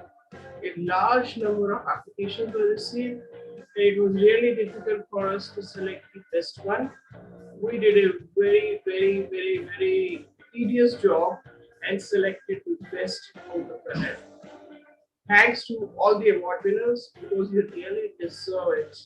And thanks to Business World for giving me an opportunity to be a part of the jury and for instituting these awards. Thank you. I was delighted to have been part of the esteemed BW Education Super 30 Top Education Brands Summit and Awards as a jury member. It was an enriching experience evaluating and recognizing educational institutions that are shaping the future of education in our country. I'm really very happy the way individuals have contributed with their own innovative ideas in building the institutions, which are really making a very important contribution to how education is perceived, how it is delivered, and also the pedagogy of education that has been emphasized by most of the presenters. Namaskar. Embracing the future of education, I applaud the remarkable participants of the Super 30 Top Education Brands Summits and Awards. Your innovative approaches, dedication to quality, and unwavering passion in shaping a new paradigm in the education is absolutely amazing. I'm thrilled to witness your innovative approaches, that are shaping the future of learning. Congratulations on being the driving force in shaping the leaders and thinkers of the next generation. A special applaud to my friends at the Business World Education for organizing this platform that celebrates the transformative power of education.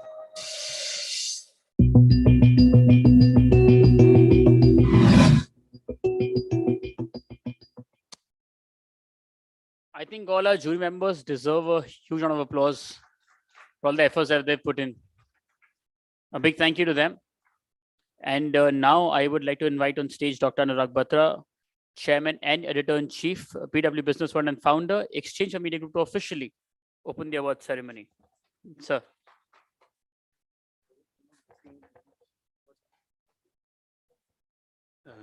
Good evening. It's my honor and privilege to be at the top education brands by BW Education. I can only say that education is such a domain that is built with a lot of years in it. You know, education is not something institutions are built in a short time. Educational institutions are built over a period of time. However, in a very short time, some of the winners that you will see tonight have achieved some amount of recognition and are well on their way to become institutions. The purpose of awards is also to discover people before they get discovered, so to say, when they're on the cusp of building something impactful. So I just want to say, when you see the winners tonight, there are institutions, there are brands, there are educational initiatives. Some of them are very, very accomplished. And some are on their way of becoming even bigger, better, and becoming institutions. So the jury has chosen a healthy mix of already established players and new players that are coming up. So it's been done through a jury process.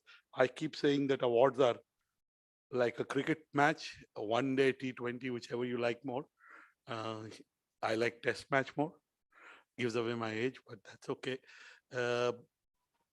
I can only say that Sachin Tendulkar is a great cricketer, though I share my birthday with the world's greatest cricketer of all time, according to Sachin Tendulkar, that is Sir Donald Bradman. I can only say that Sachin gets there to bat, and a lot of times he scores centuries, but there are days that he gets out on lesser scores, not necessarily a century. That doesn't make Sachin Tendulkar any less batsman or cricketer. And for a lot of people in the world and for lots of Indians, Sachin Tendulkar is the best cricketer of all time. And it's his humility that he calls Donald Bradman the greatest cricketer of all time. So really, awards are about how well you present to the jury, what you did on that day, you know, and certainly in awards, one jury member kind of believes in you and makes sure you win. And sometimes one jury member becomes the veto and makes sure somebody doesn't make it happen. That's the nature of awards, okay? So if you were nominated and for some reason post the presentation you didn't win, maybe you'll go out and bat another day and score a century and win. So wish you luck. I do get excited about books. So I have been recommending this book that I read 45 days back, 50 days back. It's called Humankind by Rutger Bregman. He's a Dutch philosopher. It's about how kind the human beings are. He's done a research over the last 300 years, and he's taken every story where humans are shown poorly, and he's given a very contrarian view through research and insights. And I'm Dr. Mittal. I'm sure you'll enjoy meeting, reading the book and meeting the author through his book. He's written another book called Utopia for Realists, which is about solutions to problems of the world, including education. There is a chapter on education. There's a chapter, you know, the Nobel Prize winners who talked of a basic income. One of them is an Indian and his wife is not an Indian. Their idea was also first in that book. It's called Utopia for Realists, which is his first book, which I read as his second book, because I read his second book first. So that's a book I would recommend to all of you. I enjoyed reading, and very few books that I reread to even get more inputs and, you know, so to kind of, you know, soak them in deeply. So I would recommend books. Whatever little I've achieved is because of my parents' blessings and books, as I keep saying. So I'll not stand between you And the award winners, Dr. Mittal is here, and she's been associated with BW Education for a long time. Last time I met you at the Tamil Nadu Chennai Higher Education Summit on 20th April in Chennai. So all the best, keep doing good work. Education is a marathon, as you know. You're building an institution, you build an institution. It takes many, many years. I studied at MDI. I was lucky to go to MDI. This is the 52nd year of MDI, 51 completed. It's the 52nd year of MDI. And it took a lot of time for MDI to get built. Still a long way, and I can talk about that institution. There are other institutions also I went to. Some of you may know those institutions, may not. So I am not talking about those institutions. They're also, for me, they're very important, and I'm lucky that I went there. I mean, anybody from Old Gurgaon here? Old Gurgaon, not New Gurgaon. Anybody from Gurgaon? Right? You know sectors. Do you know New Colony? Does anybody know New Colony? You know New Colony. So there's a school there called Our Lady of Fatima Convent High School. I went to that. There's a very big cabinet minister. She also went to that school. I won't give her name. You can guess. Right? She's very preeminent, and So I went there, and I still believe that that's one of the best part of my education. It's very, I mean, convent schools have changed. I read a Reshmi Dasgupta's piece 8, 10, 12 weeks back on how the convent schools have not kept pace with education like they used to. Because I remember I have an older sister. When I was born, my parents, of course, wanted me to go to that school, and my parents are educationists, and my sister, had a very good rapport with the principal, and the principal asked, I've been told this story, of course I was too small, I don't remember it. So my sister asked, so what do we want as a gift? She said, give my younger brother an admission in the school. So it's a very big deal to get admission. My nephew didn't get admission 23 years back. I tried for him. He didn't, right? So, it's a very good school. And I learned, also it was very innocent times, no social media. In the cleanest school I went to, you can say we were ignorant about a lot of things. I learned my English there, Renan and Martin and stuff like that, And there used to be a subject called moral science, if you went to a convent school, and it was I used to like that. So I just would say that. And then, I don't talk about it, but I went to an engineering school that's known more for textiles. And, it's in Bhiwani, so it's called the Technological Institute of Textiles and Sciences. But I did my BTech Computer Sciences because sciences is. So really, all these institutions have played a role in my life. And after 10th, I got a little less marks than my parents expected. In 10th, I was 8th or 9th or 10th in the class, and my parents expected better marks. And I got 72.6. I mean, that time the topper was 78%, to give you the perspective, So don't think like 172.6. And my father was in the government college in Gurgaon. And all my friends came to DPS, because my school the convent school was till 10th. Now there is a senior school in sector 14. And I went to again, if you know Gurgaon, it was like a punishment for me that you didn't score well, now you study here. I know at that time, but I became paranoid, and I topped the Haryana board both in 11th and 12th because I made sure that, I had to do well. So I went to a college called Dronacharya Government College in Gurgaon, I did my 11th, 12th from there. So 10, I went to, actually the first school I went to, if really, I know this education, but, I'm giving you my journey. I remember I was 4 years old, and we used to live in Civil Lines in Old Gurgaon. If you know Civil Lines, in a very nice area. And both my parents are academicians, as I've told you. So they put me in, my sister was in OLF, and I still hadn't got admission. They put me in a school called, it's near, and it's called, in every small town, there is a Guru Ghanteshwar school, it was called that. And, there was a temple next to it. There was a temple next to it. It was very close to our home, and I wouldn't learn anything. So my parents got very worried that, in spite of going to the school for 60 days, he doesn't speak basic ABCD. He doesn't. So they went to OLF and made sure that they requested the principal. And I was lucky enough, because of my sister, I got through into the school. So these are the OLF, Dronacharya Government College, Gurgaon, TIT Bhiwani, and MDI are the 4 institutions that I've studied in. And I'm grateful that I could get in there. And, I did my dad studied at BITS Pilani. I got through in BITS Pilani, but I was getting a 5-year dual mechanical. And here I was getting BTech Computer Science. And all those, that time my parents and me took a decision, and also TIT was cheaper than BITS Pilani, let me say, middle class family, so it was cheaper. So, and it was 4 years. So all those, things happened, but ultimately, I am a Hindu, I believe in Prarabdha. जो भी preordained है वो तो होगा ही होगा. So do your best, build your institutions. Education in India is the most important thing for parents. I think education is bigger than building a house, doing anything. So it's all of you have a responsibility, and I know that all the winners are taking on their responsibility with aplomb and with a great sense of accountability, if I may use it.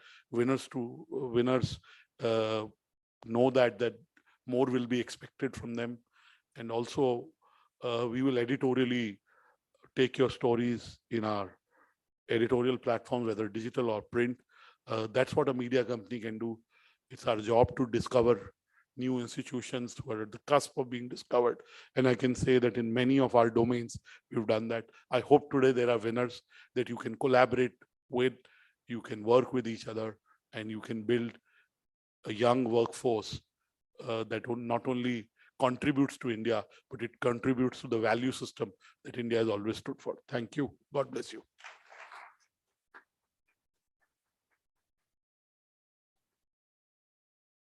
Thank you. Thank you so much, sir. Today's award ceremony is being streamed live across all BW Business World platforms, including our social media channels and also on www.bweducation.com. Once again, please join in the celebrations of the evening by using the hashtag Super30TEB. 30 is numeric in this. Now, before we start with the award ceremony, an important announcement for all the winners. Once you receive your award, please step down and move towards the left of the stage, because we need a picture of yours for the magazine, and also stay back in the end because we need a group picture as well. Once again, for the magazine, and also both these pictures, your individuals and the group, will also go on our digital platforms. That's one's of course on the business world platform, and second on the education platform as well. And I promise it'll help you with your reach as well. Don't miss out on that. And now time to reveal the winners of the BW Education Super 30 Top Education Brands Awards. To felicitate our winners, may I please call on stage Dr. Anurag Batra, Chairman and Editor-in-Chief, BW Business World and founder, Exchange Media Group. Joining him is Dr. Mrs. Pankaj Mittal, Secretary General Association of Indian Universities, Professor Dr. Pawan Kumar, Joint Secretary, Haryana Board of School Education, Bhiwani, Srimati Padma Jaiswal, IAS, Secretary to Government of Puducherry, and Dr. Ram Kumar Kakani, Indian Institute of Management, Raipur. Please, once for them, everybody.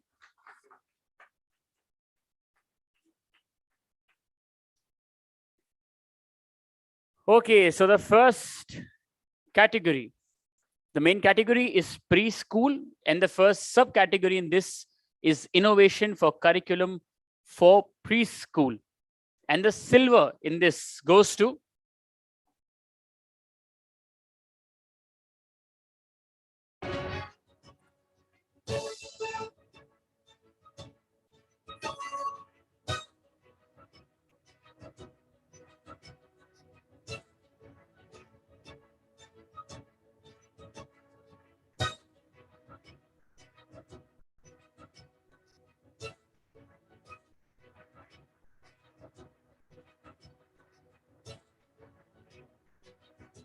it's Kushu Singh, founder and director, Oak Valley International Preschool and Daycare.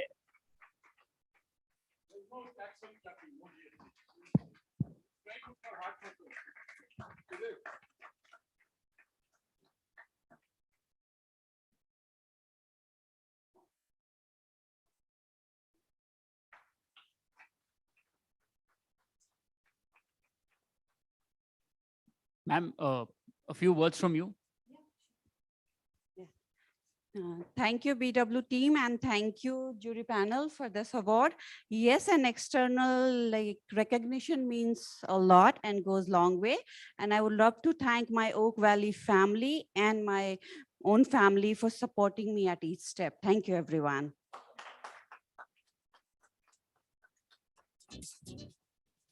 Congratulations, ma'am.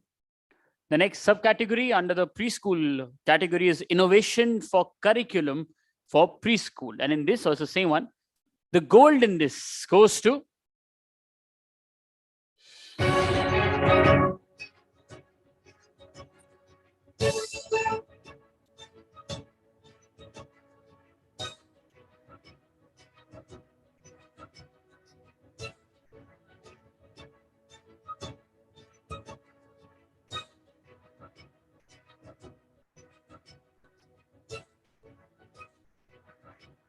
this goes to Safari India. We have with us the chairman, Jitendra Karsan, to receive the award.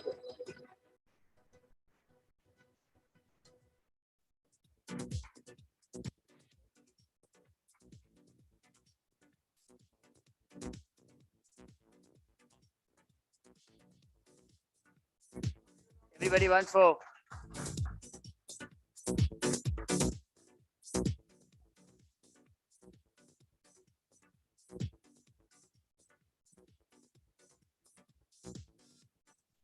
Yeah, thank you very much, Business World and the jury, for this award. Frankly, I'm just the representative collecting this award. This award is dedicated to my entire team who's been working very hard, making a difference to each and every child that enrolls with us, and all the blessings that we've been getting from all the parents. Thank you very much to the entire team. Thank you very much.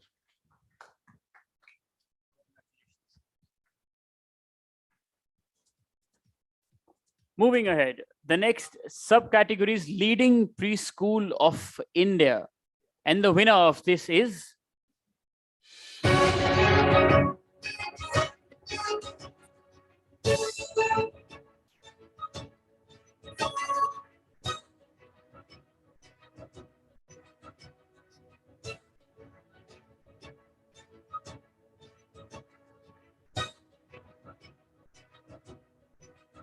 Kiddo Education Private Limited. We have with us the CEO, Arpita, to receive the award.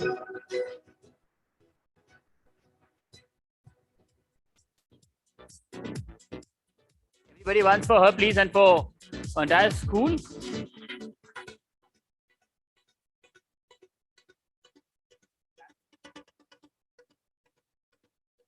Thanks so much. Like Jitu said, definitely a team effort, impossible to make it this far. I do want to acknowledge what you said, sir. BW team, BW education team does recognize teams that are on the cusp of breaking through and making a name for themselves. We really do appreciate the opportunity to be here. Thank you.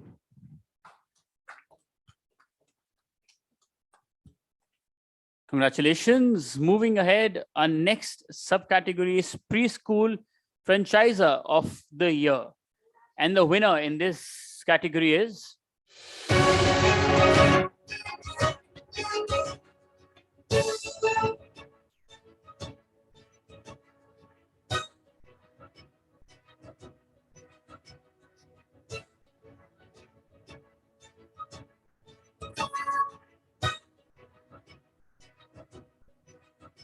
Your Kids Lighthouse Learning. We have with us the Zonal Business Manager, Sarpreet Singh, receiving the award on behalf of the CEO, Sisha Sai.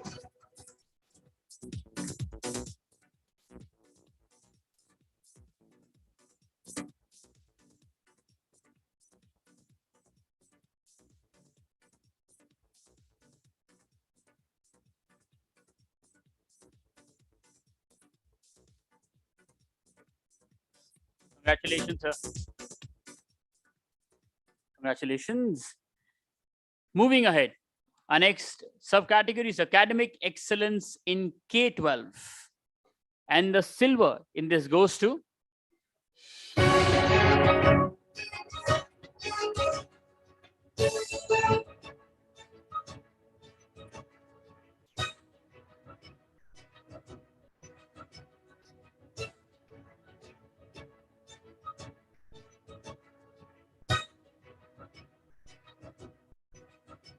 Griffin's International School. We have with us the founder, chairman, and academic director, Abhishek Kumar Yadav, to receive the award.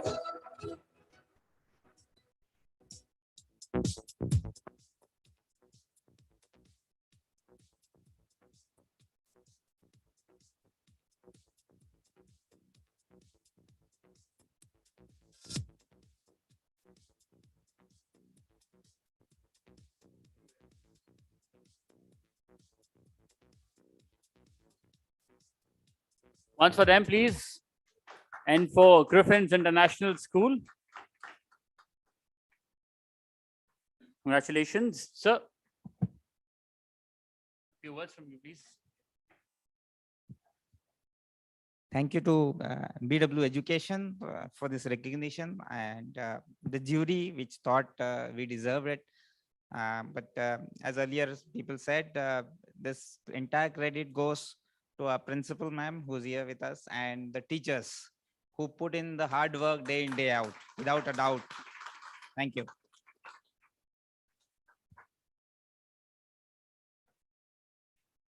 A request to all the winners, please stay back for the group picture as well. We don't really want you to miss that. Now the gold in the academic excellence in K-12 category goes to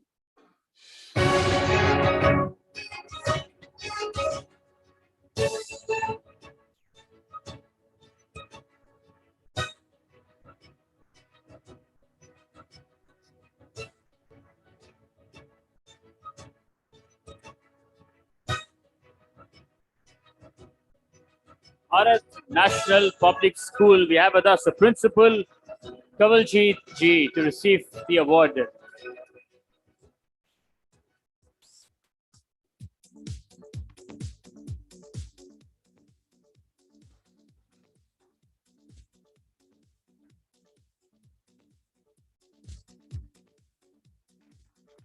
Once for, sir, congratulations. Thank you so much. I was wondering, probably I'll be getting it for innovation award for academic excellence. So nevertheless, just to set the context, so very, very briefly, these awards and the kind of work all of us are doing probably. Just yesterday, a small anecdote.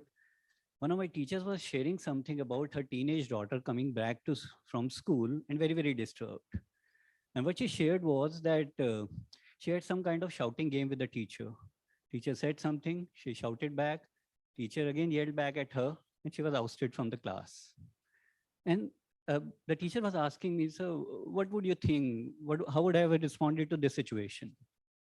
And my natural response was, you would have inquired what actually happened, what transpired between you and the teacher, and probably concluding something whether the teenage child is a rebellious child or the teacher herself needs some kind of counseling. But what she responded was, opened my eyes to all this gambit of looking out of box and looking at the things, which also is a psychologist's response to a situation also, where she asked her daughter, did you have your breakfast in the morning? Now, that was something which also struck very hard to me in terms of most of the issues are coming because we are trying to find the problem somewhere in that situation which it lies somewhere outside. So I think the whole gambit of the whole plethora of these awards also signify that probably there are people who are finding solutions not only in that problem, but beyond that. Thank you so much. It's been a privilege to be here. Thank you, sir.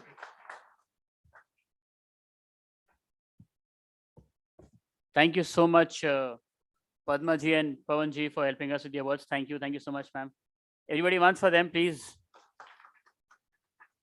Thank you. Thank you. Thank you. Moving ahead, our next subcategory in the K-12 school is Emerging School of India. And the winner of this is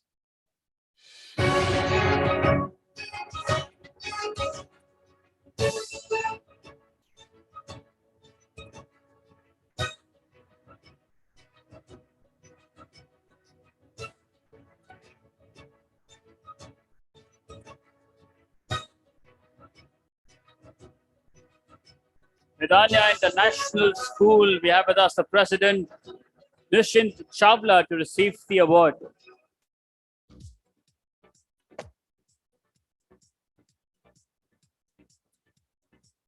We have with us the principal to receive the award.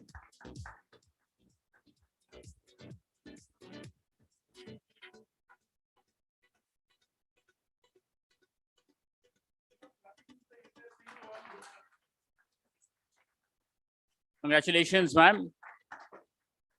Moving ahead, our next subcategory is Innovative School of India. And the bronze in this goes to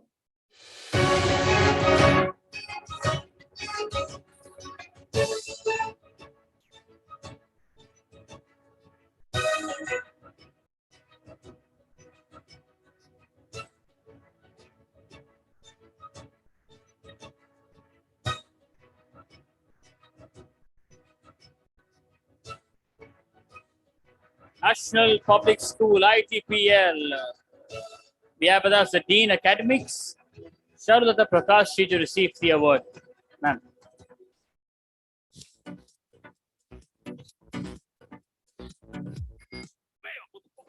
Everybody for National Public School.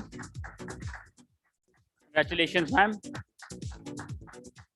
Moving ahead, the silver in Innovative School of India goes to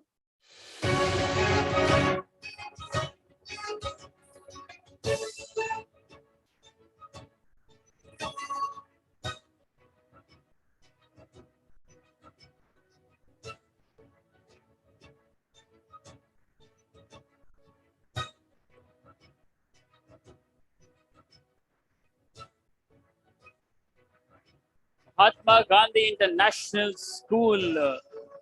We have with us the Director, Pedagogy, Minu Joshi, to receive the award.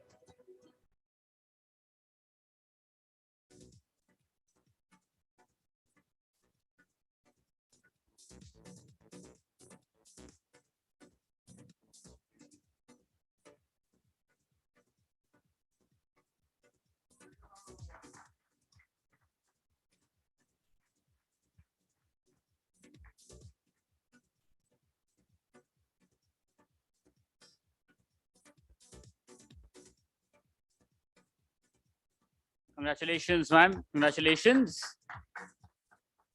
Now the gold in Innovative School of India goes to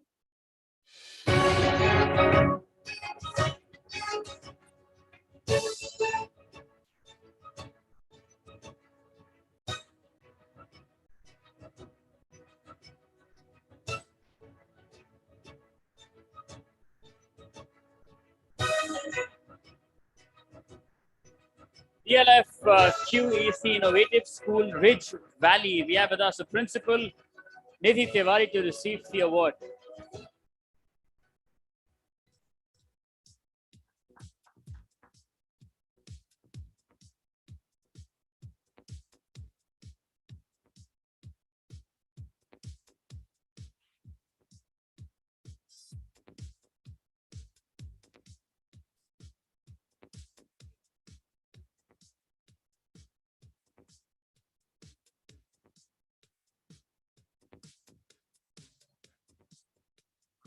For them, everybody, please.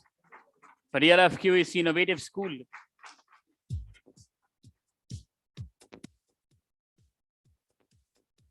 Congratulations, ma'am.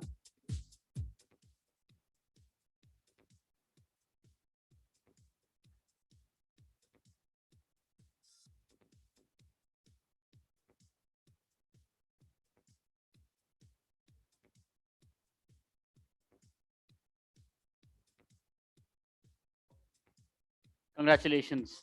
Aye, please. Our next subcategory is Leading Residential School in India. And the winner of this is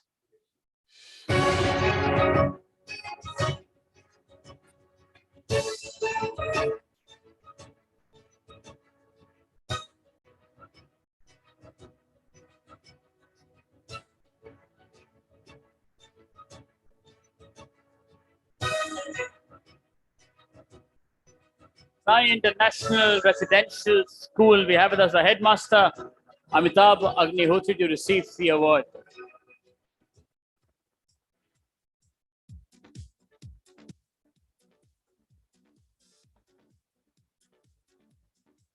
For them, please. For all the kids, the teachers, or staff back home. Congratulations, sir.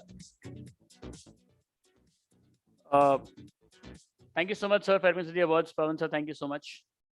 Thank you. Everybody, एक बार Sir के लिए मैं once again request Dr. Kagani, Indian Institute of Management, Raipur, to please join us on stage. आइए sir.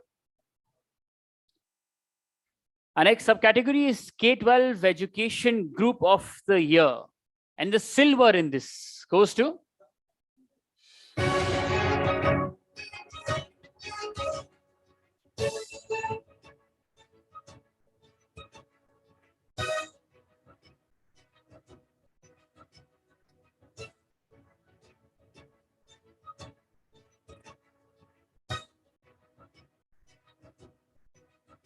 GEMS Education India. We have with us COO and the Director of Education, Dr. Amrita Bhora, to receive the award.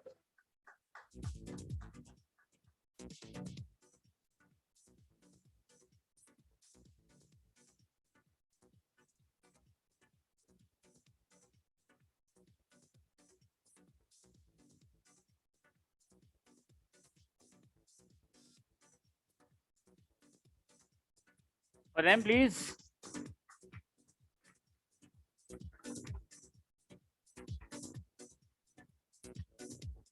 Congratulations, man. Congratulations. A reminder for all the winners, please stay back. For the group picture, we've reached the half already. A few more to go.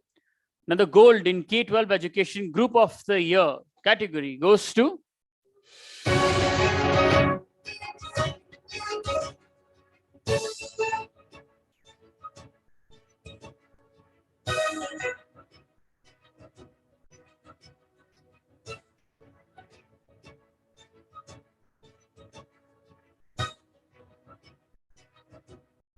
Gamut International School. We have with us a Director Academics, Mohina Darshi, to receive the award.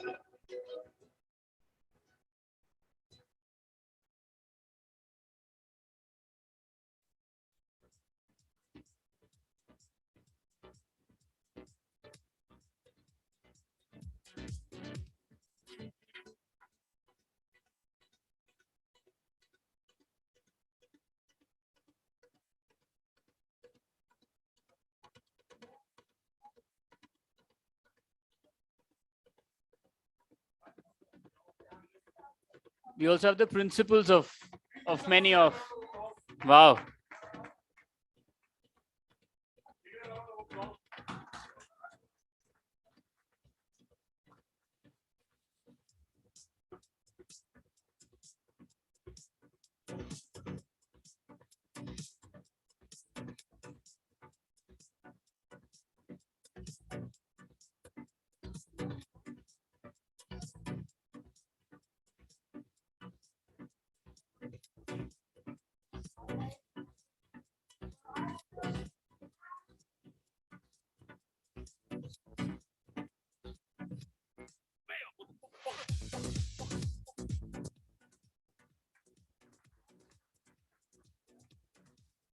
Congratulations to all the schools in the group.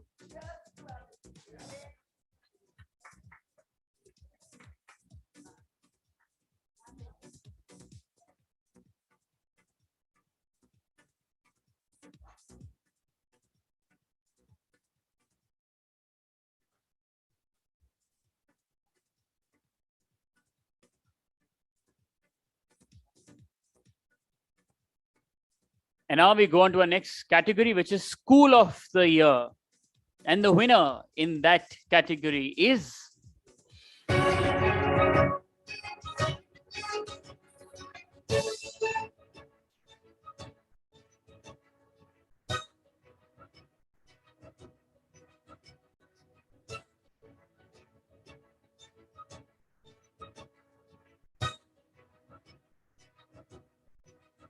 Pathways World School, Gurgaon. We have with us a school director, Sonia Mehta, to receive the award.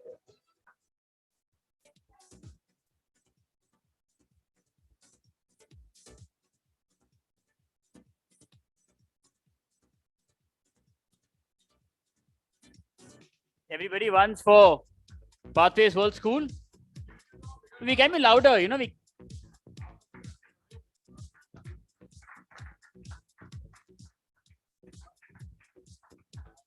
Congratulations.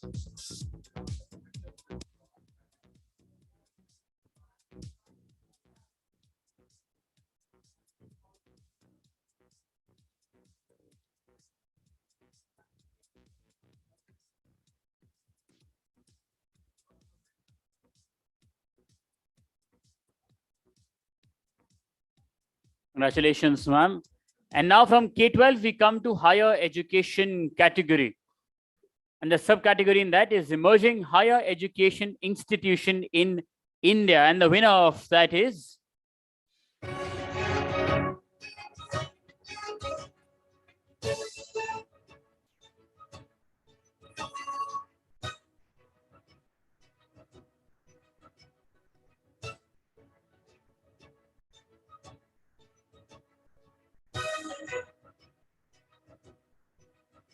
Hidayatullah National Law University. We have with us the Assistant Registrar and Faculty, Anita Singh, to receive the award.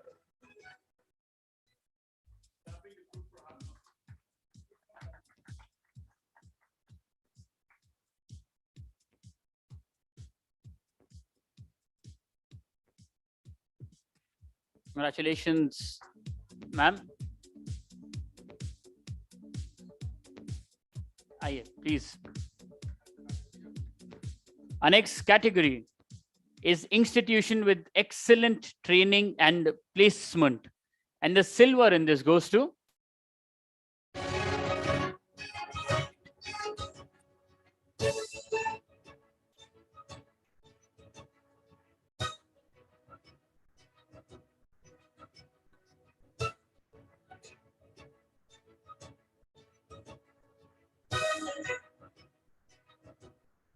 Noida Institute of Engineering and Technology. We have with us a director, Dr. Vinod M. Kapse, to receive the award.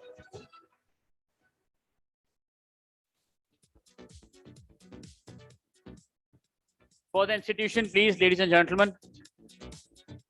What happened to all your Josh? Congratulations, sir.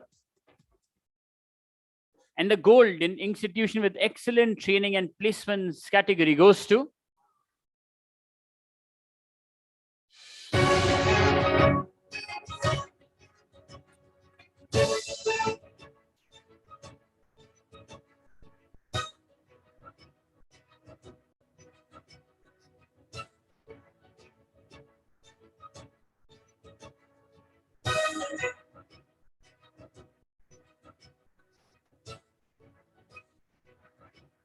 okay, so this is a change.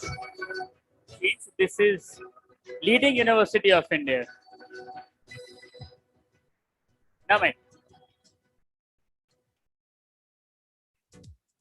So this is the leading University of India, Chitkara University. We have with us a Pro Chancellor, Dr. Madhu Chitkara, to receive the award. Everybody wants for them, please.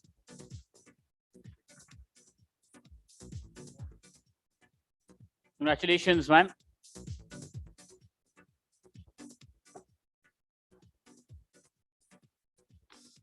Our next category is institution with excellent training and placement.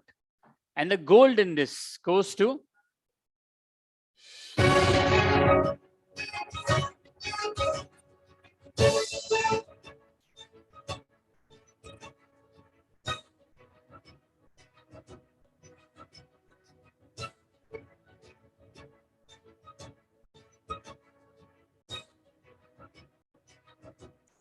Besides school, we have with us a CTO, Drupal Dev, to receive the award.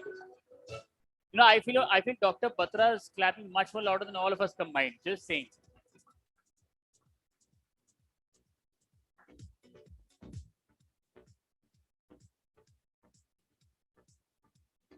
Congratulations, sir. Congratulations. Now, moving ahead, our next category is Leading Skills University of India. And the winner in this is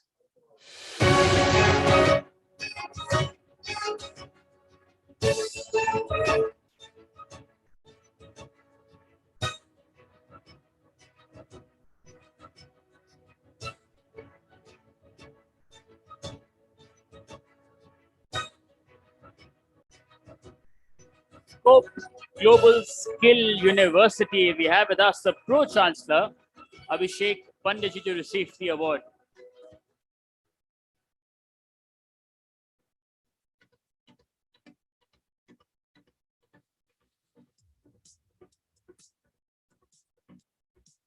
Congratulations, sir. Now we come to edutech. And in this, the first subcategory is Best E-Learning / Online Tutoring Company of the Year. And we have joint winners in this. Let's please have the winners.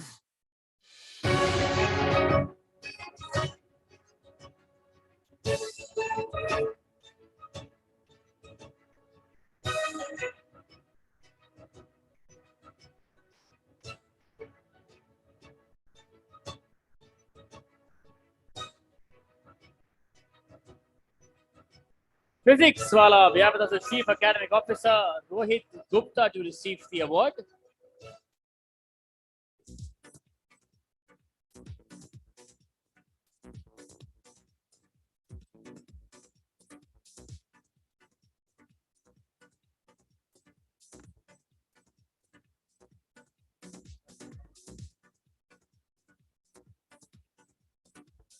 For Physics Wala, everybody.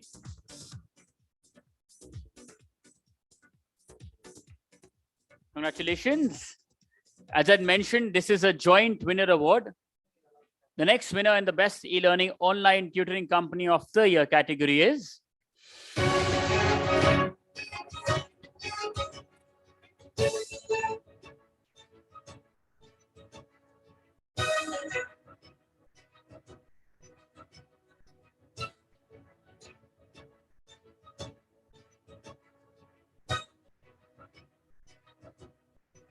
Great Learning. We have with us the PR head, Navmi Achen, to receive the award.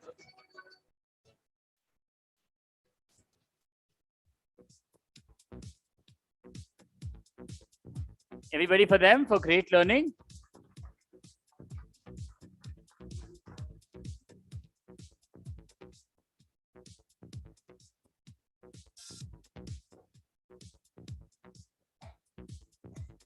Congratulations, ma'am. And the next winner, the third winner in the Best E-Learning / Online Tutoring Company of the Year category is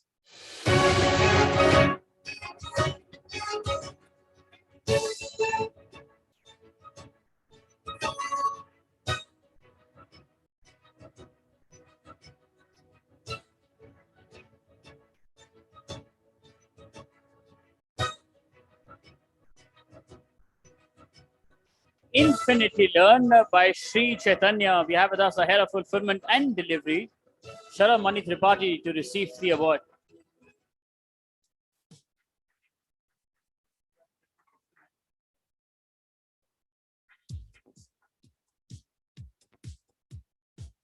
For Shalab, everybody, and for Infinity Learn. Congratulations, sir. Our next category is Game-Based Learning Company of the Year. And the winner in this is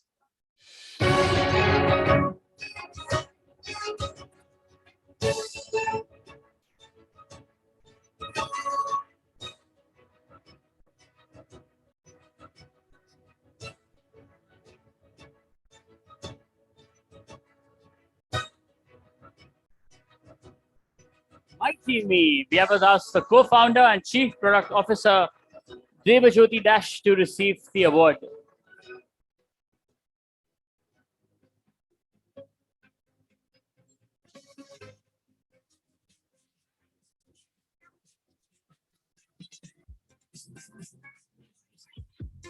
Everybody for Mighty Me, please. The winners. Yeah, please. Hello. I'm really grateful to receive this award on behalf of my entire team. Why I voluntarily took this microphone is because in what we are building, we want all of your like help, support, and overall blessings to make this a real impactful company. Regarding what we do, is basically it's the summary of what Padma Jaiswal ma'am actually told in her speech. It's basically all that we do. So it's about not just building a well knowledgeable individual, it's about building an individual who makes a difference in the society. So that's what we want to make. And this difference in the society can only be made if you help us in making this difference in the society. Thank you. Thank you, all of you. Congratulations. We're on to our last 4 categories. The next is innovative technology solutions for schools. We have joint winners in this, and the winners are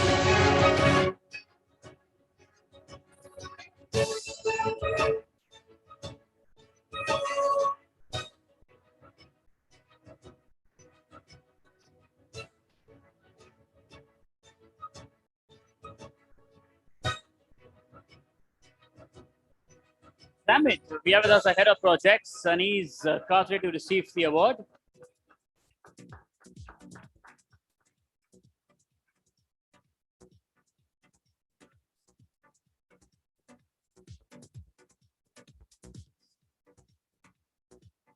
Once for them, please, once for her, her entire team.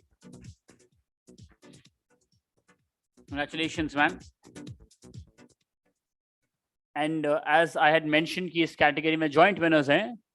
The other winner, the next winner in the innovative technology solutions for schools category is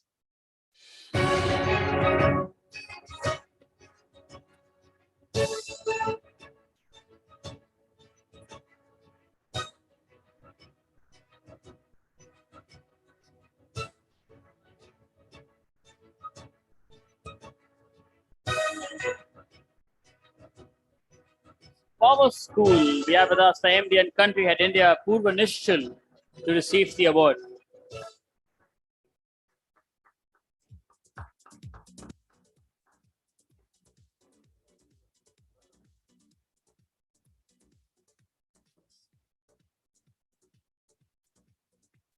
For him, please, and for his entire team.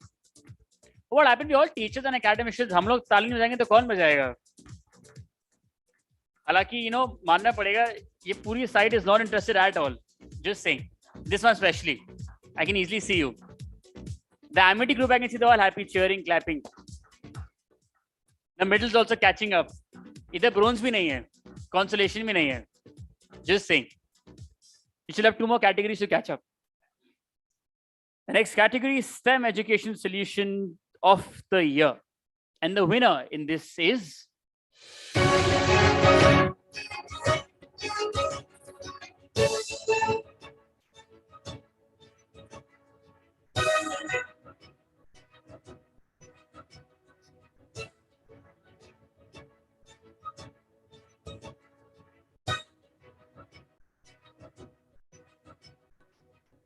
White Canvas India. We have with us the founder and CEO, Samresh Shah, to receive the award.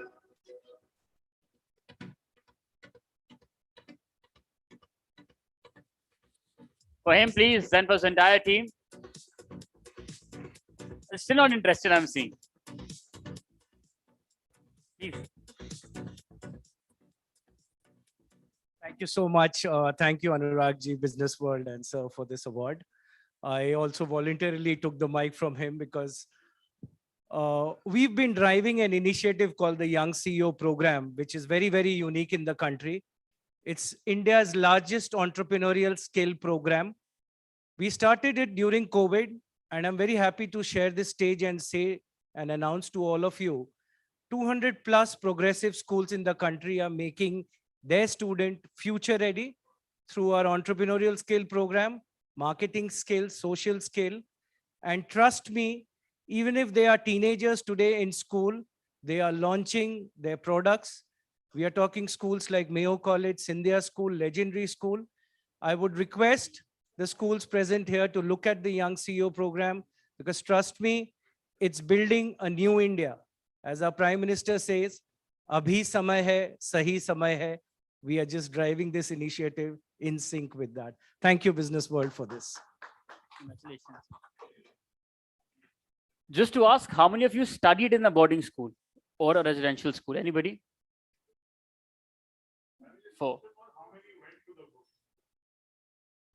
Studied there. Went and studied, of course. More detailed. 4, 5. Okay. You as well. Oh, because I also went to one of them. And I can't find my school anywhere here. I want to write to a principal now, ki, haan, kuch to nomination. Would have tried better. Sure would, yes. Yes.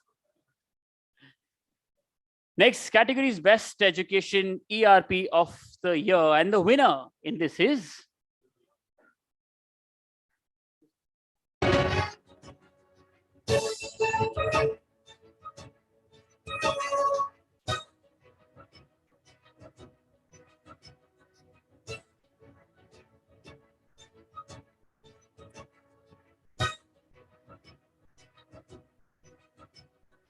Microsoft Solutions Private Limited. We have with us Varun Dev, Vice President, to receive the award.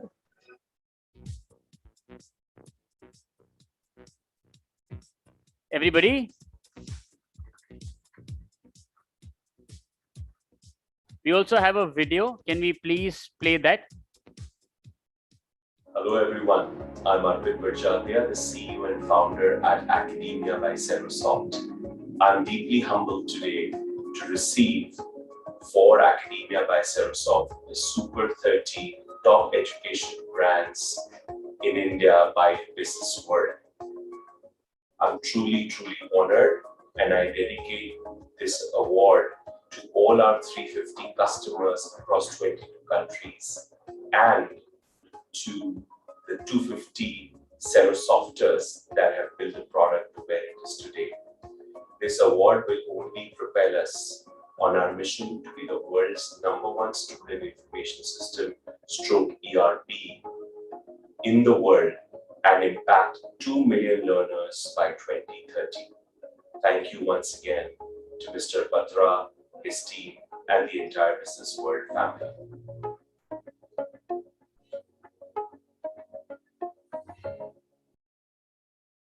Congratulations.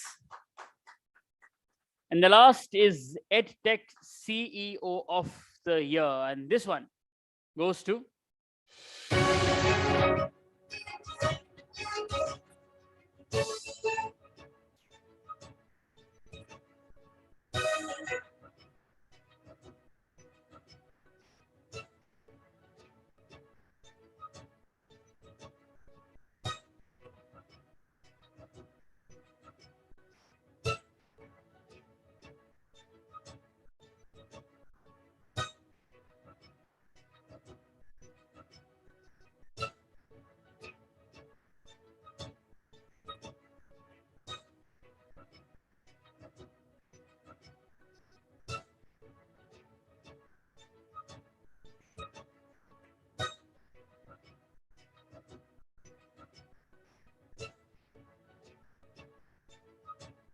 Ujjwal Singh, President and CEO, Infinity Learn by State. Chaitanya, we have with us the head of fulfillment and delivery. Solomon is the party to receive the award.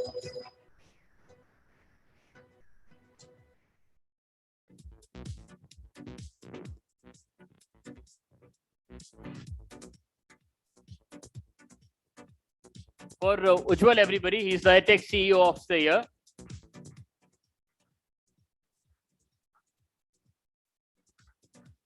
Congratulations. And with that, we come to an end of the awards ceremony. Thank you so much to all the presenters. Thank you so much. All the winners, with your trophies, please, along with the jury members, I request you as well to please join us on stage a group picture. All the winners with your trophies and jury members भी अगर आज हमारे साथ यहाँ पर हैं तो please.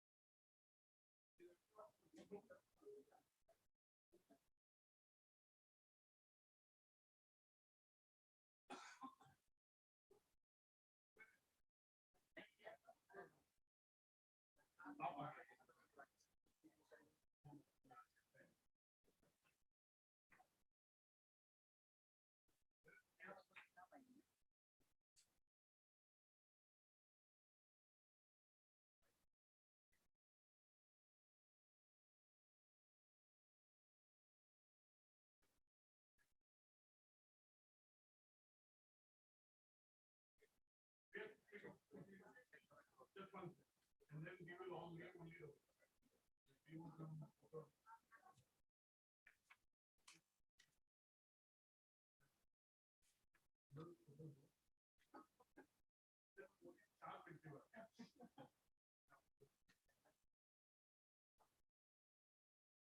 just the winner, me, Dr. Mitchell.